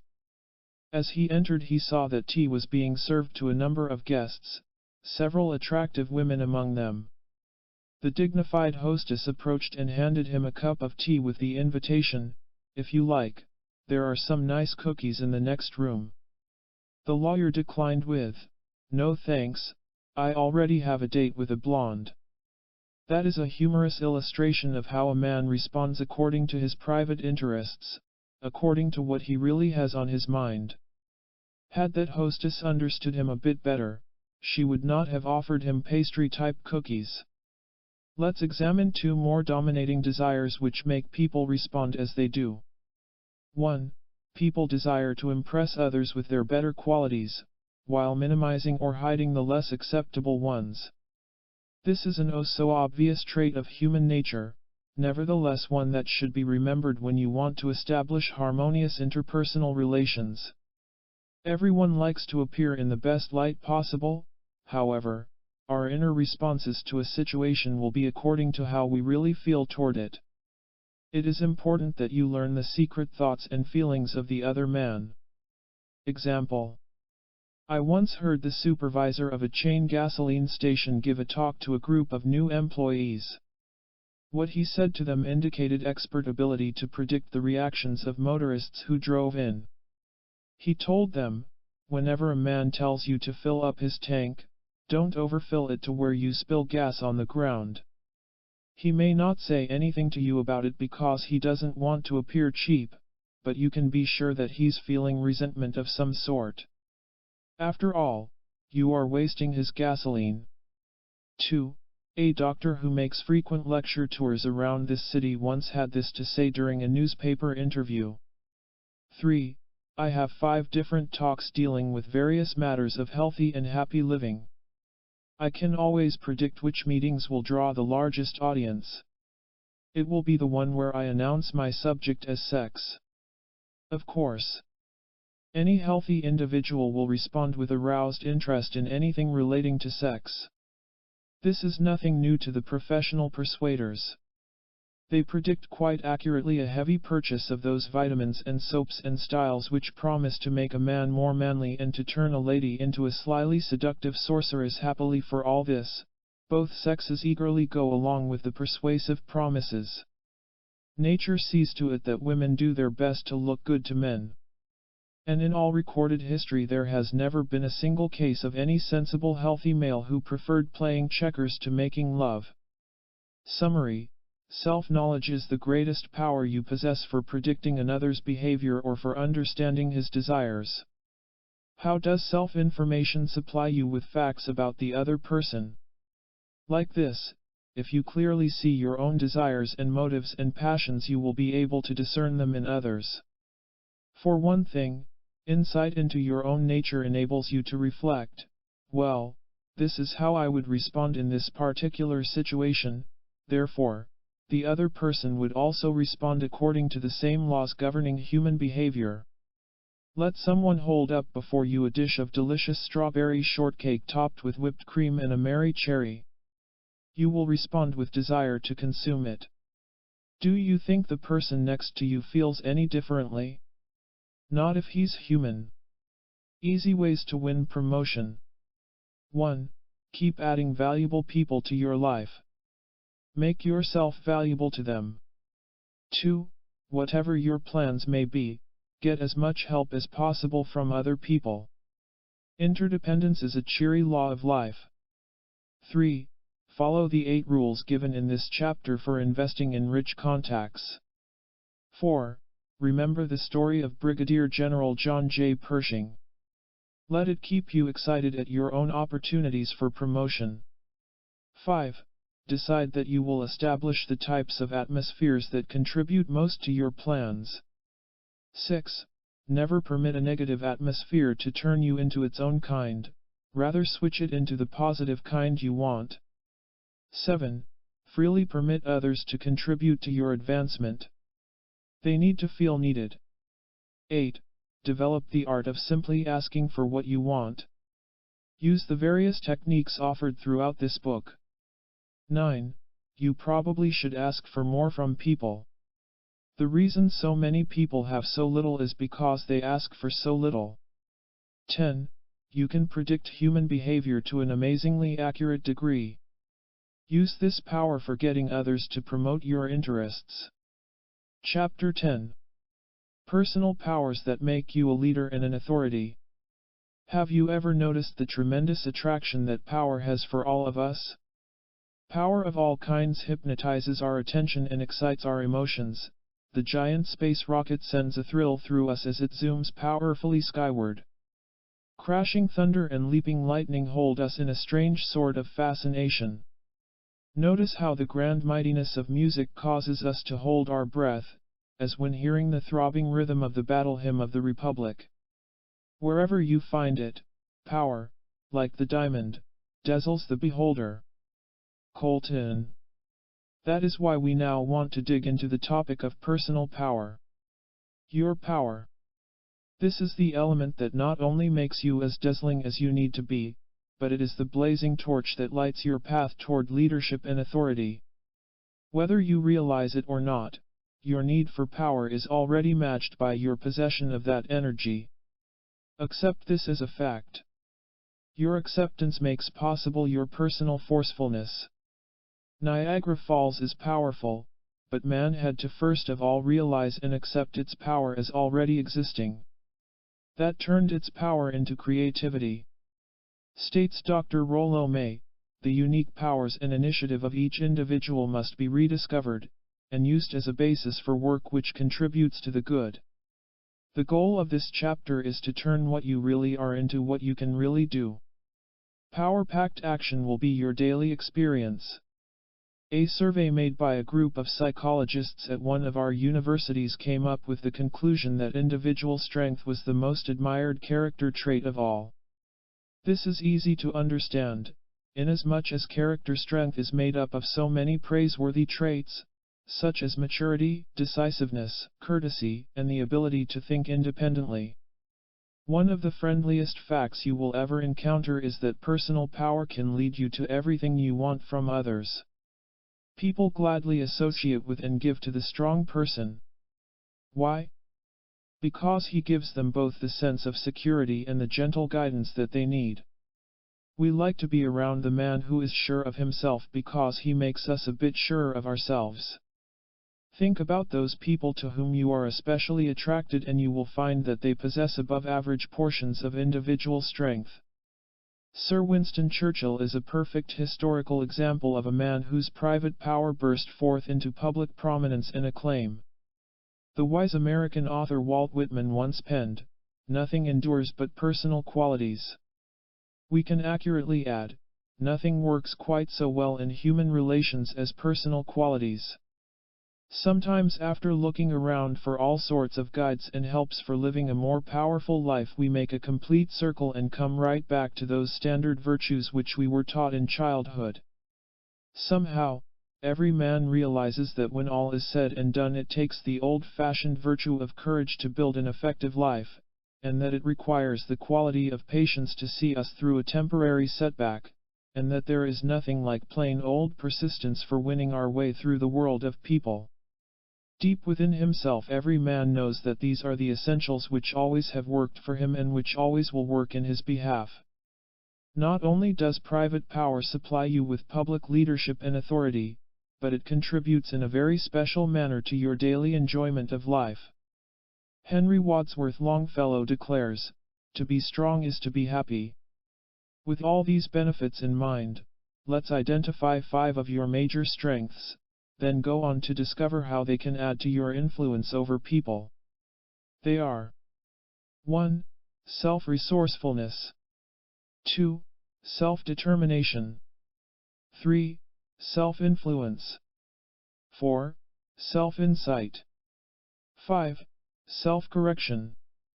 The first point we want to make is that you release your dynamic energies for leadership and authority when you employ your self-resourcefulness.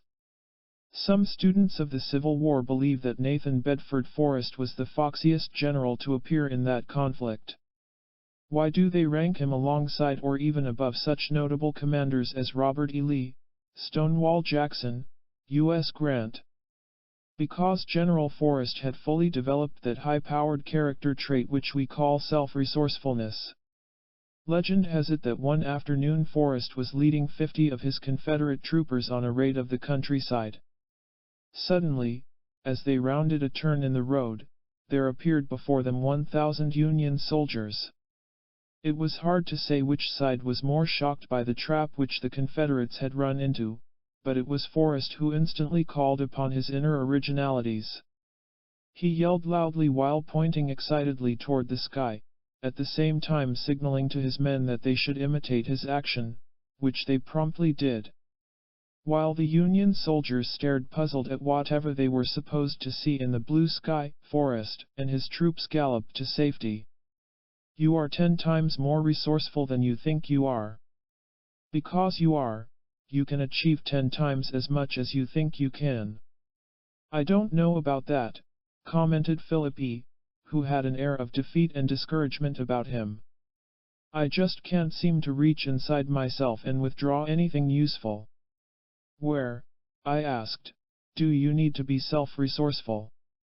Quite frankly, in getting along with the little lady in my life. I'd like a little less fussing between us and a little more fun. Is that asking too much? What have you done about it? Nothing that really works. I'm confused. Then the first resourceful thing you can do is to clarify your thinking toward the problem. A confused mind can produce only confused and worthless actions, as you already know. He nodded painfully. How well I know. Why don't you handle the problem with some originality? Make a suggestion. Stop fighting the situation and try to understand what is involved in it. Haven't you noticed that the more you fight a problem the worse it gets? Yes. Why is that? Because you are trying to win an argument instead of solving the problem. An argument can never be won, it can only be harmful. Learn to place your personal interests ahead of your angry pride. Don't defend your vanity, go after a pleasant relationship. You can continue to sacrifice yourself to your pride if you want, but don't complain when you lose out on what you could have had. Philip was thoughtful for a moment, then said, You suggested that I should stop fighting the problem. All right. I'm willing. Please tell me exactly what to do. Employ the technique of reverse reaction. This means that whenever you and your lady approach a crisis in your relationship, you react in reverse of any negativities she may display. If she's angry, you stay sweet. If she criticizes you, fail to criticize in return. If she angrily withdraws from you, do not also withdraw from her. It sounds so simple. That is exactly why you haven't used it. Your prides and your confusions and your hurts have unnecessarily complicated things. Reverse reaction. Sounds interesting. What will happen when I use it? Why don't you find out for yourself? Philip did. It worked. It had to work. Once he refused to struggle with the problem, it ceased to be one. Philip's lady discovered that he was really a much nicer man than she had thought. Philip also discovered that his lady was far more pleasant than he had given her credit for. The tremendous principle of reverse reaction never fails.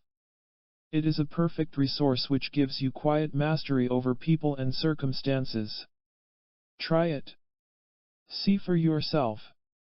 The miracle of self-determination. You have your choice of living your own life or of letting other people live it for you. The more you live your own, the greater personal power you will have with other people, the less you determine your own activities, the less influence you have. It is really as simple as that. The question is, a prominent clergyman remarked in a recent television appearance, how much of your life is determined by your choices? You can, if you choose, let other people run your life for you. And I guarantee that in the long run they will contribute more to its ruin than to its construction. Don't waste your time and energies wondering about the opinions of others toward you. Learn to ignore criticism. Take it as a compliment that they need you to criticize, and keep plunging ahead. Never permit another person to determine your decisions or your beliefs or your emotional moods. Your feelings not only belong to you, but you are in masterful control of them, that is, if you will only take the control that is really yours.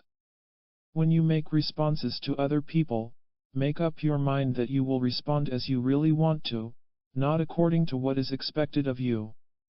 Above all, never react in a certain way just because you have been doing it that way for years.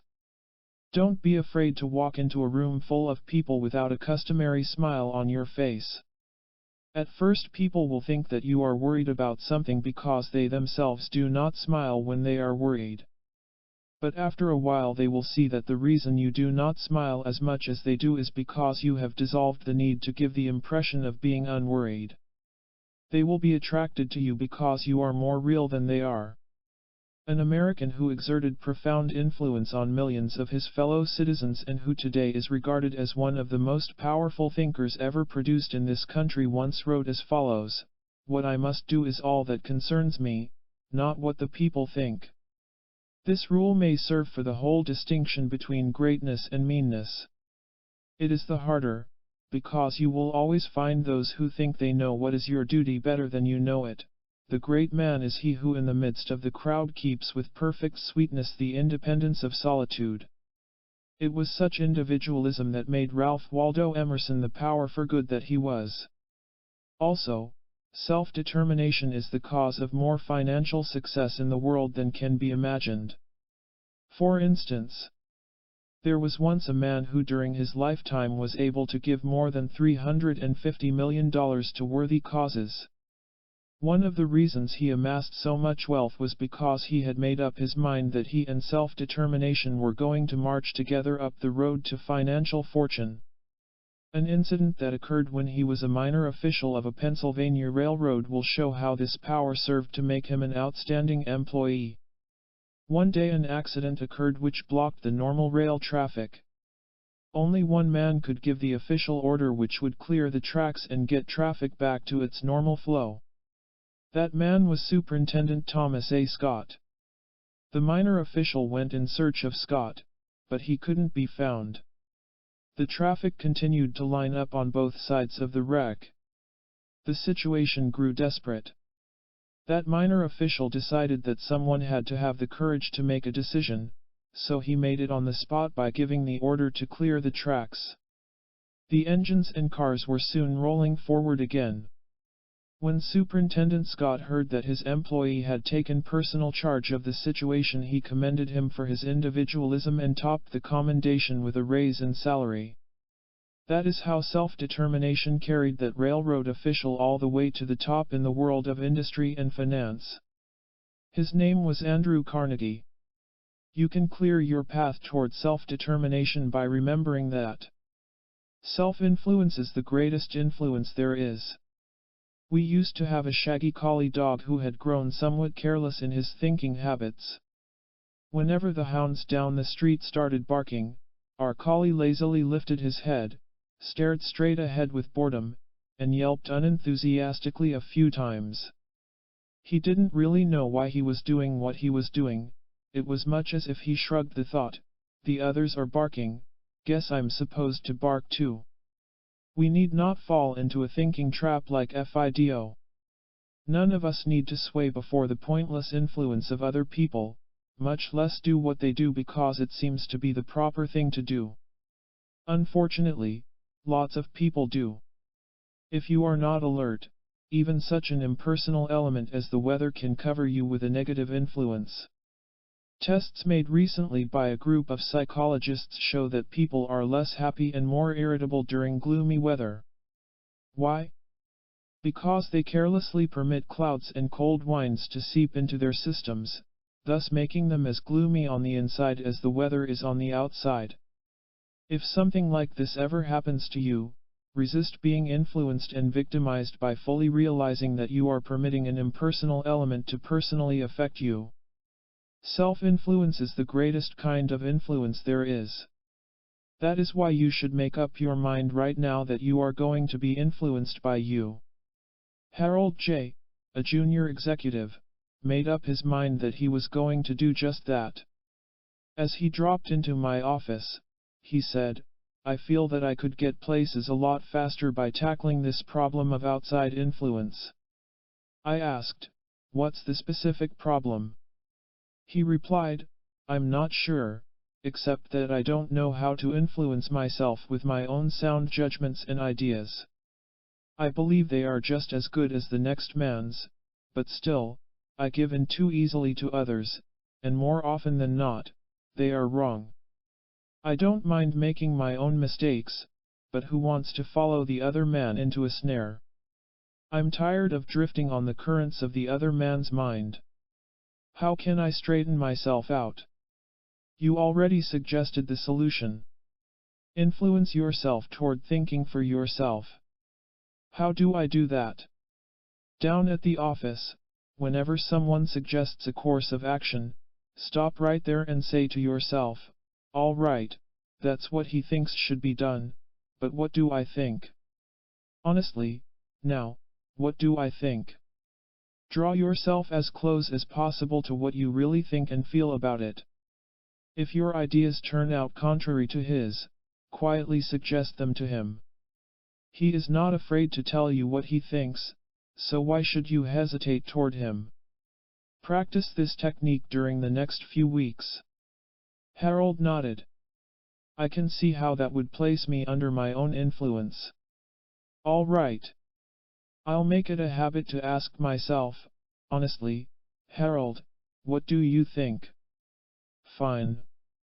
That question has a way of drawing your own good judgments out of the pool of mere public opinion. You will eventually find yourself capable of 10 times your present independence. Actually, you are far sharper than you think. This is the way to prove it.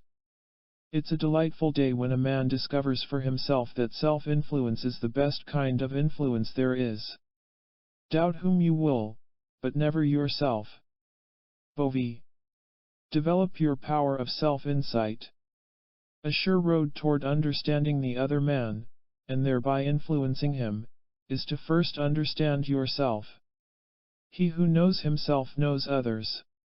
Colton, self-insight is one of the richest treasures you possess, and one which is never exhausted. You can always discover more value within yourself. By self-insight we mean the ability to understand why we act as we do and why we think along certain lines. It means examining our opinions and convictions to discover why we have them in the first place and why we cling to them so passionately.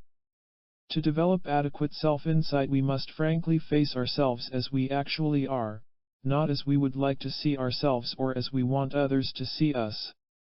How does this relate to your power to master and command people? Well, remember that human behavior follows certain basic patterns. Therefore, if you can get first-hand knowledge of its principles by observing yourself in action, you enable yourself to predict the attitudes and behavior of the other man.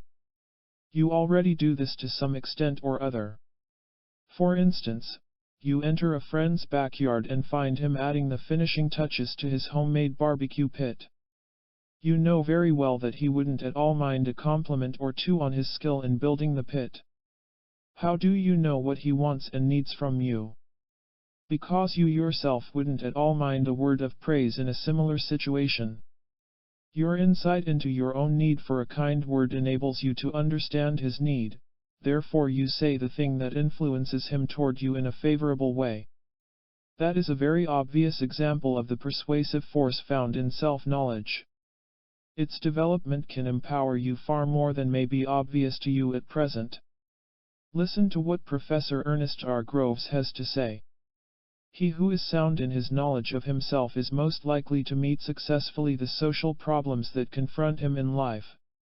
His willingness to scrutinize himself shows a fact-facing disposition which augurs well for any undertaking. More than this, it indicates his thoroughgoing determination to discover the resources he has at hand. A New Yorker who runs a travel agency uses his self-insight to earn more money. His system is really as simple as it is profitable. He asks himself, if I came into my agency as a prospective traveler, what would I want the owner to say to me? How could he appeal most effectively to me? He then makes a list of phrases which would persuade himself to buy a ticket, such as, "You'll meet new friends. It's an exciting adventure. You'll get away from it all. Travel keeps you youthful. You'll be surprised at all your fun." These key phrases form a part of his talks with prospective clients, and are included in his advertising material. They never fail to hit home, for they hit the prospect squarely in his desire for something different and something more adventurous. Earlier in this book we spoke of the need to become aware of what you want from your interpersonal relations. Now you have still another reason for acquiring this awareness. That reason is this: you must have an idea of what you want if you are to understand what other people want, for your basic needs are the very same as those longed for by others. By knowing what they need you can satisfy them, by satisfying them you can influence them. Ask yourself how well you know yourself. To that very same degree you will know and control others. Self-insight is a personal power you should start developing to maximum use right now. I have never known a man who had it who didn't also have the magic power to persuade and command people. The profit of self-correction. Recently at a dinner in Hollywood, an executive in the entertainment business was telling me of a major problem of his. He explained, "It's the attitudes of some of the people whom I try to help get ahead. It's strange how reluctant they are to admit to making a mistake or to concede that something has them baffled. They are of the opinion that I'll think less of them unless they are 100% efficient. Little do they know how much I admire the man who admits his shortcomings. That's the man I can help, and the man who can help himself to an advanced career." There is something humanly likable about admitting one's shortcomings and errors. And there is something extra appealing about the person who faces his need for correction. It takes mature strength to admit and solve problems in our business practices and within the home circle. One of the best things about self-correction is this: if we do it, others won't be so tempted to try and do it for us. We retain our independence. People generally take one of two courses when confronted by a problem needing correction.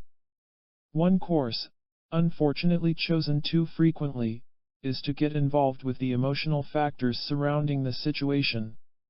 When this happens, a person loses his ability to think clearly and to act accurately, and as a consequence is unable to serve his own best interests. Any of the negative emotions, such as envy and self-pity, are bound to swell both the problem and the pressure on the person involved with it. The other choice, and the courageous one, is to stubbornly set your mind on the problem itself. It is amazing how quickly we can clear things up simply by giving our earnest and wholehearted attention to the very thing which bothers us.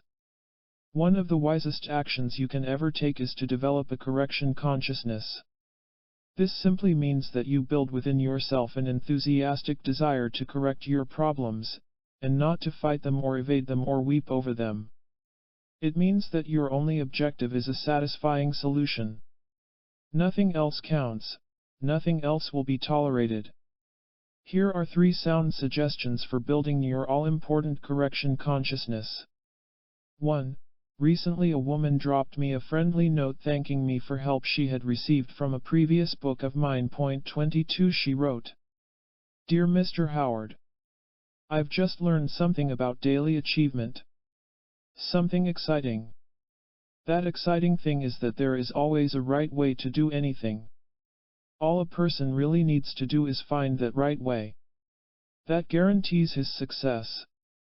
If we fail to get what we want, it is only because we have not grasped that simple but spectacular truth. People are funny. They brood over the wrong way, instead of thinking in terms of correction. Just because they don't see the proper procedure, they foolishly believe it doesn't exist. Believe me, the answer is always there. I know. I personally prove it every day. The best reason for believing in the existence of a right solution to your problem is that it really exists. 2. Continually ask yourself, which do I want most, progress or retreat?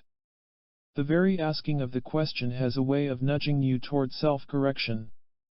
Once you realize that you can either go forward or be left behind, you are quite naturally going to take the course that serves your best interests. An acquaintance of mine was once told by his employer that he was out of place working at an office desk which required so much accuracy with bookkeeping duties. For the moment the employee was stunned and hurt, but immediately started looking around for a solution. Going to the personnel office, he requested a transfer to the public relations department. Because he made up his mind to correct the problem, he eventually corrected himself all the way to his private office with his name on the door. 3. A British patrol in India was once pursued by enemy troops. The commanding officer ordered his patrol to retreat into the mouth of a nearby valley.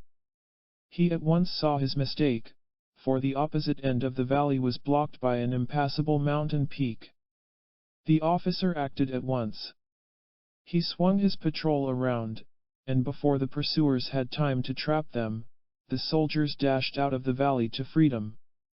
Remember that one of the greatest principles for human growth and personal enrichment is, never try to protect a mistake. The more we attempt to justify a false position, the more we are bound by it. Whenever you make an error, look at it squarely, even cheerfully, and then take immediate action. Don't wait for the ideal solution to pop up, it never does. Just go ahead with whatever imperfect plans seem best for the time. This is the honest and courageous self-correction that carries your human relations from fair to good to superb in the shortest time possible. Power builders from this chapter. 1. Psychologists, philosophers, and wise men of all ages agree wholeheartedly that every man possesses 10 times the power he actually uses. Make it your aim to prove it to yourself. 2. Personal power is the single greatest attraction you have. When fully released, it charms people and lures fortune. 3. Remember the value of the 5 self-powers covered in this chapter. All who become men of power reach their estate by self-mastery. J.G. Holland. 4. Practice the technique of reverse reaction. Don't be surprised when it serves you with unexpected authority. 5. Make up your mind that you are going to live your life. There is no one on earth with a better right to it. 6. Do you want good measures of leadership and authority? If so, start influencing yourself with the idea that they can be won. Once you are convinced that you can have them, you will. We commonly call this the power of faith. 7. Social skill is largely a result of knowing that person whom you call you. Get better acquainted with yourself. 8. Cultivate a correction consciousness. 9.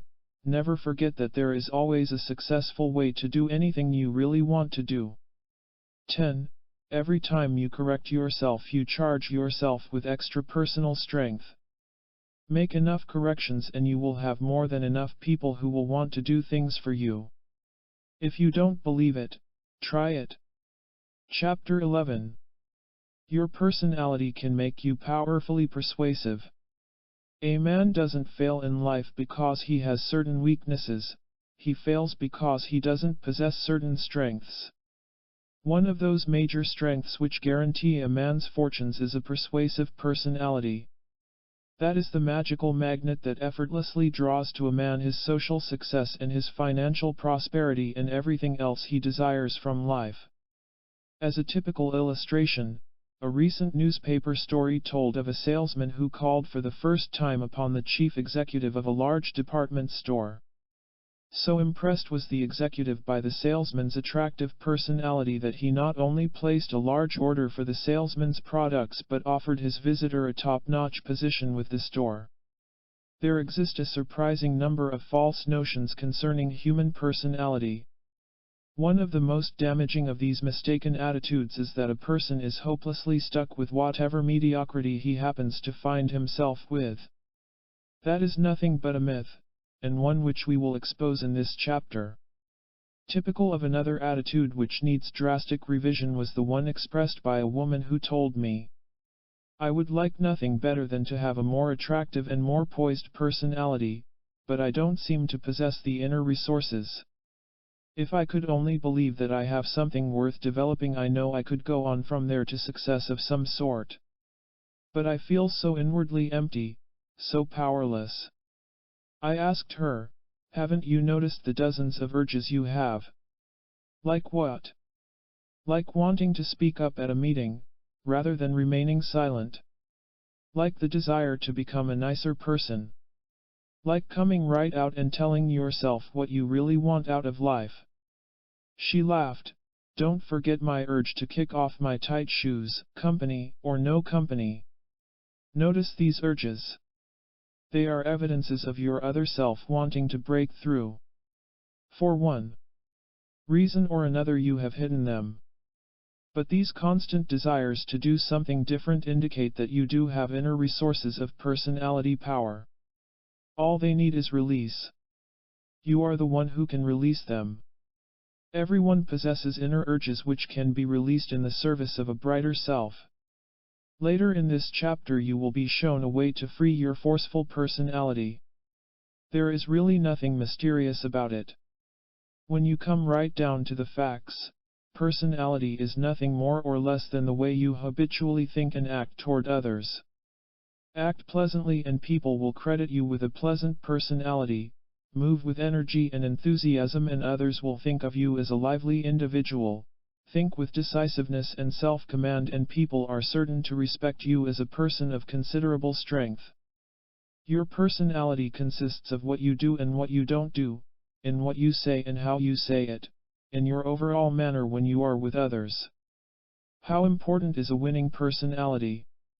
Here is the supreme value placed upon it by Professor H.A. Overstreet.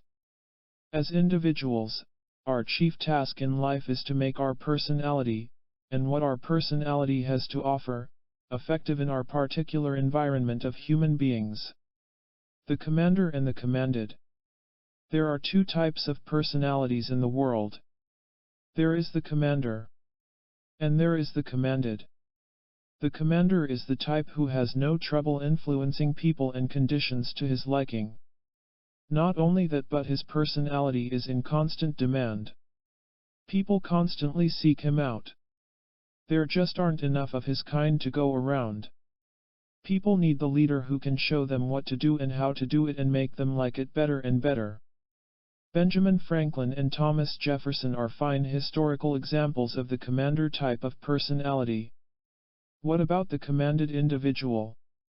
One thing about him is certain, his people persuading powers hover around the zero mark. Moreover, to his special distress, he has but slight influence over himself. The words and acts and attitudes of other people push him this way and that. As you can imagine, he is not exactly bombarded by success of any kind. You can choose to be either kind of personality. You can be the commander. Or you can be the commanded. I don't think you will hesitate between those choices. No one is completely one or the other. Most people hit a balancing blend of both types of personalities. However, the aim of this chapter is to multiply those superior powers of which you are actually capable. In order to do this, we are first going to look at extreme examples of both kinds of personalities. We need to see how they act. Also, we will benefit by gaining insight into their attitudes and their emotional patterns. Our knowledge of them serves as a window through which we can see just what we must do and what we must avoid doing. As you read these traits and attitudes, you may find yourself responding to some of them. You might reflect, "Yes, that's the way I sometimes feel." This is a good thing, for it means that you are storing up self-knowledge. Any truth which you discover about your personality, favorable or unfavorable, is a truth that sets you free from negativity. First, let's look at a person who is pretty much in the camp of the commanded. He personalizes things too much, hence his feelings are hurt at the slightest hint of criticism or disapproval. He is always doing things he really doesn't want to do, just so people will like him. Our man is considerably confused, he never quite knows what to do next. He wrongly concludes that it is his intelligence which is at fault, when in truth it is his inhibited personality. He wonders what people think of him and usually concludes the worst. Our man is much too serious. He mistakenly thinks that seriousness is the same thing as earnestness, which it isn't. He thinks that happy people are too shallow to realize how grim and troublesome life actually is. He is forever waiting for something to come from the outside to make him feel good on the inside. Whenever he feels like doing something adventurous, he first has to find out whether someone else did it without getting hurt. He doesn't like himself too well, but he honestly doesn't know what to do about it. It is other people who determine his emotions. Their action automatically triggers his reaction of joy or depression or whatever. He doesn't realize that he can actually determine the kind of feelings he wants to feel. He often believes that he gives more than he gets and secretly resents it. He is hounded by his fears and mistakenly believes that there is no other way to live. The commanded man is continually surprised to find that his plans for self-advancement seldom work. He had such high hopes, again. He is a slave to the unfavorable influences of other people and is bound by unhappy circumstances and is snarled by his very own negative thinking habits. Happily, there is no need whatsoever for him to remain in his inferior condition. Every commanded personality has the inner abilities to turn himself into a commander. Now let's see what goes on in the life of the commanding type of personality. Whenever he wants something, he goes directly after it, and never minds who says he can't or shouldn't. He doesn't have to fight to control resentment and hostility, he is pretty much free of them.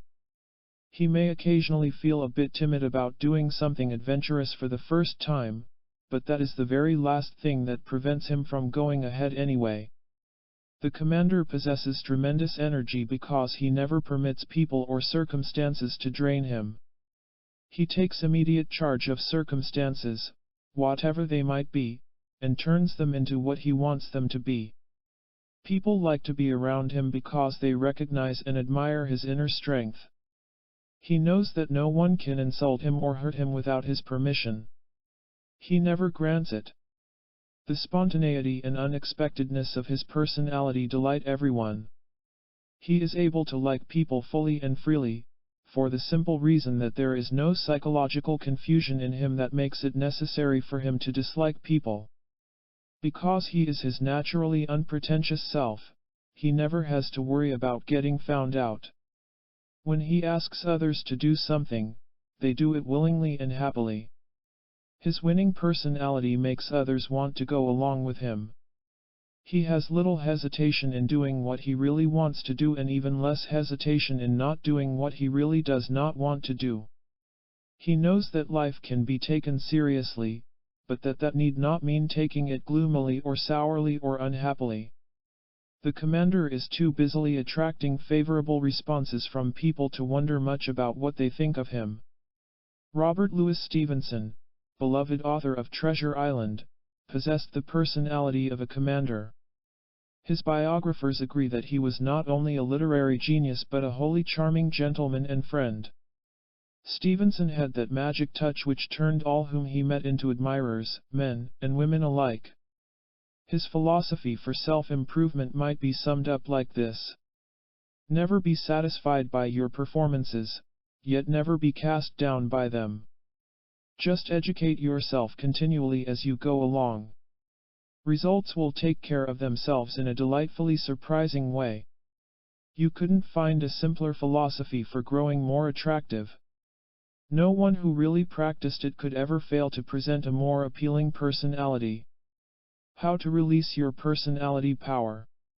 A bright and persuasive personality emerges when a man frees himself from his false self. This false self consists of timidities and inhibitions which were picked up somewhere along the road. It is made up of ideas and attitudes and beliefs that have never worked and never will. The false self is acquired, we never had it as children, and that is why young folks are far more emotionally honest than adults, and also why you don't have to give sleeping pills to your son or daughter. Society has not yet taught them to deceive themselves about what they want from life, therefore, they are not in nighttime conflict between the real and the false selves. Underneath a man's acquired personality is the real person who is rich in happiness and forceful in natural influence. This is not some psychological theory or merely a comforting thought, it is a fact which any earnest individual can discover for himself. Here is what Dr. Harry Emerson Fosdick has to say about it. We possess by nature the factors out of which personality can be made, and to organize them into effective personal life is every man's primary responsibility. You can develop your genuine and far more attractive personality by steadily disengaging yourself from mistaken notions toward life and people. There is no principle of life more simple nor more accurate than this: if you do the right things you will get right results. Now, there is a variation of that rule which is just as effective but frequently overlooked by those in search of personal freedom. That variation is, if you will stop doing the wrong things you will stop getting wrong results. Listed below you find some of those acts and attitudes that should be disengaged from a man's life. Free yourself from them and your personality power surges forward abundantly. 1. Never hesitate to shed unprofitable programs. 2. Don't think it is up to you to save the world. 3. Permit no one to tell you what you want from life. 4. Don't condemn yourself for being you. 5. Don't feel guilty over a loved one's mistakes. 6. Never agree to an unfair relationship. 7. Don't let domineering people bluff you. 8. Don't joke with people who won't get the point. 9. Never hesitate to employ new methods of persuasion. 10. Don't believe anyone has power to trap you. 11. Ignore advice given by confused friends. 12. Don't believe that gentleness is weakness. 13. Don't give in to excessive demands upon your energy. 14. Don't pre-plan your social acts and attitudes. 15. Don't be afraid to love the lovable. 16. Never hesitate to declare your purposes to yourself. 17. Don't think you have to explain yourself to others. 18. Never believe that circumstances are unchangeable. 19. Don't allow another's distress to upset you. 20. Don't underestimate your ability to sway others. Let's go into detail with point 14. Don't pre-plan your social acts and attitudes. Carefully watch yourself the next time you enter a room filled with people. If you are earnestly observant, you will find yourself hurriedly reviewing just what you will say and how you will act. We all do this to some extent or other, though we are rarely aware of it. We even adopt the facial expression which we think suitable for the occasion. We do this of course because we quite naturally want to make the best possible impression. The trouble with these pre-planned attitudes is that they rob our personalities of their ability to do the unexpected or the delightful thing that attracts people to us. It is the suddenly surprising person who catches our interest. Have you noticed that you can just about predict what some people are going to say and do? Also notice that while such folks may be perfectly pleasant, they are also somewhat dull. Make this experiment. The next several times you meet people, enter the relationship with no pre-planned ideas of how you should act. Empty your mind of all urges to say a certain thing or to act out a particular mannerism. Make no predeterminations of any kind of impression to make. Enter the room as if you don't give a hoot whether or not you make a good impression. Be careless. Be indifferent. One must learn to drop inhibitions, self-consciousness, and dignity. What will happen? For one thing, you need not fear that you will say the wrong thing. Your resourceful mind is much too sharp for that. It will think of something, and if left to its own originalities you will come up with something far more clever or kindly or surprising or persuasive than you ever thought possible. You will experience genuine self-expression. Your true personality will be in action. This exercise frees your personality from those old and repetitious actions which block spontaneity. Have you ever thought of just the right thing to say, but only when it was too late to do so? Well, this technique enables you to say just the right thing at just the right time. As an example, I was recently standing with a group of people when a husband approached and slipped his arm around his wife's waist. Someone grinningly remarked to him, "You seem to like what you've found." The husband's enthusiastic and wholly charming reply was, "Yes, and if no one claims her in 30 days I get to keep her." Don't pre-plan your acts and attitudes.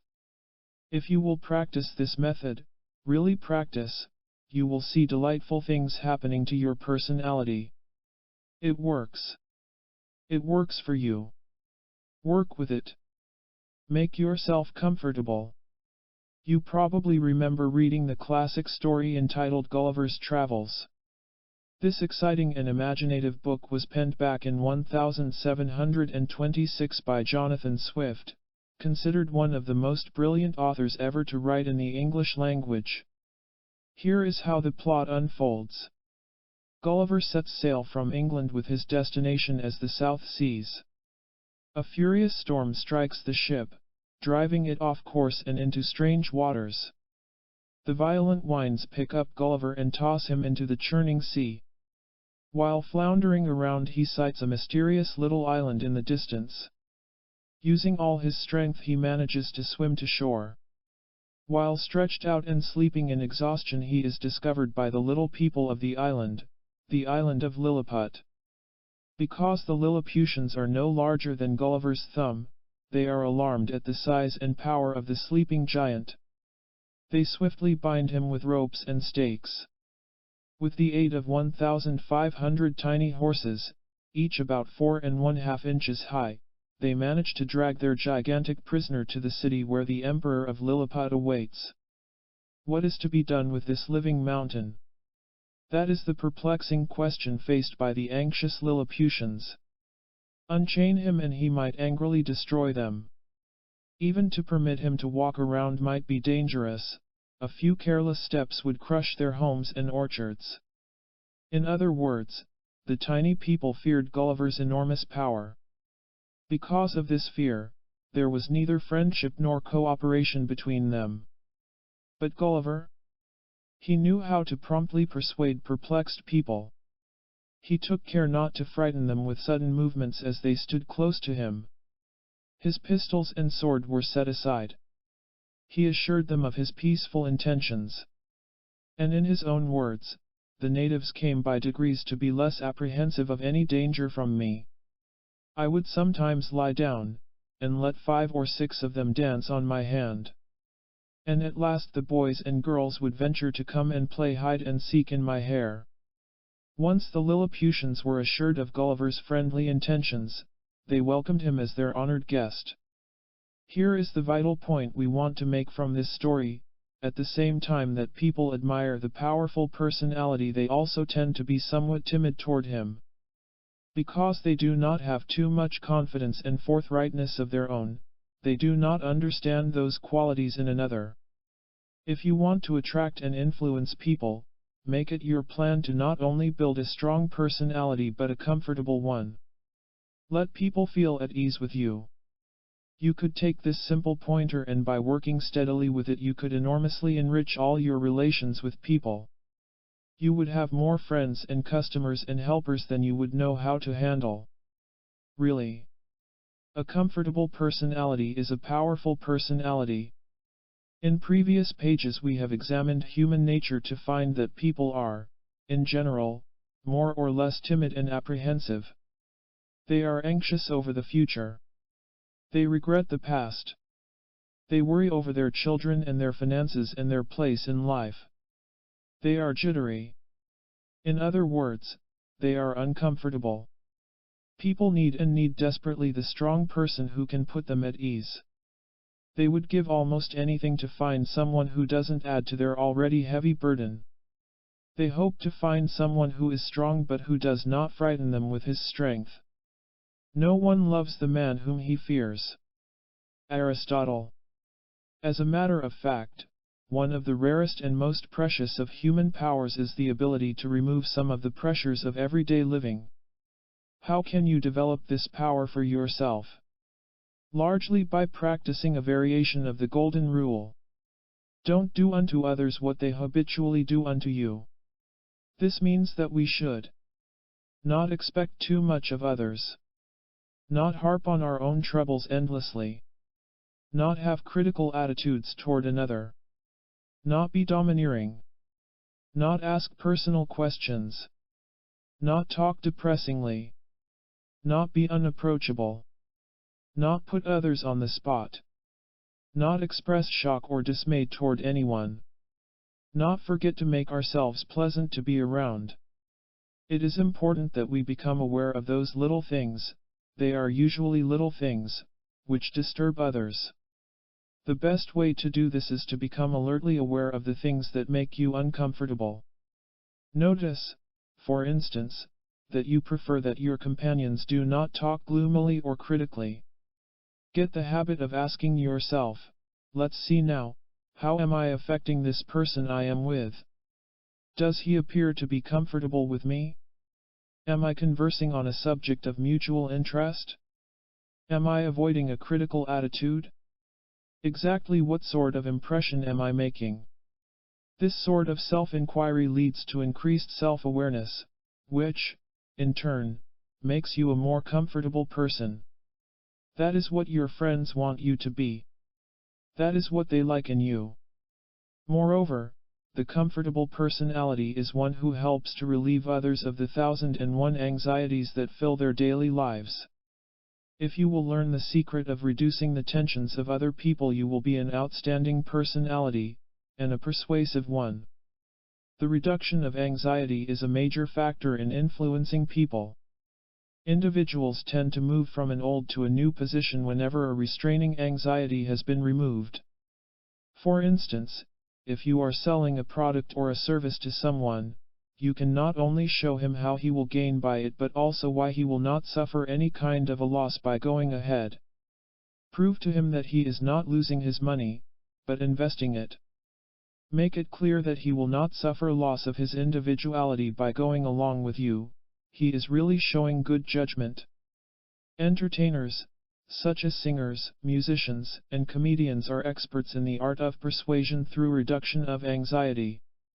Comedians are well aware that audiences laugh whenever their inner tensions are relieved. Here is a typical comedy stunt which will help you to remember the power of this technique. The comedian walks on stage carefully balancing a tray upon which is precariously balanced a dozen pyramid bottles. He dances about while skillfully keeping the bottles from tumbling. The audience is tense. Will he spill them or not? The anxiety mounts as the entertainer speeds up his dancing pace. The accompanying music grows louder.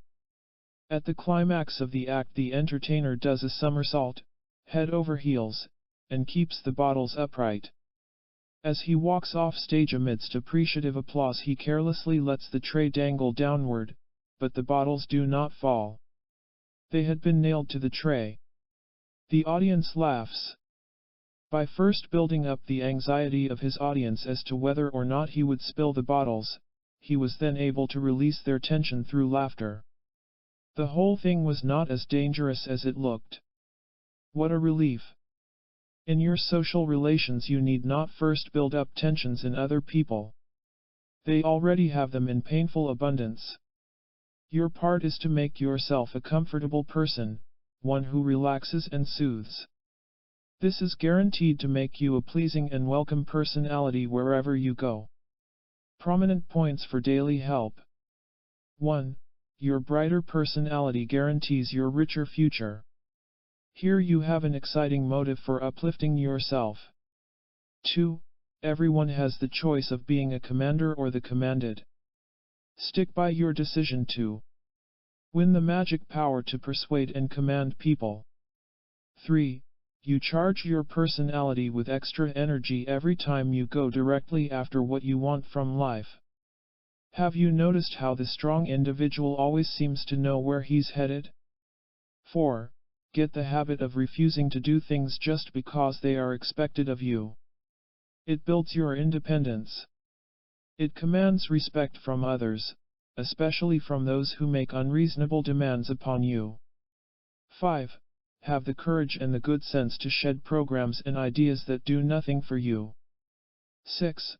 Don't meet other people with fixed ideas as to what you should say and do. Practice the techniques applied in this chapter for releasing your vast originalities. 7. Don't underestimate your abilities to build a powerfully persuasive personality. If you think it is impossible, you just think so. 8.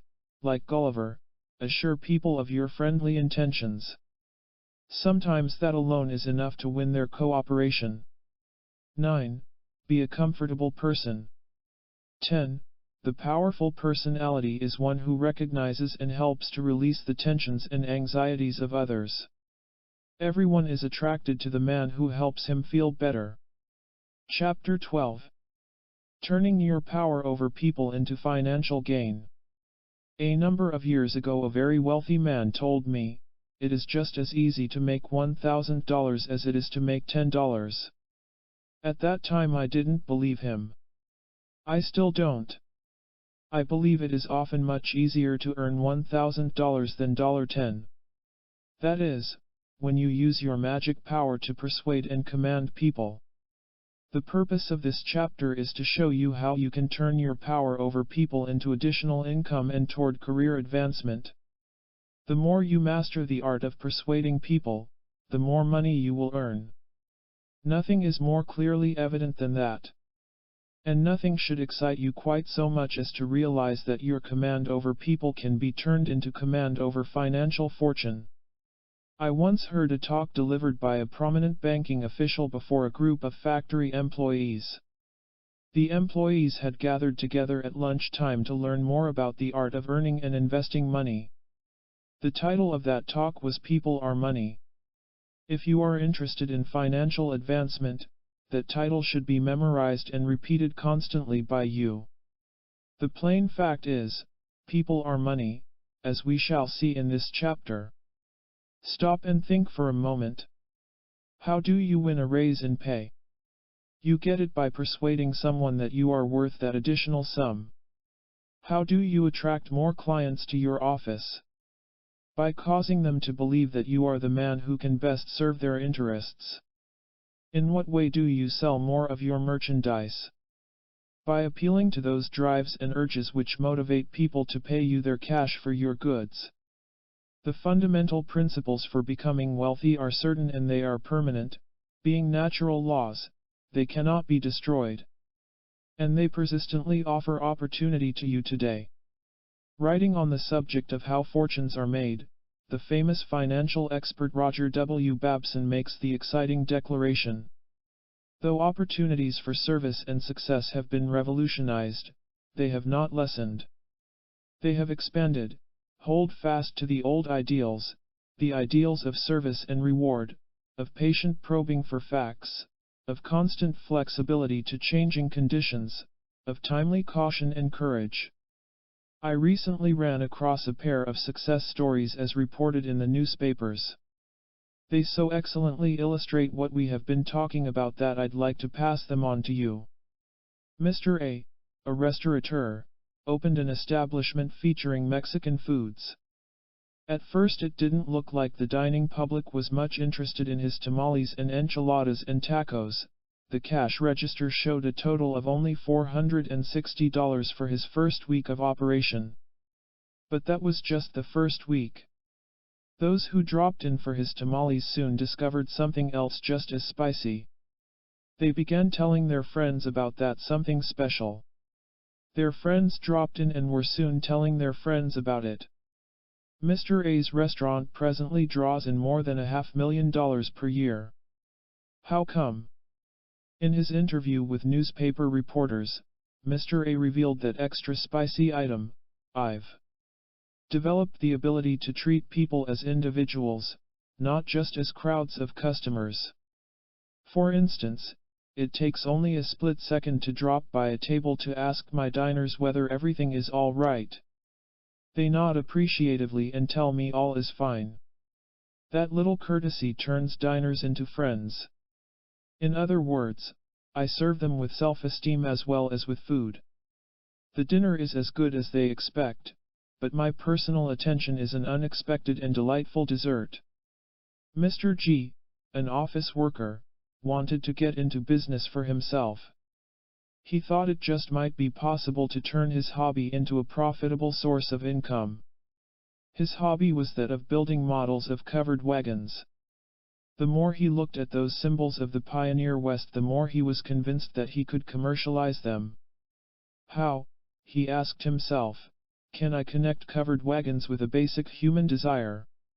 How can I make people want to buy them? He set his mind to searching for ways to get the covered wagons rolling into homes throughout the country. One morning he stepped into his front yard and walked to the mailbox. As he leafed through the letters, he suddenly froze. Something buzzed inside his mind. That mailbox? Funny, but it had the same general form of a covered wagon. Why, he wondered, couldn't a mailbox look like a covered wagon? That, he excitedly realized, just might be it. It took no more than a couple of evenings to replace his own metal mailbox with a covered wagon. It attracted instant attention and praise. The next few wagons he built were placed in the window of a local merchant who thought they had possibilities. They had. The merchant placed a hurry-up call for a second order. That, in brief, is how Mr. G got into a business that promises to roll along as merrily as a covered wagon. He explains his success like this: people not only want to be somewhat different from their neighbors, but they want to display their uniqueness. Because my covered wagon is something special, it makes its purchaser someone special. That is why he buys. If you were to study the lives of some of the famous giants of finance, you would find that they knew as much about human nature as they did about their specific businesses. Philip Armour, the pioneer meat packer, was one of the first to reward employees for suggestions which broadened his business. This founder of Armour & Company had grasped the powerful secret that individual incentive is fired up by individual reward. Constantly impress yourself with this absolute fact: your money-making capacities will rise rapidly as you master the principles for commanding people. In my lectures I illustrate this truth by asking the audience to remember the progress of a doubled penny. If you take a single penny and double it each day for 30 days, here is what would happen. At the end of 2 days you would have, of course, 2 cents, on the third day it would double to 4 cents. 10 days of doubling would give you $5.12, at 15 days you would have $163.84. At 20 days the amount would swell to $5,242.88. At the end of 30 days you would have the magnificent total of $5,368,709.12. This interesting illustration will help you to remember that as you multiply your skill in handling people, your financial fortunes zoom upward spectacularly. How to get others to earn money for you. Half the time that a man thinks he is having business problems, he isn't. Not really. He just thinks so. What he is really having is a people problem. By this I mean that he may be failing to call on the right people, not offering enough of value to others, associating with the wrong people, not going directly after what he wants, not contacting enough people, failing to draw full benefit from others, having negative attitudes toward people, not handling people skillfully. Let that man look beneath the surface of things and he may discover that his real problem lies in his faulty human relations. But because he doesn't realize that this is the case, he wrongly concludes that his financial weakness is due to poor business conditions or to stiff competition. Incidentally, Both poor business and competition can be rubbed out of existence by the determined man who flatly refuses to accept them as necessary blocks. It is a man's mental acceptance of poverty and limitation that makes them appear. Refusal is the magic that causes them to disappear. After all, the basic principles of commercial enterprise are familiar to everyone. They are so clearly defined that they offer no problem. All of us know that a profit is earned by buying for $1 and selling for $1.50.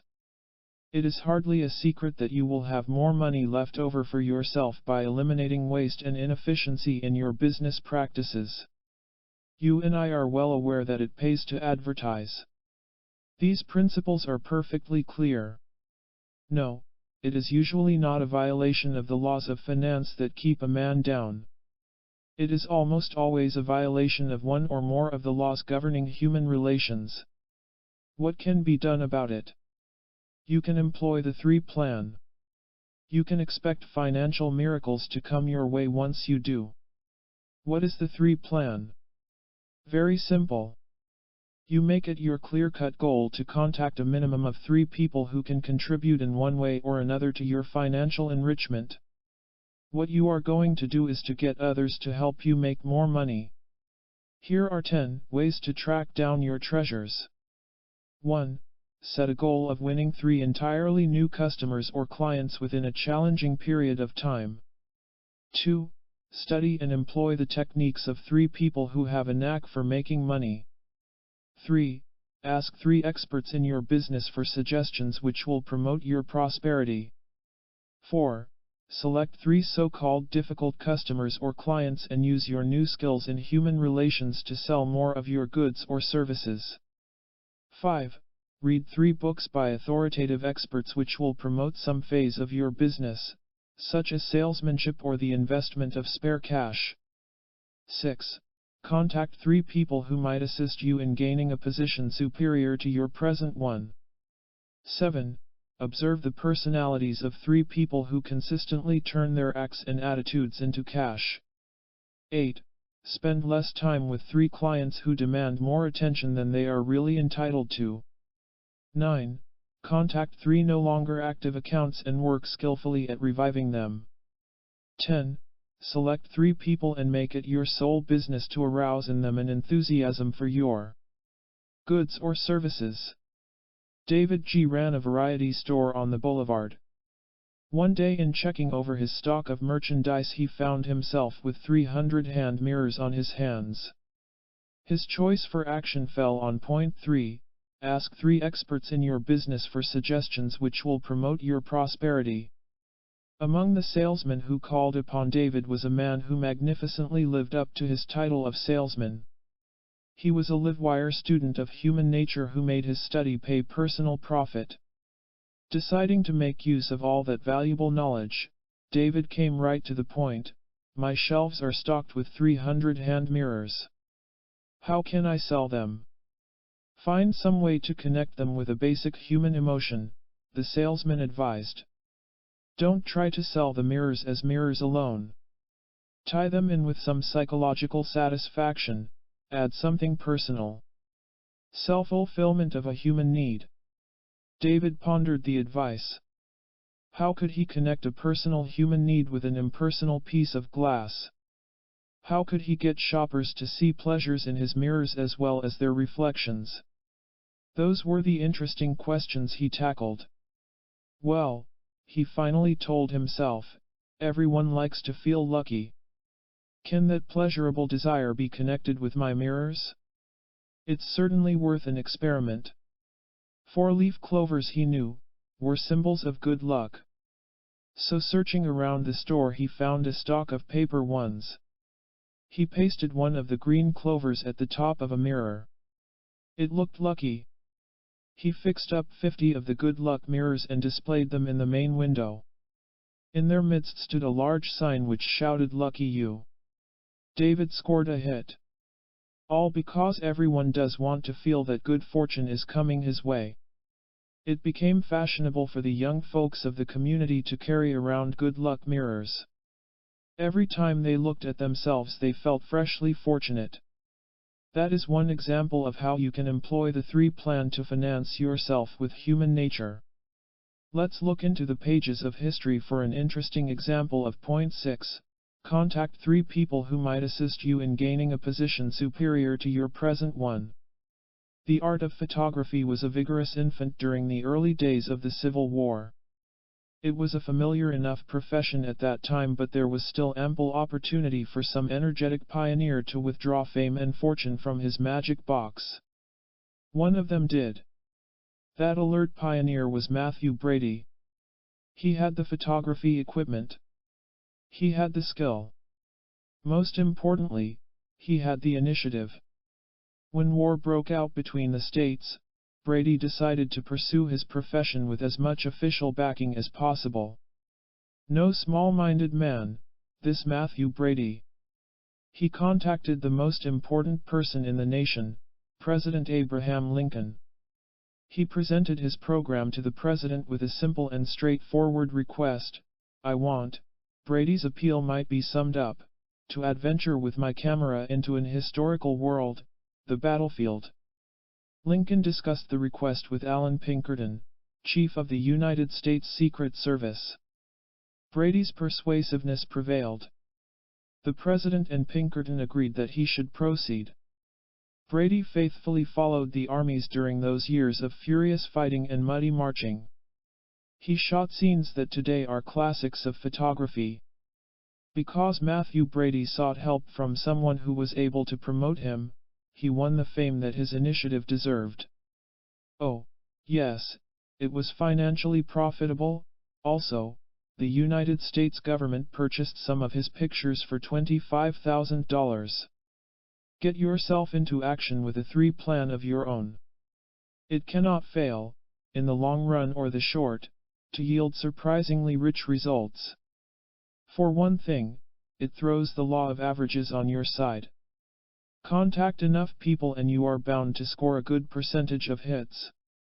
Also, you will find an automatic strengthening of your self-confidence, and that in itself is worth money. Your personality and your money. There is excellent reason why the chapter on the enrichment of your personality is placed before this one on financial advancement. Your personality is worth money, and lots of it. What would you think of a man who started life with no special advantages but who built a career sparkling with the following achievements? The creator of several financial fortunes. A friend and advisor to the King of England. A diplomat of skill and power. A masterful persuader of people. A charmer of men and women alike. A pioneer agent in the British Secret Service. The author of a book which has been a bestseller for hundreds of years. You would probably think that this man's successes were due to his determined and energetic personality. You would be right. The name of this bright personality was Daniel Defoe. You probably recognize him as the author of that favorite classic Robinson Crusoe. His achievements are listed to spotlight the fact that your personality has everything to do with anything you do, including your constant customs for collecting comforting cash. The author of Investments for Professional People points out, regardless of the profession a man has selected or whether he has chosen to pursue it independently or within an organization, a large measure of his ultimate success will depend upon his personality. The man who has learned to appraise his fellow citizens and evince a genuine interest in them will not fail in his chosen profession. Their possession will pay rich dividends throughout the years, both in tangible financial rewards and in such valuable intangible benefits as friendship and esteem. Not long ago I was in the office of an attorney to discuss some legal papers connected with a real estate transaction. That lawyer apparently had everything it took to build a prosperous career. He had the education and a good mind to go with it. His office was modern and impressive. He also had an intense desire to win a name for himself. He had just about everything, except the most essential element of all. Knowing that I wrote and lectured on personal problems, he asked, "What is the matter with me? Why don't I attract more clients?" "Because," I told him, "they don't believe that you can help them." What do you mean? I'm a qualified lawyer. I have my degrees. I'm efficient. I win cases. If you don't mind me saying so, you didn't win me when I came in here. Oh? Tell me why not? I can take it. Well, look. I came in here needing your forthright guidance. I expected you to take instant command, to act in a positive, authoritative manner, to appear to know exactly what to do. Instead, you mean my personality lacks a show of strength. I wanted you to assure me that you knew your business. I failed to get that assurance. How did I fail to come through? In little things. Instead of giving me your alert attention, your eyes wandered worriedly over some papers on your desk. You didn't show an aggressive interest by asking vital questions. You seemed generally hesitant. In other words, my personality was too negative. Your awareness of your lack is a long step in itself toward correction. You may be an expert when it comes to handling my business, but I don't know that. You have to sell me on yourself. You are in charge of operations around here. Take charge. I guarantee your flourishing fortunes. Want to build a money-making personality the easy way? Then remember, responsibility walks hand in hand with capacity and power. J.G. Holland. At one time I needed someone to do some rapid editorial work on a manuscript that was due at the publisher very shortly. I offered the task to 3 different men. 2 of them thought they could do the work, they hoped I would be pleased with results, and wondered if I could extend them additional time should it become necessary. The 3rd man set the manuscript under his arm, strode to the door, turned and told me, "Mr. Howard, I know that you want fast and accurate work on this. It will be done. You can rest your mind about it. I'll take total charge for doing things upright. The manuscript will be back in your hands within 3 days. Goodbye." With a friendly wave he briskly turned and left. There was a responsible man. He took charge. Right now. He also had that valuable ability to put himself into the other man's shoes. He not only knew what I wanted from him but had the astuteness to reassure me on the outcome of the work. His positive manner rested my mind completely. I knew I could depend upon him. That man easily influenced me into wanting to do more business with him. I haven't the slightest doubt but that he has long since advanced to a position of power in the business world. With a forthright willingness like that, no man could possibly fall short of his aims. Here is one way to achieve maximum effectiveness: always assume that your personality is not glowing as brightly as it might. This is really a positive attitude, not a negative one, for it tends to prod you upward and above your present level. An acquaintance of mine is one of the most masterful after-dinner speakers in his city. His audiences demand him back time after time. He got to that popular position by asking himself, at the end of each talk, just how he could have sharpened things. Bit by bit his shortcomings as a speaker dropped away, to be replaced by wit and a convincing manner. That man has earned the right to be proud of himself and his speeches. In a class I once conducted we used to ask the students to write down a single goal which they wanted to achieve. They were next asked to list 3 definite courses of action which, when taken, would help make the goal a reality. Finally, they were asked to write down either yes or no in answer to whether or not they were willing to take personal responsibility for carrying out those 3 actions. Those who answered yes, as did almost all, achieved their aims with far less difficulty than they had thought possible. What is a good definition of self-responsibility? Here is a very simple one which serves excellently: it is the courageous willingness to personally take hold of a situation and do what has to be done with it. Let's illustrate one way in which this power can help you win others over to your side of the fence. Many people find it almost torturous to make up their minds. Even such little things as which dress to wear or what supper to prepare plunges them into inner conflict. Also, they don't want to take the consequences of a wrong decision. Therefore, if you can assure them that you will stand responsible for the results of their decision, they will be far more inclined to go along with you. Business firms know the value of this device, that is why they offer money-back guarantees. If you reply to this, "Yes, but maybe I don't want to take the responsibility," then I say that you should not be trying to persuade the particular person involved in it. We must extend a certain measure of responsibility toward anyone whom we are trying to influence. Willingness to do so indicates personal strength, and without that quality we won't be very persuasive anyway. Answer with an unconditional yes to additional responsibility. That is how you can turn your personality into a cash income. Scientific systems for financial gain. Some unwise people permit others to create financial problems for them. You can be wiser than that. Use the following ideas for permitting others not only to solve your problems but to contribute to your positive enrichment.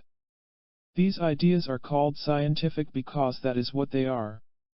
Each is based on tested and proven principles governing human nature as it relates to money-making. 1. A profitable suggestion.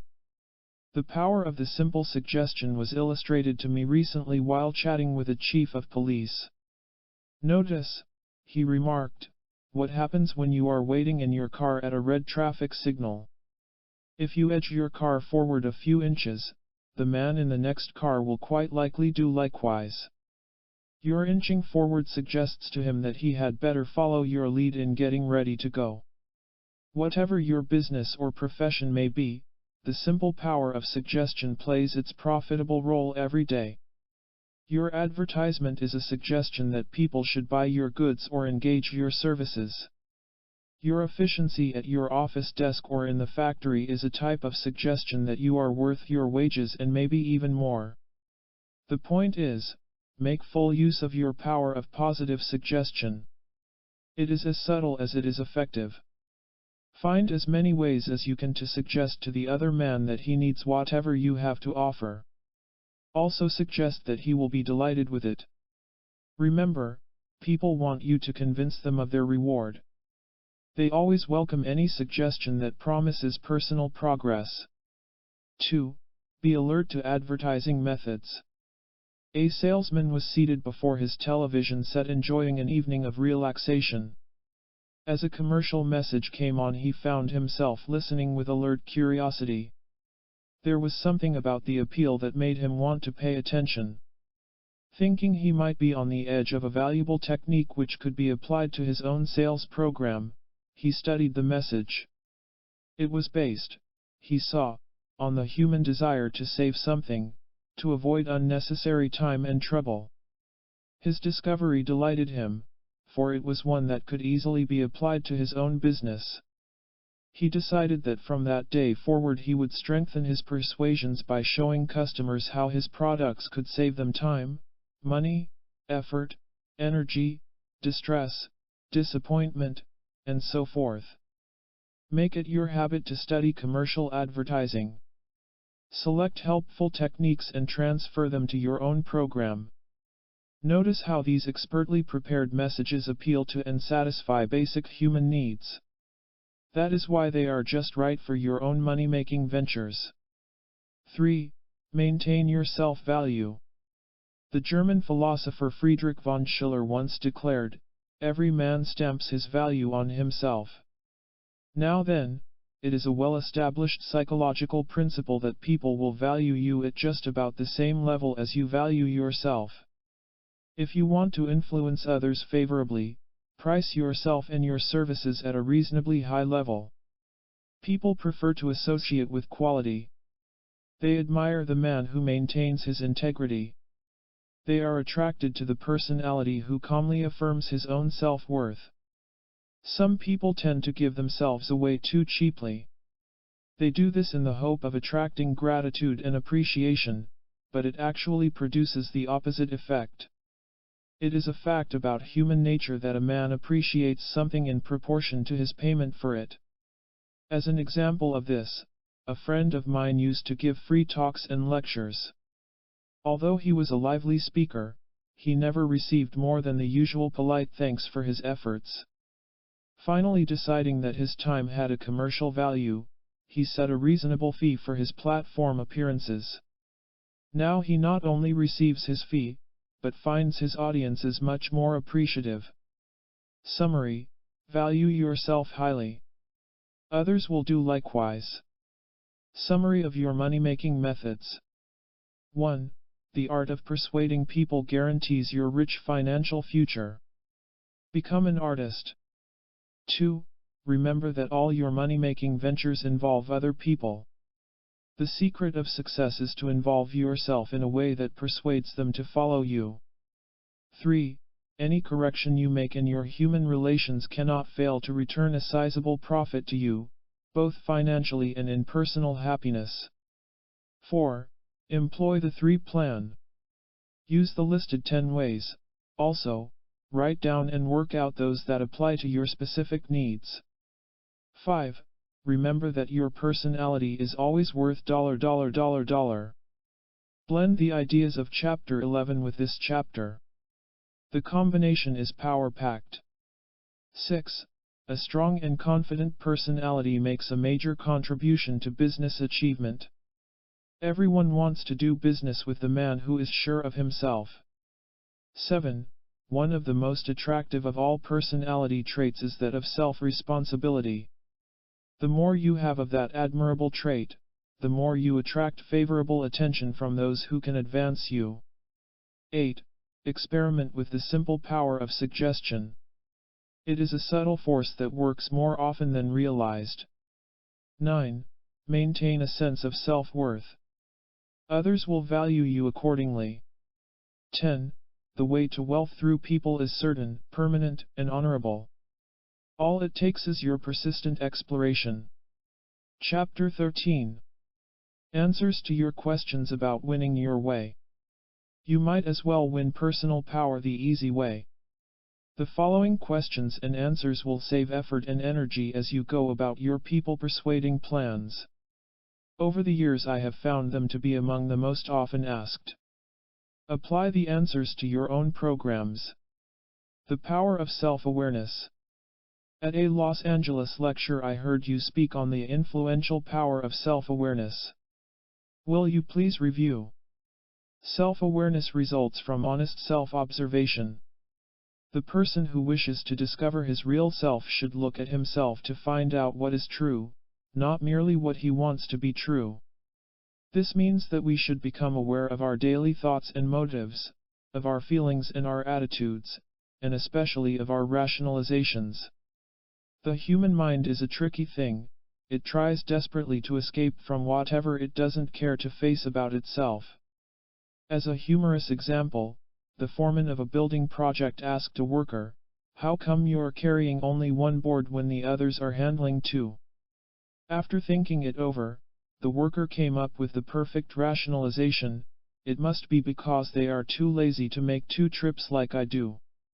Some people make the mistake of thinking that realistic observation of themselves means that they should be grim or pessimistic about it. Not at all. It is perfectly possible to be earnest in your self-searching without being gloomy.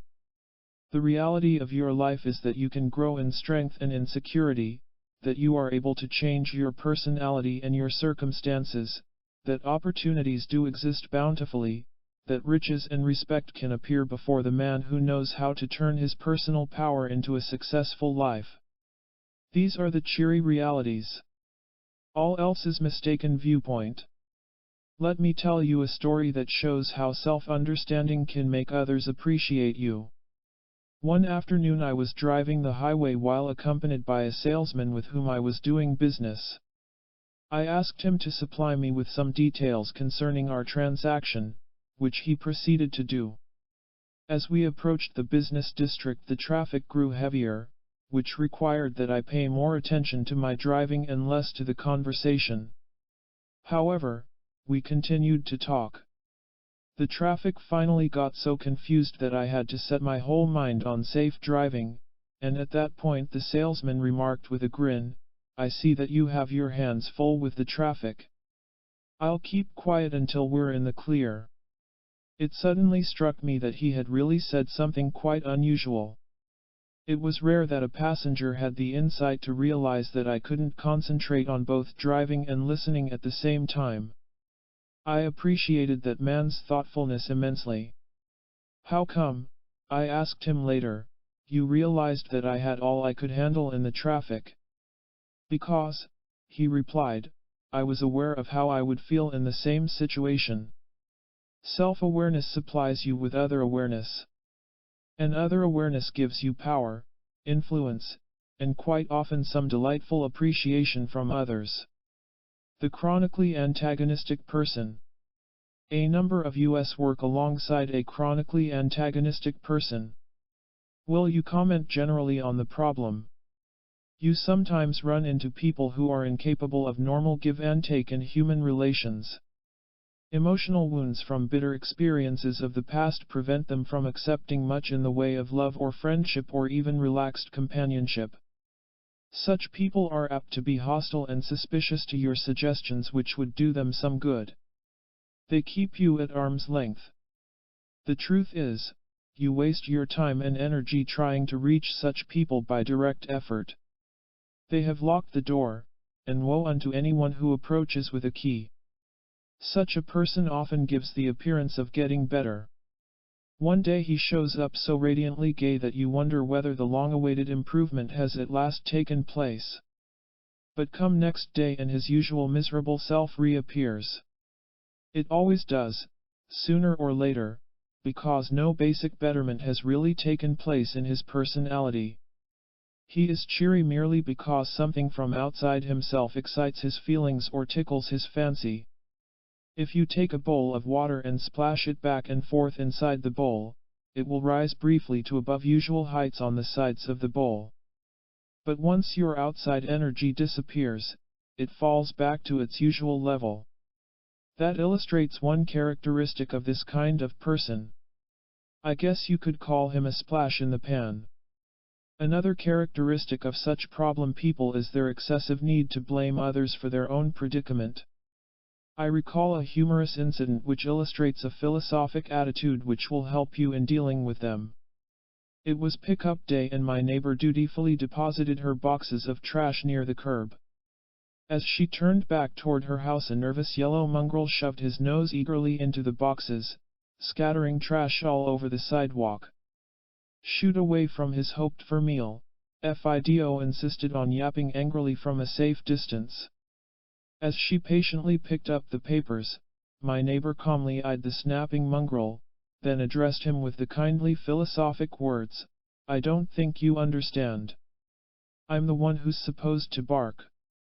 Most of all, chronically antagonistic people need your understanding, for they have none of their own. They just cannot see how things really are. Here is where your philosophic patience becomes a good tool for persuading them toward cooperation. Just let them go their troubled way. Be nice to them and let them go at that. In time they may return of their own free will to give you another opportunity to show them that you like them after all. Don't forget this golden rule when dealing with such a person, male or female.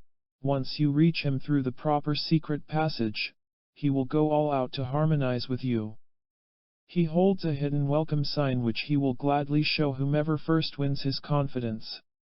The role of appearance in persuasion. I'm afraid I'm not quite the handsomest man in town.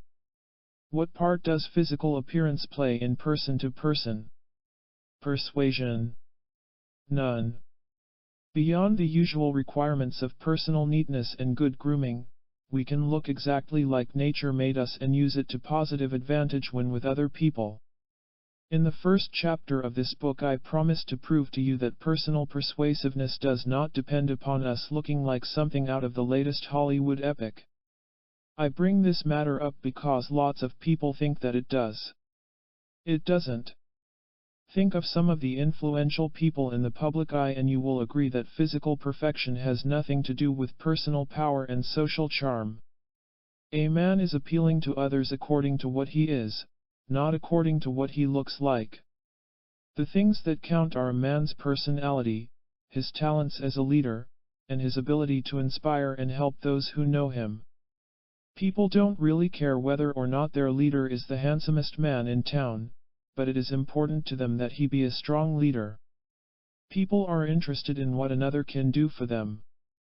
A thirsty man hasn't the slightest concern with what the drinking glass looks like. Dr. Camilla M. Anderson points out, the psychological person rather than the physical person determines most behavior. This means that your behavior is based on your inner qualities. If your inner self is attractive, it will automatically produce attractive behavior toward others. And pleasing acts and words are really the persuasive forces that sway people your way. Besides, when is a man handsome? When is a woman beautiful? I will tell you. When someone says so.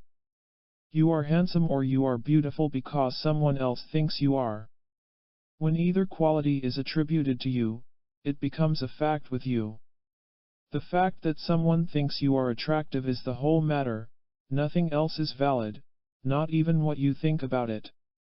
Proof: if another person thinks you are attractive, and you disagree with him, your negative opinion makes no difference to the other person.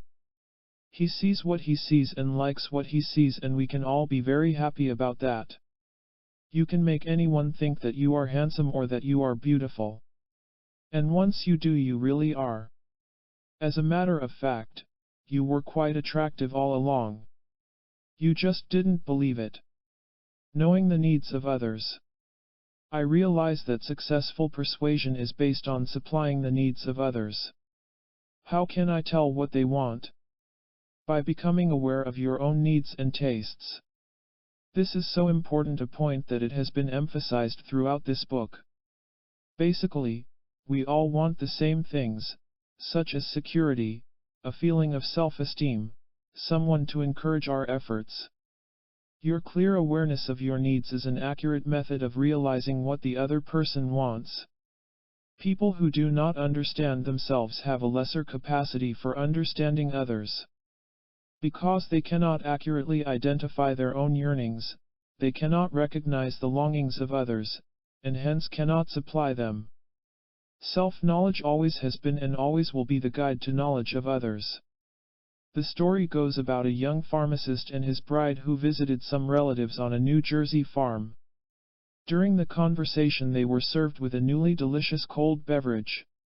It was like nothing the young couple had tasted before. The pharmacist learned that it had been brewed from a variety of roots and barks which grew in the surrounding woods.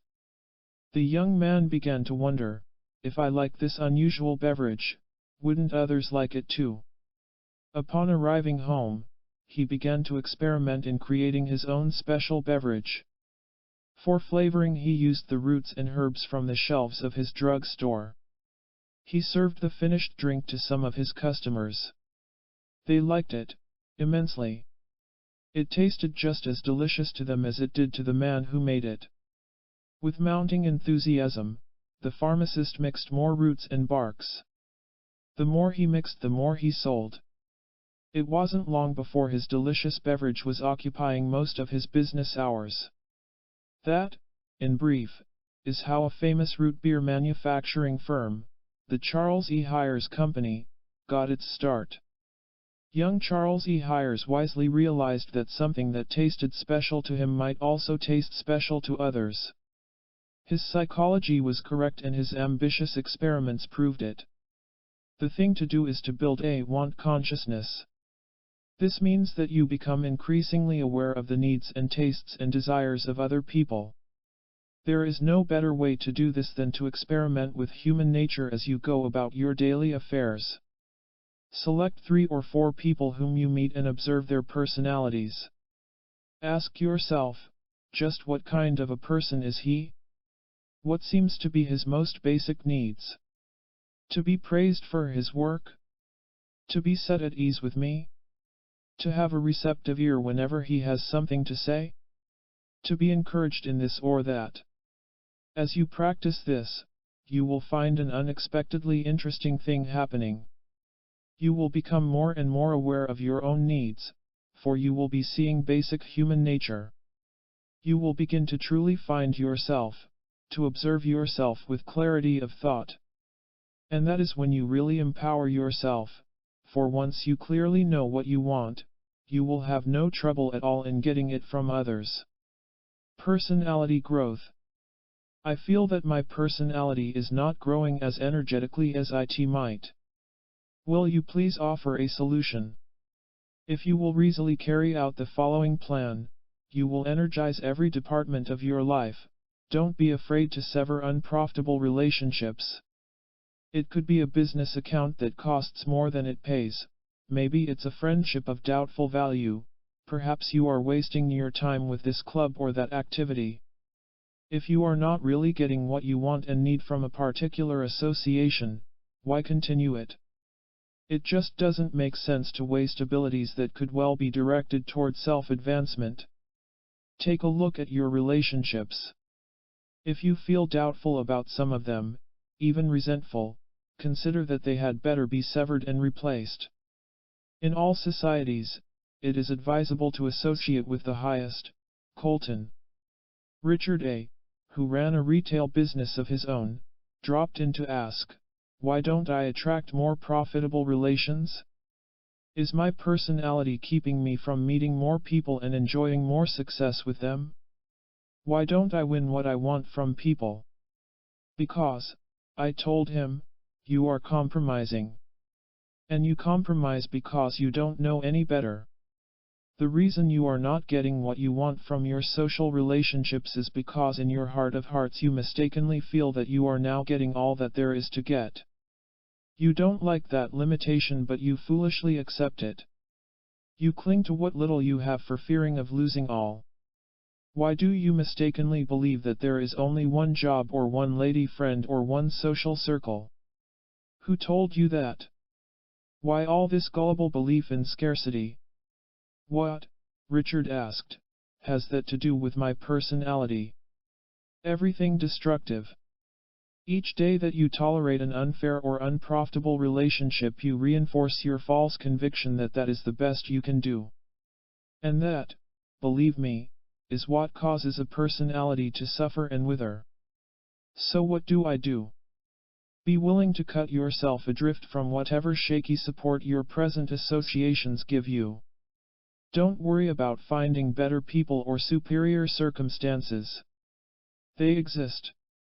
You just don't know them as yet. But you will. America was here long before Columbus discovered it. But first he had to sail away from Spain. Look at your own associations and contacts. Are some of them more habitual than profitable? If so, have the courage to sail away to new and refreshing worlds. Making others understand. How can I make the other person understand things quickly? By dealing with him on his terms of understanding. Here is a place where many persuaders, even the experts, falter in their programs. It is all too easy to forget that while we may know what is going on, the other person may be removed mentally 10 blocks away. You must remember that his mind is not your mind. Therefore he won't and can't see things as you do. The story is told of the doctor who prescribed all sorts of pills and liquids to a businessman patient who complained of sleepless nights. None worked. Upon the patient's next visit, the good doctor gave him an album of phonograph records, thinking that soft music might soothe the man into dreamland.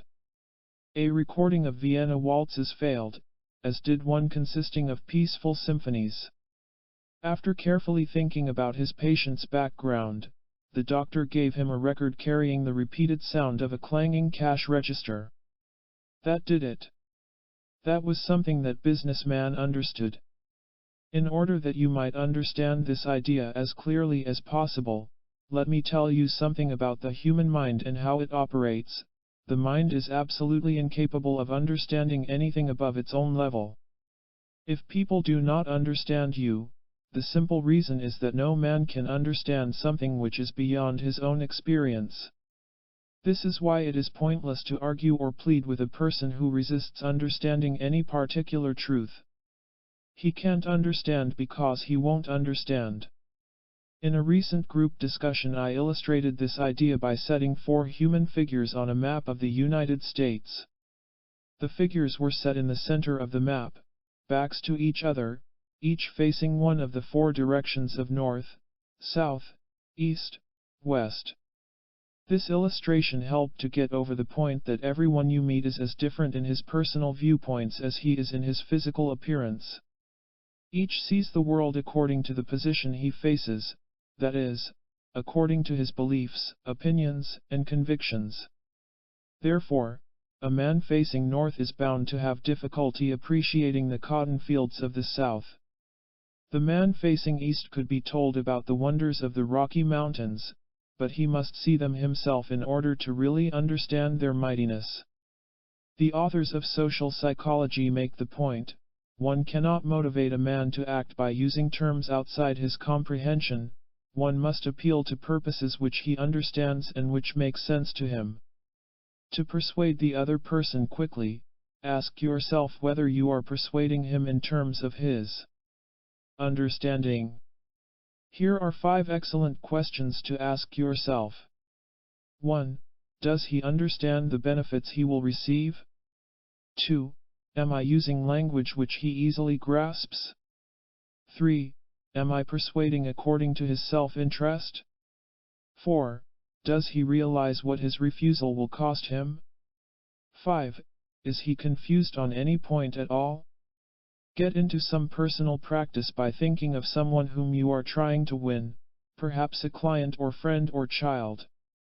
List some actions you can take which will make your plan clearer to him. Now carry them out. See how much sooner you get both his understanding and his agreement. Opportunities for exerting influence. What about opportunities for exerting influence and leadership? Where do they exist? Wherever there are human beings with human desires. Let's look at the need for personal participation. So very many people feel left out of life's best experiences, passed by, ignored. This they don't like. Any of us would rather attend a sizzling barbecue than read about it. Susie, in this world there's a man for every girl and a girl for every man. Isn't that something to shout about? Betty, I don't want to shout about it, I just want to get in on it. This human need for participation, to live life is your opportunity for influence. The conversationalist who can include others in the discussion is bound to be popular. The businessman who knows how to set his customers in the center of his advertising will surely see good results in his cash register. The parents who permit their children to share reasonably in family planning will certainly win the affection of the young ones. Here is an interesting story from the pages of history which shows how one man became wealthy and famous when he took the opportunity to supply another kind of human need. A certain British clerk in a government office believed that his fellow countrymen had a need for adding romance and adventure to their lives. He decided to supply this need by writing exciting novels. His first book was such a smashing success that the reading public set up a clamor for more of the same. For over 12 years this imaginative man turned out stirring tales that carried readers away from their dull lives for a while to lift them to worlds of romance and conquest. Curiously enough, no one knew who the author was, for the man behind the pen left his manuscripts unsigned. Today we know that the man who so skillfully fulfilled the human need for escape to glory was Sir Walter Scott, author of Ivanhoe and Kenilworth. Remember that people who want things habitually look to a leader who can help to obtain them. Here is how Dr. Harry Emerson Fosdick expresses it. We love to be mastered, to feel awe in the presence of commanding personality, to fall in love until we become humble suppliants for the favors of the adored. The ability to follow leadership is basic in all hopes of a better world. Opportunities? Limitless. Really. Persuading a problem person. My usual attempts to persuade a problem person get me nowhere. What can I do? Do something different. Ask the problem person himself what would persuade him. A chief value of this unusual technique is that it comes as a pleasant surprise to the other man. He may be identifying you as an opponent or possibly as someone who is trying to get him to do something contrary to his own wishes. By asking for his assistance, the relationship no longer consists of two opposing wills but rather becomes a situation wherein two minds are earnestly working together to find a mutually beneficial solution. Your identity changes from that of someone who is trying to get something from him to one who is attempting to give him something in exchange for his agreement. This will strike him as being a reasonable bargain to which he can safely give his cooperation. Also, whenever you ask for his suggestions, you get a clearer idea of the kind of reward he expects from his cooperation. If you can supply it, he is sold on the spot. The story goes about the Indian brave who was hunting in the forest when he came upon a fellow tribesman who was standing silently motionless in back of a big rock. The brave invited his silent friend, "Come hunting with me. We'll share our bag of game." "Don't want to," was the stubborn reply. "The hunting is good today," the brave urged. "Come along." "Not interested," came the gruff refusal. In one more desperate attempt the brave enthused, "Think of all the glory we'll share when we return with a feast." "No," the motionless Indian scowled. "What can I do," the brave finally asked, "to talk you into coming with me?" His friend tilted his head in deep thought for a moment, then answered, "I think I know how you can persuade me." "How?" inquired the delighted brave. The motionless Indian pointed down to his feet which were hidden by the rock, then sadly sighed, "Get me out of this bear trap." The moral is, ask an obstinate man how you can persuade him. He may give you a surprisingly simple solution. How to be more persistent. I work at winning worthwhile goals with other people, but I get easily distracted and discouraged. How can I be more persistent? Place your objective before everything else. In Chapter 1 we found that we must have clear-cut goals when it comes to winning people. In other words, we must know exactly what we want.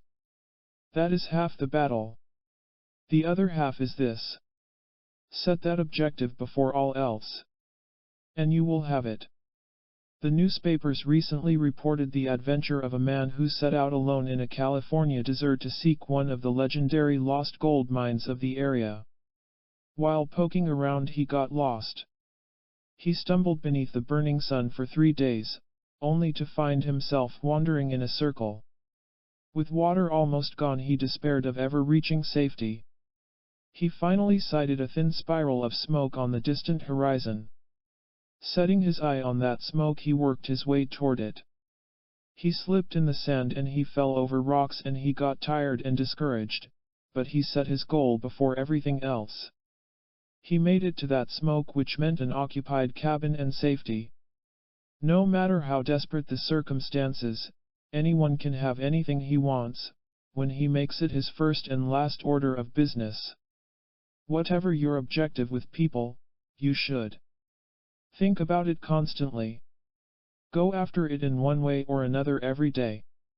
Refuse to accept your own doubts that you can have it. Do these things and you will have it.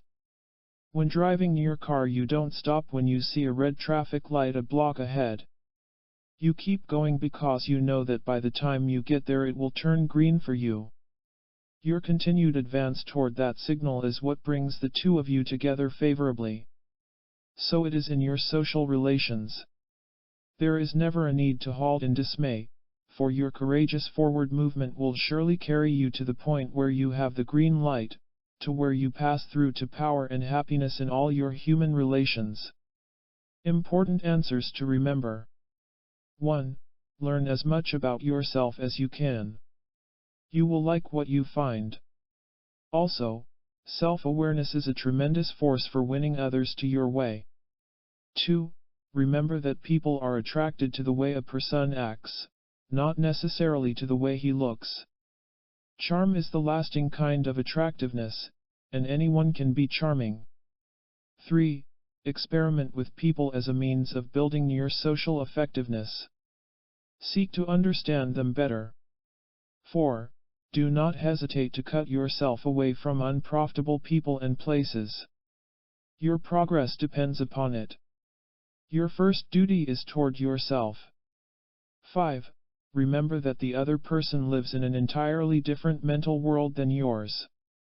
In all your people persuading programs, make sure he understands the benefits of going your way. 6. Think of as many ways as possible to offer personal participation to the other person.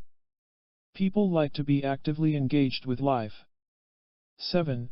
Your opportunities for leadership and authority are really as limitless as you make them. Why limit yourself? 8.0 When dealing with a hesitant person, show him that you are giving him something, not taking. 9. Place your goal before everything else. Permit absolutely nothing to interfere with it. 10. Continue your drive toward power and influence. As long as you are moving forward, you cannot fail to reach your desired destination. Chapter 14. How to expand your personal influence over people. A highly successful man once told me, whenever the experts used to tell me that I could achieve 10 times as much as I thought I could, I used to think that they said it just to make me feel good. Now I know the real reason they said it, because it's absolutely true. I know. I've proved it in both my business affairs and in my social life. You can have 10 times more of anything that you have at the present time. This includes money. It certainly includes peace of mind, also love. It includes everything which you now possess in limited quantity but which you want to enlarge.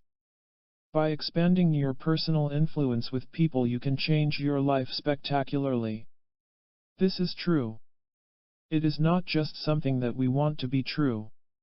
It is not something we hope is true. It is not just something that Vernon Howard says is true. It is simply true. The fantastic fact merely awaits your discovery. Down in the South American country of Ecuador, the natives keep a sharp lookout on the beaches. Gold coins from sunken treasure ships are washed ashore constantly. Those alert people find treasures because they are watching for them.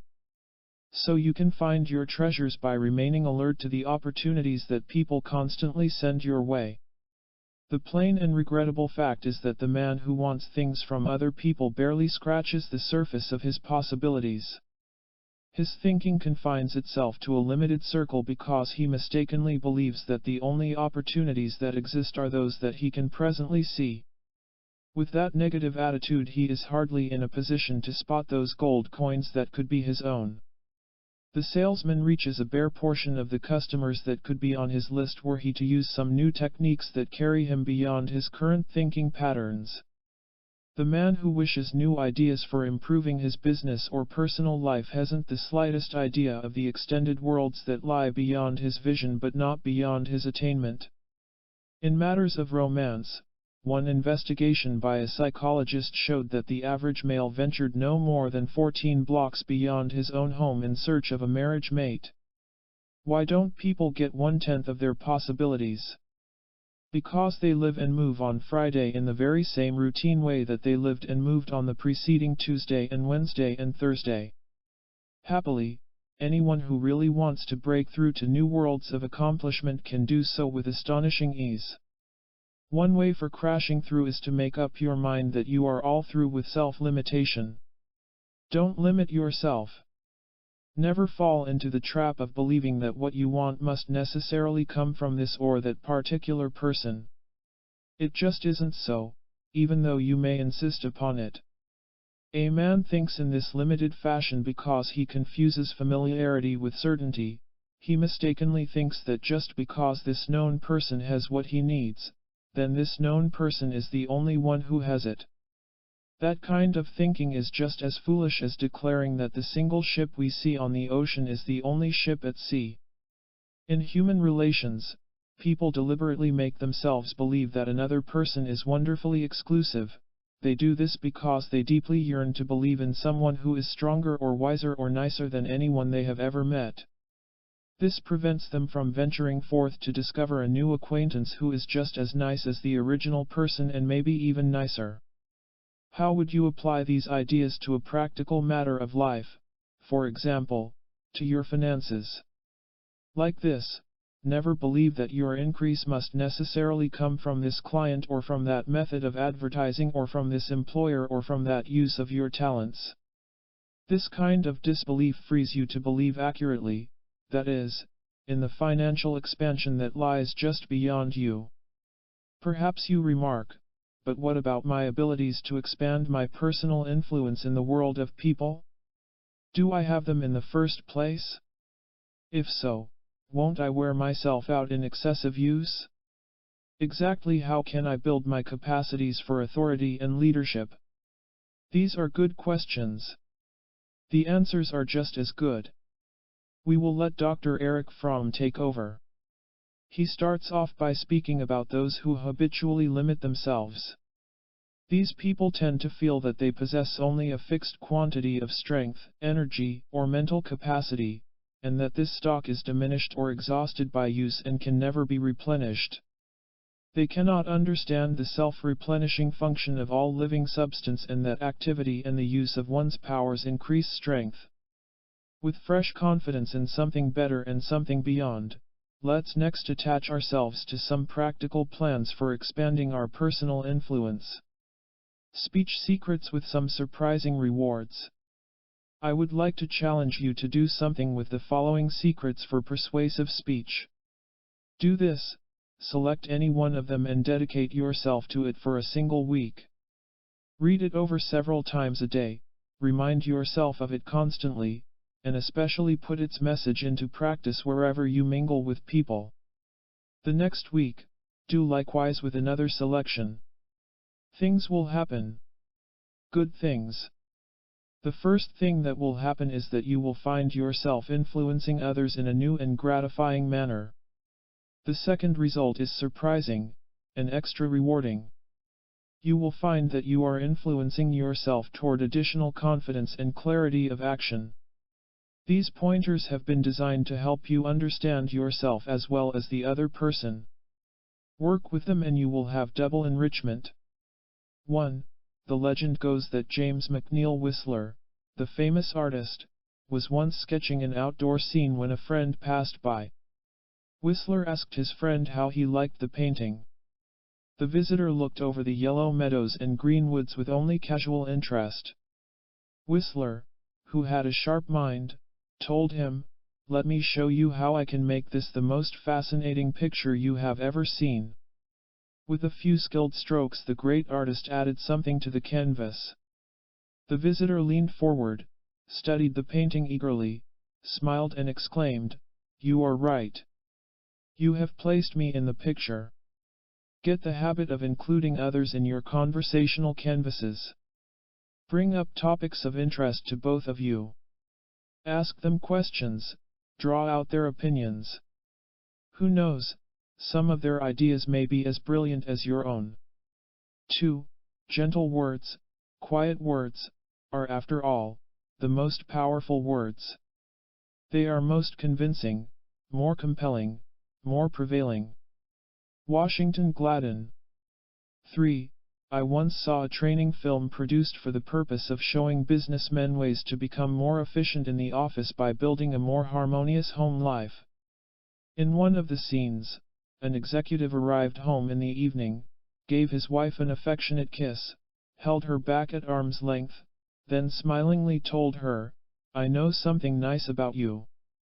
While she melted in his arms, he told her several nice things about herself. At the conclusion of the film, the man sitting next to me exclaimed, "Wow, what a way to win a wife. I know something nice about you." There is no more simple nor intelligent way to become a zestful speaker than to observe those impressive words and phrases used successfully by others. If you are influenced by another's selection of words, it is most likely that you can use those same words to persuade others. Not that you will imitate another, of course, the idea is to become aware of the type of speech that hits the mark. Your very awareness supplies you with new and natural word power. 4. Use tactful suggestions to influence those who carelessly impose upon you.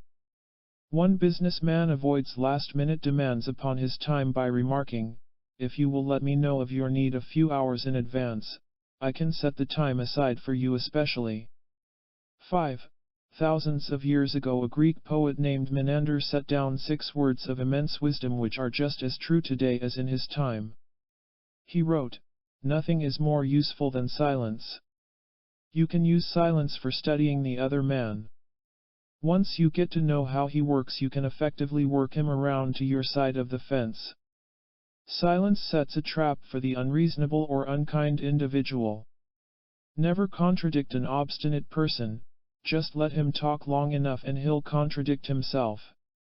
Silence keeps you from saying the wrong thing or the empty or ineffectual thing. When you silently listen to the other man, you extend him a courtesy he won't forget. At the time of your courtesy he will not be aware of it, for he is too busy talking, but when he goes away with a good feeling of being released from some of his pressures, he will like you for permitting him that good feeling. After speech, silence is the greatest power in the world. Lacordaire. 6. Don't let a person with a sober or expressionless face scare you off from speaking to him. He or she is probably using the expression, or lack of it, as a mask for timidity. He is the very one who yearns most of all for you to speak to him, so do so. You yourself have noticed how quickly the atmosphere warms up once the conversation gets going. The shy ones are excellent practice for your program of winning others to you. 7. Make sure that you make yourself understood to the other man. Get your meaning over to him. A man who is confused about your program is not inclined to accept it. Speak to him in simple and easy to understand terms. People are both smarter than you think they are and thicker than you think they are. They are shrewd enough when the matter on hand does not involve their emotions or convictions. Once personal feelings or cherished beliefs enter the picture, they tend to weaken a person's judgments and reasonings. Now you know why we find it so easy to advise the other person on his problems but get so mixed up with our own. Always explain your program several times and in several ways. This assists you in getting around the other man's fixed opinions and it helps him to get your point. There is one language you can speak which is always understood and appreciated by everyone, it is that of self-advancement. We all want to rise to higher stations and to have more of the good things life holds out to us. So ask yourself whether your man clearly understands all that he will gain from going along with you. Watch the growth of your influence with the person who sees how much he profits from agreeing with you. 8. In conversation, avoid the extremes of forwardness and reserve. Cato. 9. I was calling on a friend at his furniture store when he brought out 2 signs, one reading "Sorry, we're closed," and the other reading the single word "closed." "Which is best?" he asked me. "I like the one with the sorry in it. It seems politer." "Toss it out," I advised. "Use the single word "closed." "Why?" he protested. "Isn't the other one more courteous?" "You have to understand how some people react," I told him. "When you tell them that your shop is closed, that ends the matter right there, they have no emotional responses. But when you tell them that you are sorry, they react. I don't want you to be sorry, I want you to be open when I need you." They tend to turn your attempt at courtesy against you. They are not conscious that this is their hostile response, for it happens at a deep level of mind, but that is what they are thinking. The point is, don't let your spoken words label you as having an apologetic nature. Watch out that you do not overdo such words as please and I'm sorry and even thank you. People sometimes interpret the use of these words as weakness. And, sad to state, some people tend to take advantage of any supposed weakness in another. 10. In some countries with a chronic fuel shortage it is the custom to heat only one room of the house. By this act of concentration they accomplish their purpose of keeping everyone comfortable. Do likewise by concentrating all your words on your goal. Don't wander off into trivialities, don't let the other man's objections put you on the defensive. In one way or another, let all your words promote your cause. Be an approacher. People are funny, a Los Angeles doctor remarked to me recently. They will confidently go after everything they want, with one glaring exception. They hesitate going after new friends who can do them some good. How do you mean that? I asked. When a man wants a haircut he heads straight for the barber, if he wants a new watch he marches directly to the jeweler. But far too often it is a different story when it comes to wanting new people in his life. Where do you think he goes wrong? Well, everyone wants to think of himself as being wanted and needed by other people. Now, there's nothing wrong with that in itself. But people go wrong whenever they sit around and wait for evidence that they are wanted. They eagerly look for phone calls and letters and visitors. They are waiters. They wait for others to approach them. That's not good, I remarked. It only builds up a damaging consciousness of being unwanted, of being left out. And that destroys self-assurance. Right. The whole problem revolves around this poor business of waiting for a sign that one is needed and necessary. Too many people think, if the other person will only surprise me with a phone call I'll be glad to return the favor. They don't realize that the other person is thinking the very same thing. Someone has to have the courage to break the stalemate. The one who does so will change things dramatically. People are delighted with the person who takes the initiative in the making of or the furthering of a friendship. They usually show their appreciation by returning the friendly gesture. One of the problems faced by President Lincoln during the Civil War was the timidly conservative attitude of some of his generals and political advisers. So fearful were they of a sudden sweep northward by the Confederate armies that they insisted on unreasonable defenses of Washington, D.C. That obsessive viewpoint, Lincoln realized, could only be held at the cost of winning the war by aggressive action. One of the overcautious military men was General George Brinton McClellan, a soldier whose overactive imagination always saw the enemy troops triple in number to his own, even when the reverse was the case. The president, utterly weary of McClellan's idleness, sent him a telegram emphatically pointing out that an enemy army cannot be defeated by merely sitting and glaring at it. Lincoln made it clear that the resources of the nation had been built to be thrown into bold and aggressive action against the enemy. As it turned out, it finally took the firm forwardness of General U.S. Grant to bring victory to the North. The lesson? Be an approacher. Every way you can as often as you can. Devise new ways to meet new people. You don't have to think of clever ways to do it, simply do it. Walk on over and say hello just to see what happens. If you are unknown to the other person, so what? Everyone you now know was once unknown to you. There are no strangers, only friends you have not yet met. Dare to be the one who breaks the ice. This is how you start attracting those good people and rich relationships you need. Especially never mind whether or not the other person seems approachable. It is the shy and distant people who appreciate your advance most of all. Never mind if they don't invite you, invite yourself. This isn't brashness, it's common sense courage and a sure way to boom your self-confidence sky high. Besides all this, your advance toward the other person is just about the highest compliment you could pay him.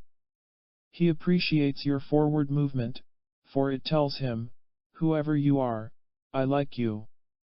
Remember, everyone is instantly attracted to the person who dares to make the first friendly move. The approacher gives us a glimpse of the superior person we could become. As Dr. Sidney M. Jurid writes in his book Personal Adjustment, if we see someone doing something which we wish we had the moral fortitude to do ourselves, we admire them for the exemplary deed. Since almost everyone mistakenly believes that the world in which he lives is the only world that exists, the daring personality hints to us of the brighter world which we might also find. The approacher delights us when he frees us ever so slightly from the chains of fear and frustration. A man once told me, "No sense kidding myself. I really am pretty shy when it comes to other people. As long as I'm that afraid I'll never make a resounding success of my life. I hope for the day when I get over it." I told him, "I hope for the day when you get so sick and tired of being afraid of people that you make up your mind once and for all to find the solution which surely exists." When two shy people meet, something rarely happens. When a shy and a confident person meet, something sometimes happens. When two confident people meet, something always happens. Do your part. As a next move, let's discover one way in which you can make your approaches pay profits. There was the clergyman who arrived home an hour late for dinner, to have his wife ask, "What kept you, dear?" "Well," he replied, "you know Mrs. Green." "Yes." "She has a slight cold." "Yes." "Well, I stopped long enough to ask her how she was feeling. And she told me." You can always expect eager cooperation from others when you ask them to tell you about themselves. And while they are talking you should be listening. The idea is to let the other man himself tell you no, he can best be turned into a friend or customer or helper. If you will listen carefully he will tell you every time. Do things the easy way. Let him tell you what he wants and needs. Now you can intelligently proceed to win him over by satisfying those desires. This is how intelligence agents extract valuable information from captured enemy soldiers. They encourage their prisoners to talk about themselves, about their hometowns, about their favorite foods and their plans for after the war, about anything at all. The agents know that a freely flowing tongue has a way of trickling through with valuable information, even when the prisoner is aware that his captors are after something.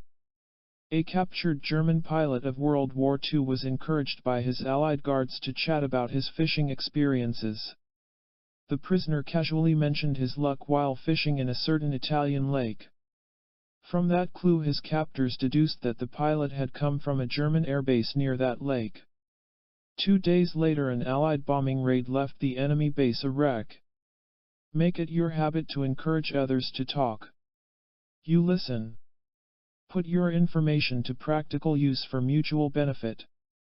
Summary of this section: expand your influence over people by being an approacher.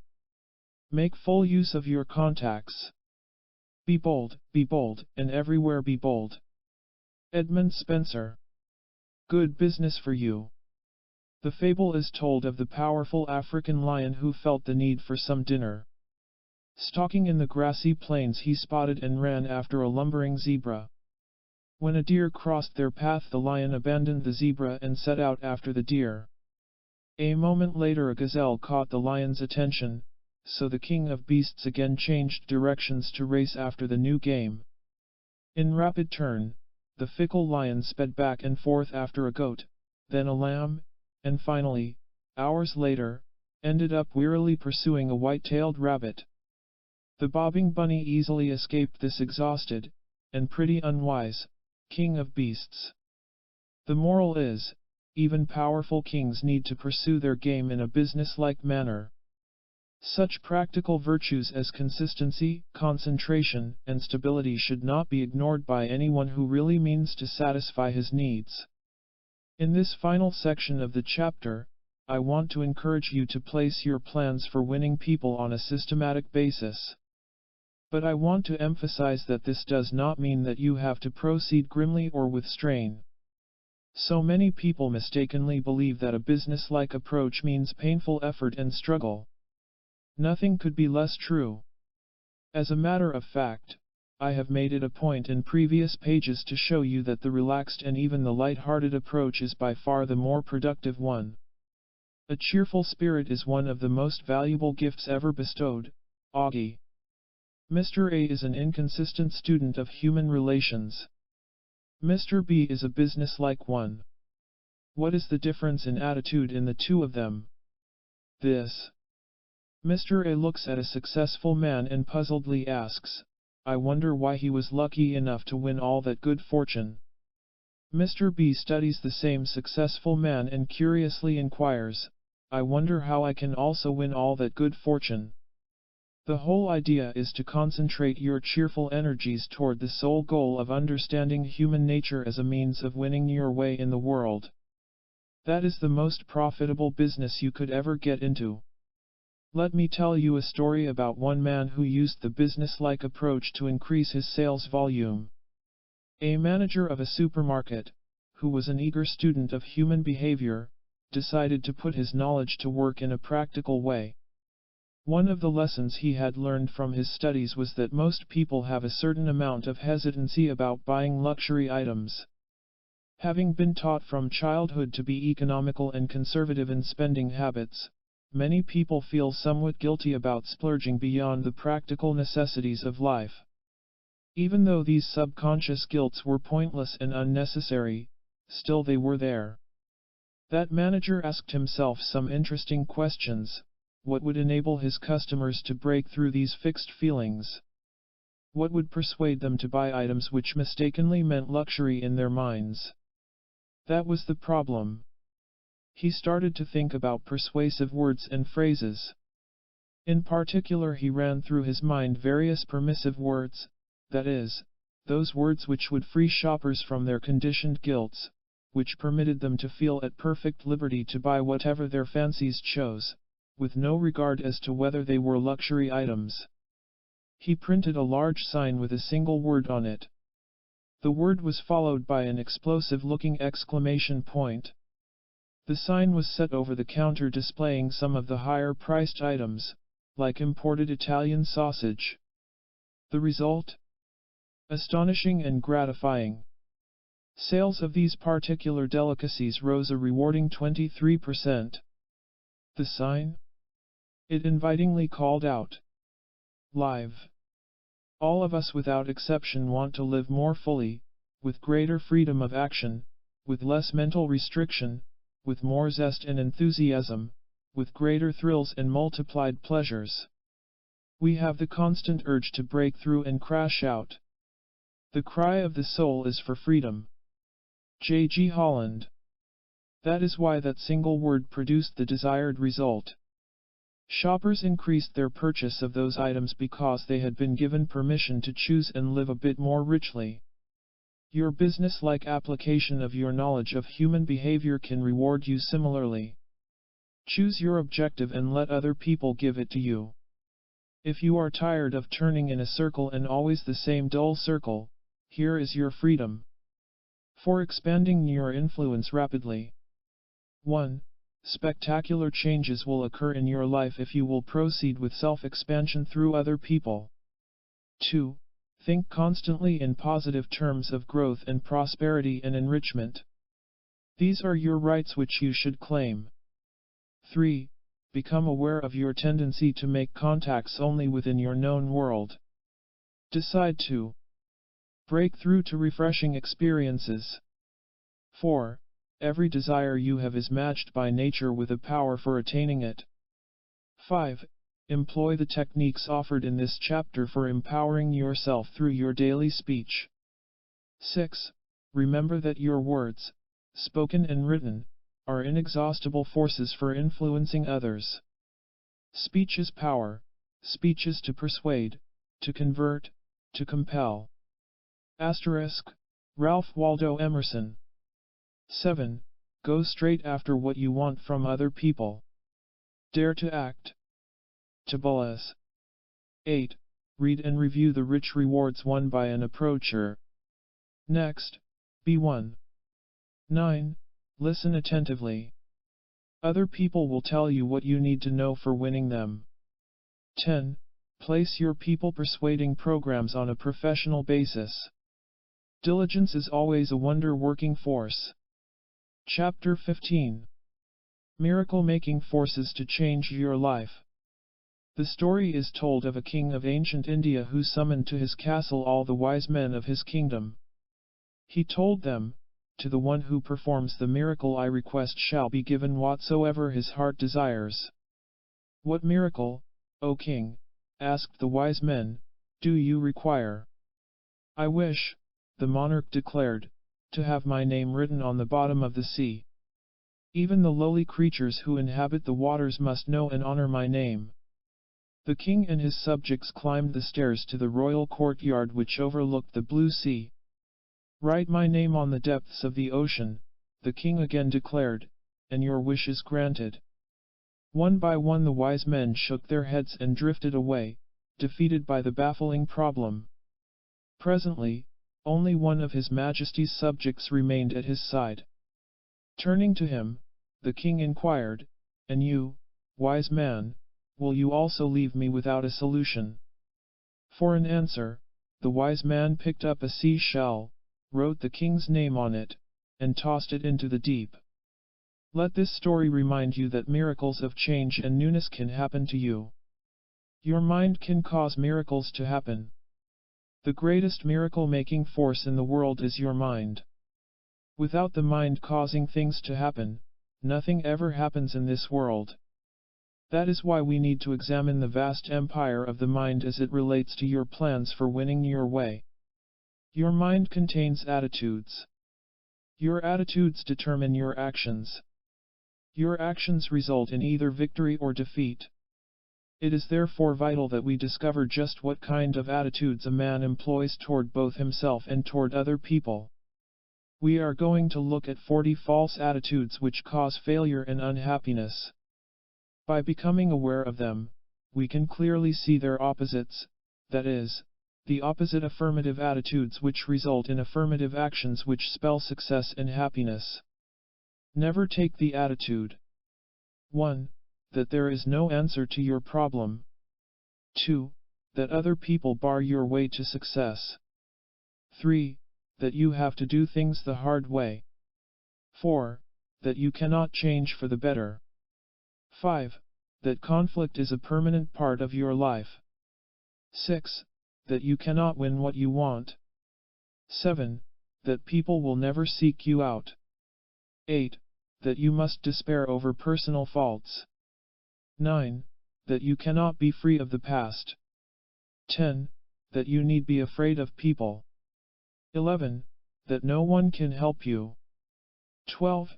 That confusion is a necessary condition. 13. That you need be a slave to worry. 14.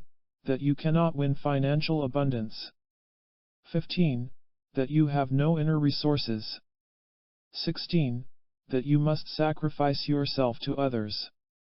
17. That your sex life cannot be bettered. 18. That courage will never come. 19. That you will never find fun in life. 20. That you cannot influence others. If you find yourself a victim of any of these mistaken viewpoints, do an about-face at once. This will face you in the refreshing direction that leads to a new life. To continue, never believe. 21. That life is pointless. 22. That your hurts will never go away. 23. That people need irritate you. 24. That anxiety is necessary. 25. That you have no right to rebel. 26. That you cannot command additional respect. 27. That the future is hopeless. 28. That failure cannot be overcome. 29. That you will never meet valuable people. 30. That the opposite sex need be a problem. 31. That loneliness cannot be dissolved. 32. That personal authority is not for you. 33. That you need be a victim of circumstances. 34. That you have no right to ask of others. 35. That heartache must be endlessly endured. 36. That mistakes cannot be corrected. 37. That other people do not need you. 38. That it is too late for peace of mind. 39. that you cannot brighten your personality. 40. That you will never find what you desire. Charles K., an accountant, once dropped in for help. He informed me that he was weighed down by a mass of negative attitudes toward people, including some of the 40 just covered. He concluded his story by sighing, "It's hopeless. Nothing can really be done to improve my relations with other people." Over the years I have found that nothing awakens a negative person more than the simple question with which I replied to Charles. I asked him, "How do you know? You say it's hopeless, you think it is, you feel it is, but honestly, Charles, how do you really know?" Charles said he didn't know, then added, "I'm like a man opening new doors all the time and finding nothing more than another prison cell. Nothing can be done. How do you know?" He shrugged. Let me ask, Charles, that you listen with a receptive mind as we go into this. What you claim you know is merely a condition of your mind. Because you are conscious only of hopelessness, you wrongly conclude that hopelessness is all that exists. You think that you know that nothing can be done because your mind says so. But your mind is playing tricks on you. Stop knowing so much. Cease to think that you are thinking accurately. Do this and it won't be long before you are thinking on the outside of your negative circle. You will know what it is to be joyously free. We then went into some of the plans contained in this book, especially those found in Chapter 7. Charles is presently finding his own magic power for persuading and commanding people. Another caller, Helen B., told me that she was bothered by the negative attitude listed at point 37. She felt that other people just didn't need her. There is a simple way to change your mind about that, I told her. Get into action. Prove to yourself that others not only need you but need you deeply and constantly. The technique Helen used can also be employed by you. You can experiment personally by doing the following. Go out and buy a surprise for someone you like, perhaps your spouse or child or friend. It need not be an expensive gift, perhaps a box of candy or a pretty trinket, some little thing like that. If the receiver is the lady in your life, get her aside, pat her affectionately on the shoulder, tell her that you have a special surprise for her alone. Watch her face light up at the mere announcement. Now give her the surprise. Watch the delight that your surprising act inspires. Also be alertly aware of the power you have to make another react favorably to you. There are few human hearts so cold that they will not melt before the warmth of the unexpected favor. Please surprise me is a constant yearning in everyone's heart. It assures us that the giver is thinking of us and that he likes us enough to spend time in arranging the event. The delight of being surprised is what makes a birthday gift so much fun to open, and it is what makes us tingle when we get an unexpected phone call from someone we love. Surprise has considerable commercial value also. The businessman who incorporates it into his plans will find that it pays dividends. It is the appeal that makes children race for the package with the unknown toy inside, and also the power that urges us to buy Chinese cookies with their little messages always promising us forthcoming good fortune. All of this makes the element of surprise a powerful people persuader. If you want to command another's attention or affection or buying impulses, then you should take the initiative in surprising him. You will be happily surprised at its ability to build your command. The important thing to remember is that other people need you far more than you may think. They need your company, your personality, your time, and especially your influence. The secret of successful command is to make yourself so valuable a person that they of themselves seek you out. This is something you can certainly do. Be understanding. People will beat a path to the door of the man or woman who genuinely understands them. So many people unhappily feel that they have no one they can talk to, not a friend in whom they can confide, no one around to whom they can tell their troubles. And their unhappy feeling is unfortunately so often based in fact. There never are enough truly understanding people to go around. Oh, Yes, there are those who impatiently put up with them, who give them phony advice, who listen only long enough to come back with some problem of their own. There are also those who want to reform them, but people don't want to be reformed, they want to be understood and liked and comforted. "I understand" is pure magic to the other person when spoken and meant by you. You can develop your understanding of people by using the techniques in this book slanted for that special purpose. As we have seen all along in these pages, it is your insight into people that gives you a mature power to enrich both them and yourself. Take the time when the other person complains of being too tired to go along with your plans.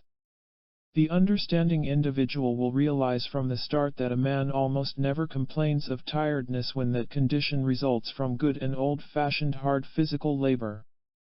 As a matter of fact, people enjoy this kind of weariness, for there is genuine satisfaction in the sleepy state which comes after hard work well done. People who chronically complain of weariness do so for reasons connected with their complaints or frustrations. Human beings get tired emotionally for two reasons. 1. From doing things they really don't want to do. 2. From not doing things they really want to do. By understanding this, you could look around for ways to free such a weary person from his emotionally constructed prison. The other day a friend of mine phoned to tell me that he just didn't feel like making the effort to attend a business meeting of a certain club. "Don't forget," I reminded him, "the business will be short. The rest of the evening is purely social, lots of food and fun." He laughed. "Funny, but all of a sudden I'm not as tired." "I understand" are two of the kindest words you can ever speak to another person, and also two of the most appreciated words the other man can ever hear you speak. Let's look at that magic power we call empathy. Empathy, that wise ability to understand another person's thoughts and feelings and sensitivities, can be used to win that other person. I want to tell you an illustrative story about one man whose kindly empathy makes him liked, appreciated, and sought after. This man is a Los Angeles minister who receives many calls from people needing his counsel. One afternoon, while lunching together, he told me of a habitual practice of his. "Once my phone starts ringing, I always answer it as soon as I can, after the first ring if possible. There is a definite psychological reason for this. You see, many callers are timid about getting in touch with me in the first place. They somehow feel as if they're bothering me. So once they dial my number they get nervous, and the longer the phone rings the shakier they get.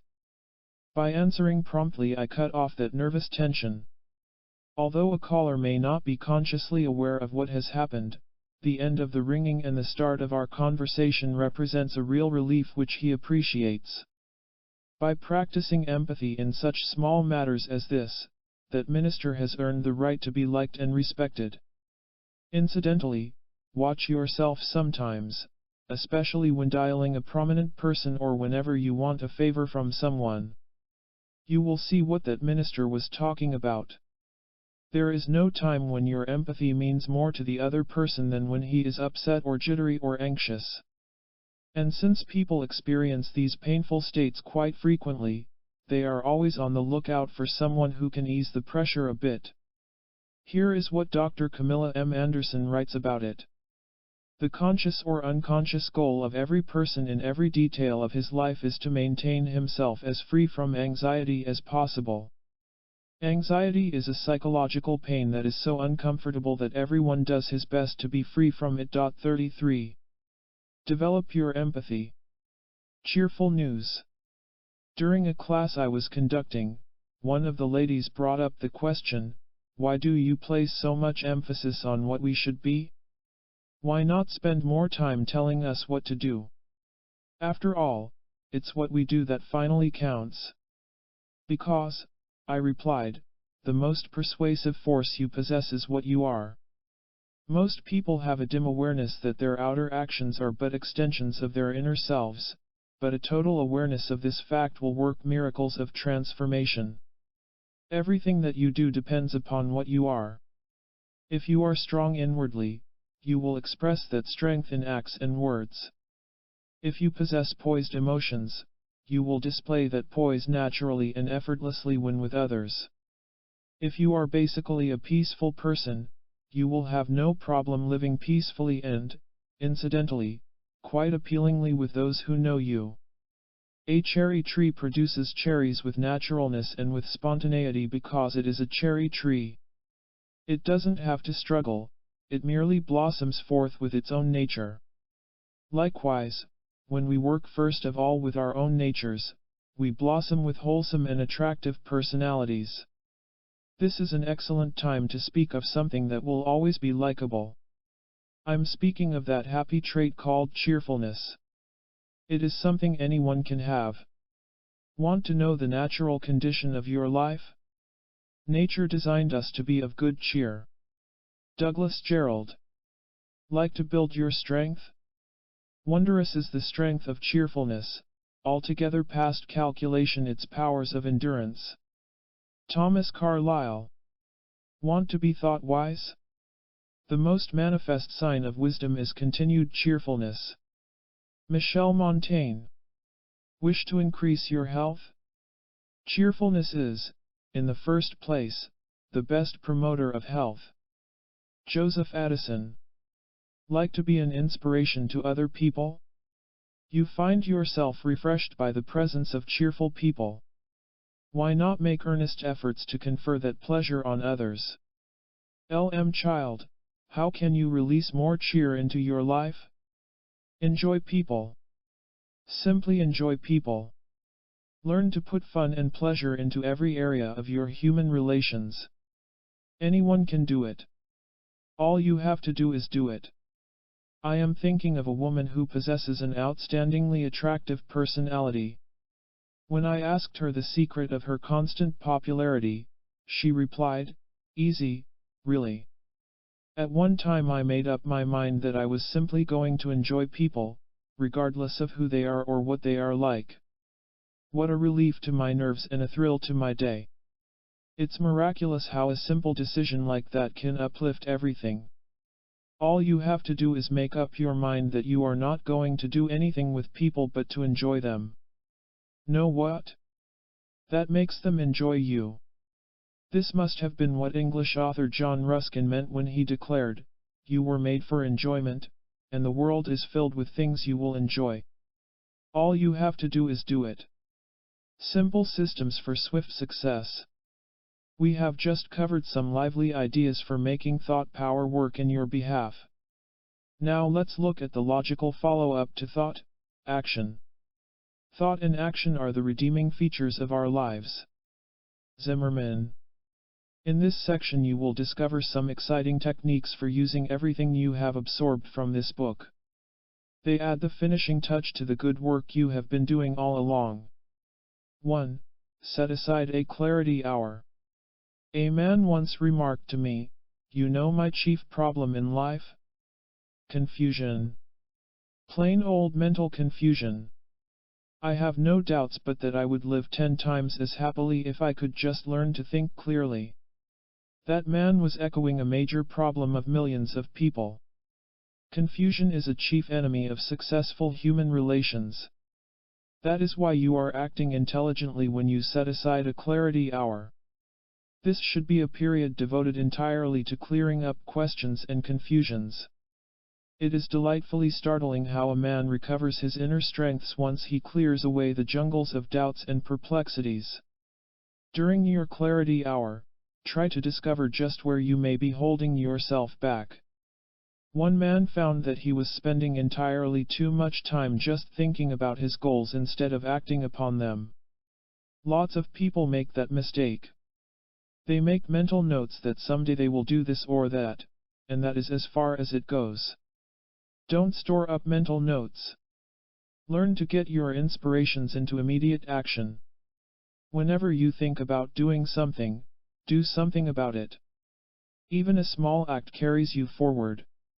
Use your clarity hour to turn your mind toward creative action. Example: for every thought you think about ways to save money, you should give 10 thoughts to ways to earn more money. You don't become wealthy through saving what you have, you win your financial fortune by acquiring what you haven't. 2. Examine your successes. One day a Southern California man named Rudolph Boysen was looking over his blackberry patch when he spotted something extraordinary. One of the plants was entirely different from the others. Boysen curiously studied the surprising result in his blackberry patch, then decided to cultivate it. A seedling from that plant produced the large, juicy, colorful berry which bears the name, the boysenberry. The most exciting and rewarding kind of study you can make is the examination of your successes, large and small. Whenever you score a hit through your skillful handling of people, look it over with an enthusiastic determination to uncover its secrets. Ask yourself exactly how you carried it off. Become aware of what you did that made things happen as they did. What techniques were used? Where can you duplicate its success? It is a peculiar fact about the human mind that it resists looking closely at a success it has brought about. We have the peculiar notion that if we pay too much attention to success it will fly away. We feel as if there is some magic involved that should not be tampered with. Not only that, but we are so elated over the happy result that we miss the really significant point, the cause of that gratifying outcome. While you should certainly enjoy any success you have brought about, you should spend most of your time looking with curiosity at the creative factors involved, and work at producing more of them. Good outcomes are automatic once you set the right causes into action. 3. Let yourself be supported by scientific principles. You can't go wrong in using the techniques of this book. Just remember that you are working with solidly scientific principles governing human nature. In other words, they work. Whenever you run into a problem with other people, look around for the proper system to support your plans for persuasion. By doing this you will not fail to see changes and improvements in both yourself and in those people with whom you live and associate. Have confidence in this. Take as an example a time when you are dealing with a person who doesn't seem to respond to your persuasions. It could be an employer whom you wish to influence in your favor, or perhaps you want to help your spouse or your children. You may be tempted to think that nothing can be done, that he or she cannot change his behavior. You may believe that human nature is fixed in a pattern that cannot be altered. But what is the truth about it? Do people really change? Can a man's attitude and behavior be influenced? Here is the fact of the matter. Many people have the idea that attitudes cannot be changed. This is a false concept. Probably the most hopeful aspect of the study of attitudes is the observation that attitudes can and do change. One scientific way to change attitudes is through the use of repetition. Notice how the advertisers repeat their sales messages over and over. They know that a man first pays attention to the message. Then he grows curious as to what is offered. His alert interest then takes over. His desire to own the product mounts. He may finally go out and buy it. This principle can be varied and employed in all your human relations. Let yourself be supported by all the powers of persuasion. They work. 4. Keep yourself enthusiastic. Enthusiasm, says Ralph Waldo Emerson, is the leaping lightning. In the first chapter of this book you discovered 6 exciting reasons why you should strike out with lightning-like enthusiasm toward your goals with people. At this point I want to make an addition which shows you how to keep yourself excited. Look at the upward wave. Anytime you feel dismayed at your lack of progress in winning people, remember the upward wave. Picture it in your imagination. Let it remind you that no matter how pointless your journey seems to be, you are really traveling somewhere, upward. Even if you think that your plans have taken a downward dip, remember that it is all part of the ever-rising upward wave. Everything that happens to you with other people can be used as an elevating experience. Let it. Review your life-changing ideas. 1. remember the story of the king and the wise man, which opens this chapter. Let it encourage you to cause miracles to happen to your own life. Anyone can make miracles of change and newness. 2. Work at reversing the listed 40 negative attitudes. It is positively intelligent to examine and work with any negative attitudes you may find. 3. Never believe that confusion or hopelessness are necessary conditions in your life. If you only knew the freedom and peace that exists just beyond. 4. Believe that other people need you. They do.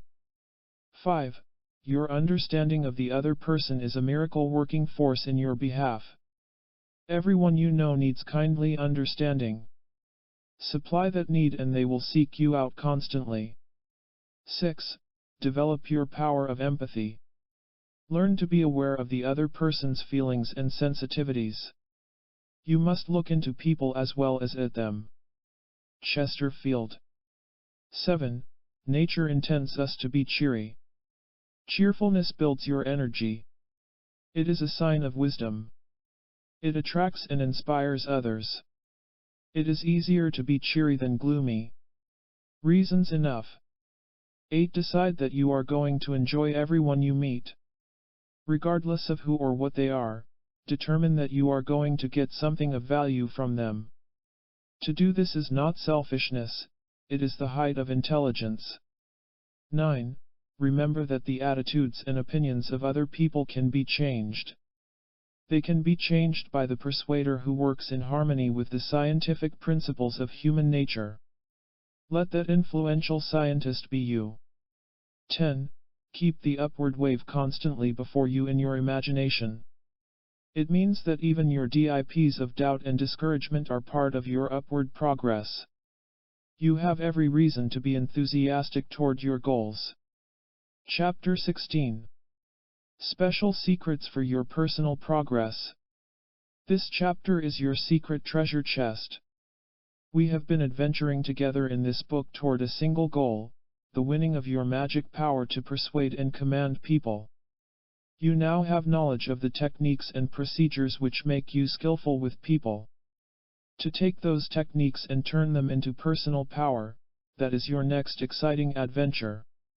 It is the one that turns your hopes into realities, rich realities, such as greater personality power and smoother interpersonal relations, a life occupied with peace and prosperity. This chapter contains 3 special sections, all carefully designed to finally change your life into whatever you want it to be. Section 1 is entitled My Secret Inspirations Found in This Book. Section 2 is called My Secret Guidances for Winning Social Success. Section 3 is headed My Secret Information for Daily Help. Inspiration Guidance Information. These 3 treasures will guarantee your magic power to persuade and command people. Section 1. My Secret Inspirations Found in This Book. At the very start of this book you were invited to share this secret section. For an exciting reason. As you read and review the various chapters you are bound to come upon certain ideas and sentences that strike you with special inspiration. They will thrill or impress you. They will arouse enthusiastic feelings. It is important that you retain and remember these significant discoveries. So, as you read along in this book, be sure to jot down those techniques or pointers, those revelations or inspirations which seem to apply especially to you and to your particular desires. Somewhere in these chapters are just the right ideas for winning what you want. Make no mistake about that. This section will help you to remember and to organize these significant discoveries.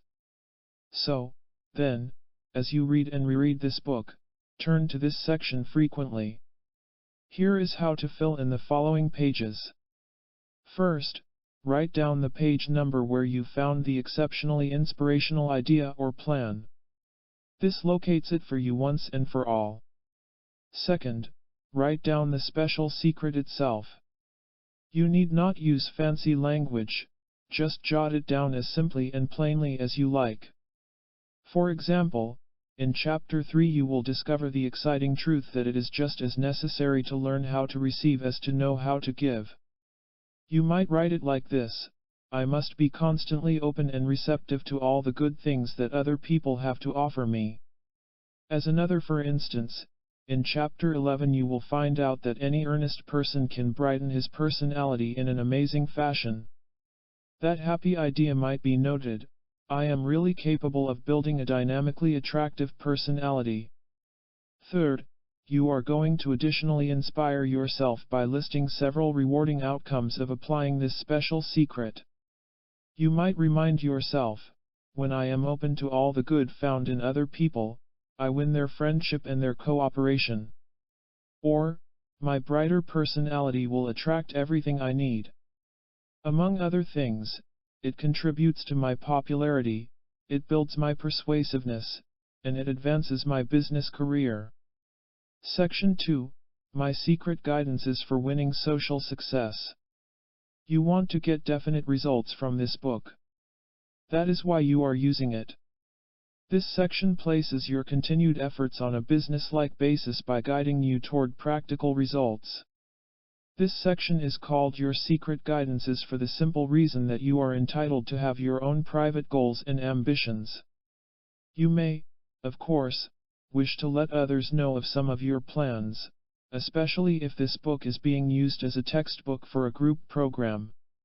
However, even then, every participant should have his own book and should keep at least part of his plans as his own personal secret.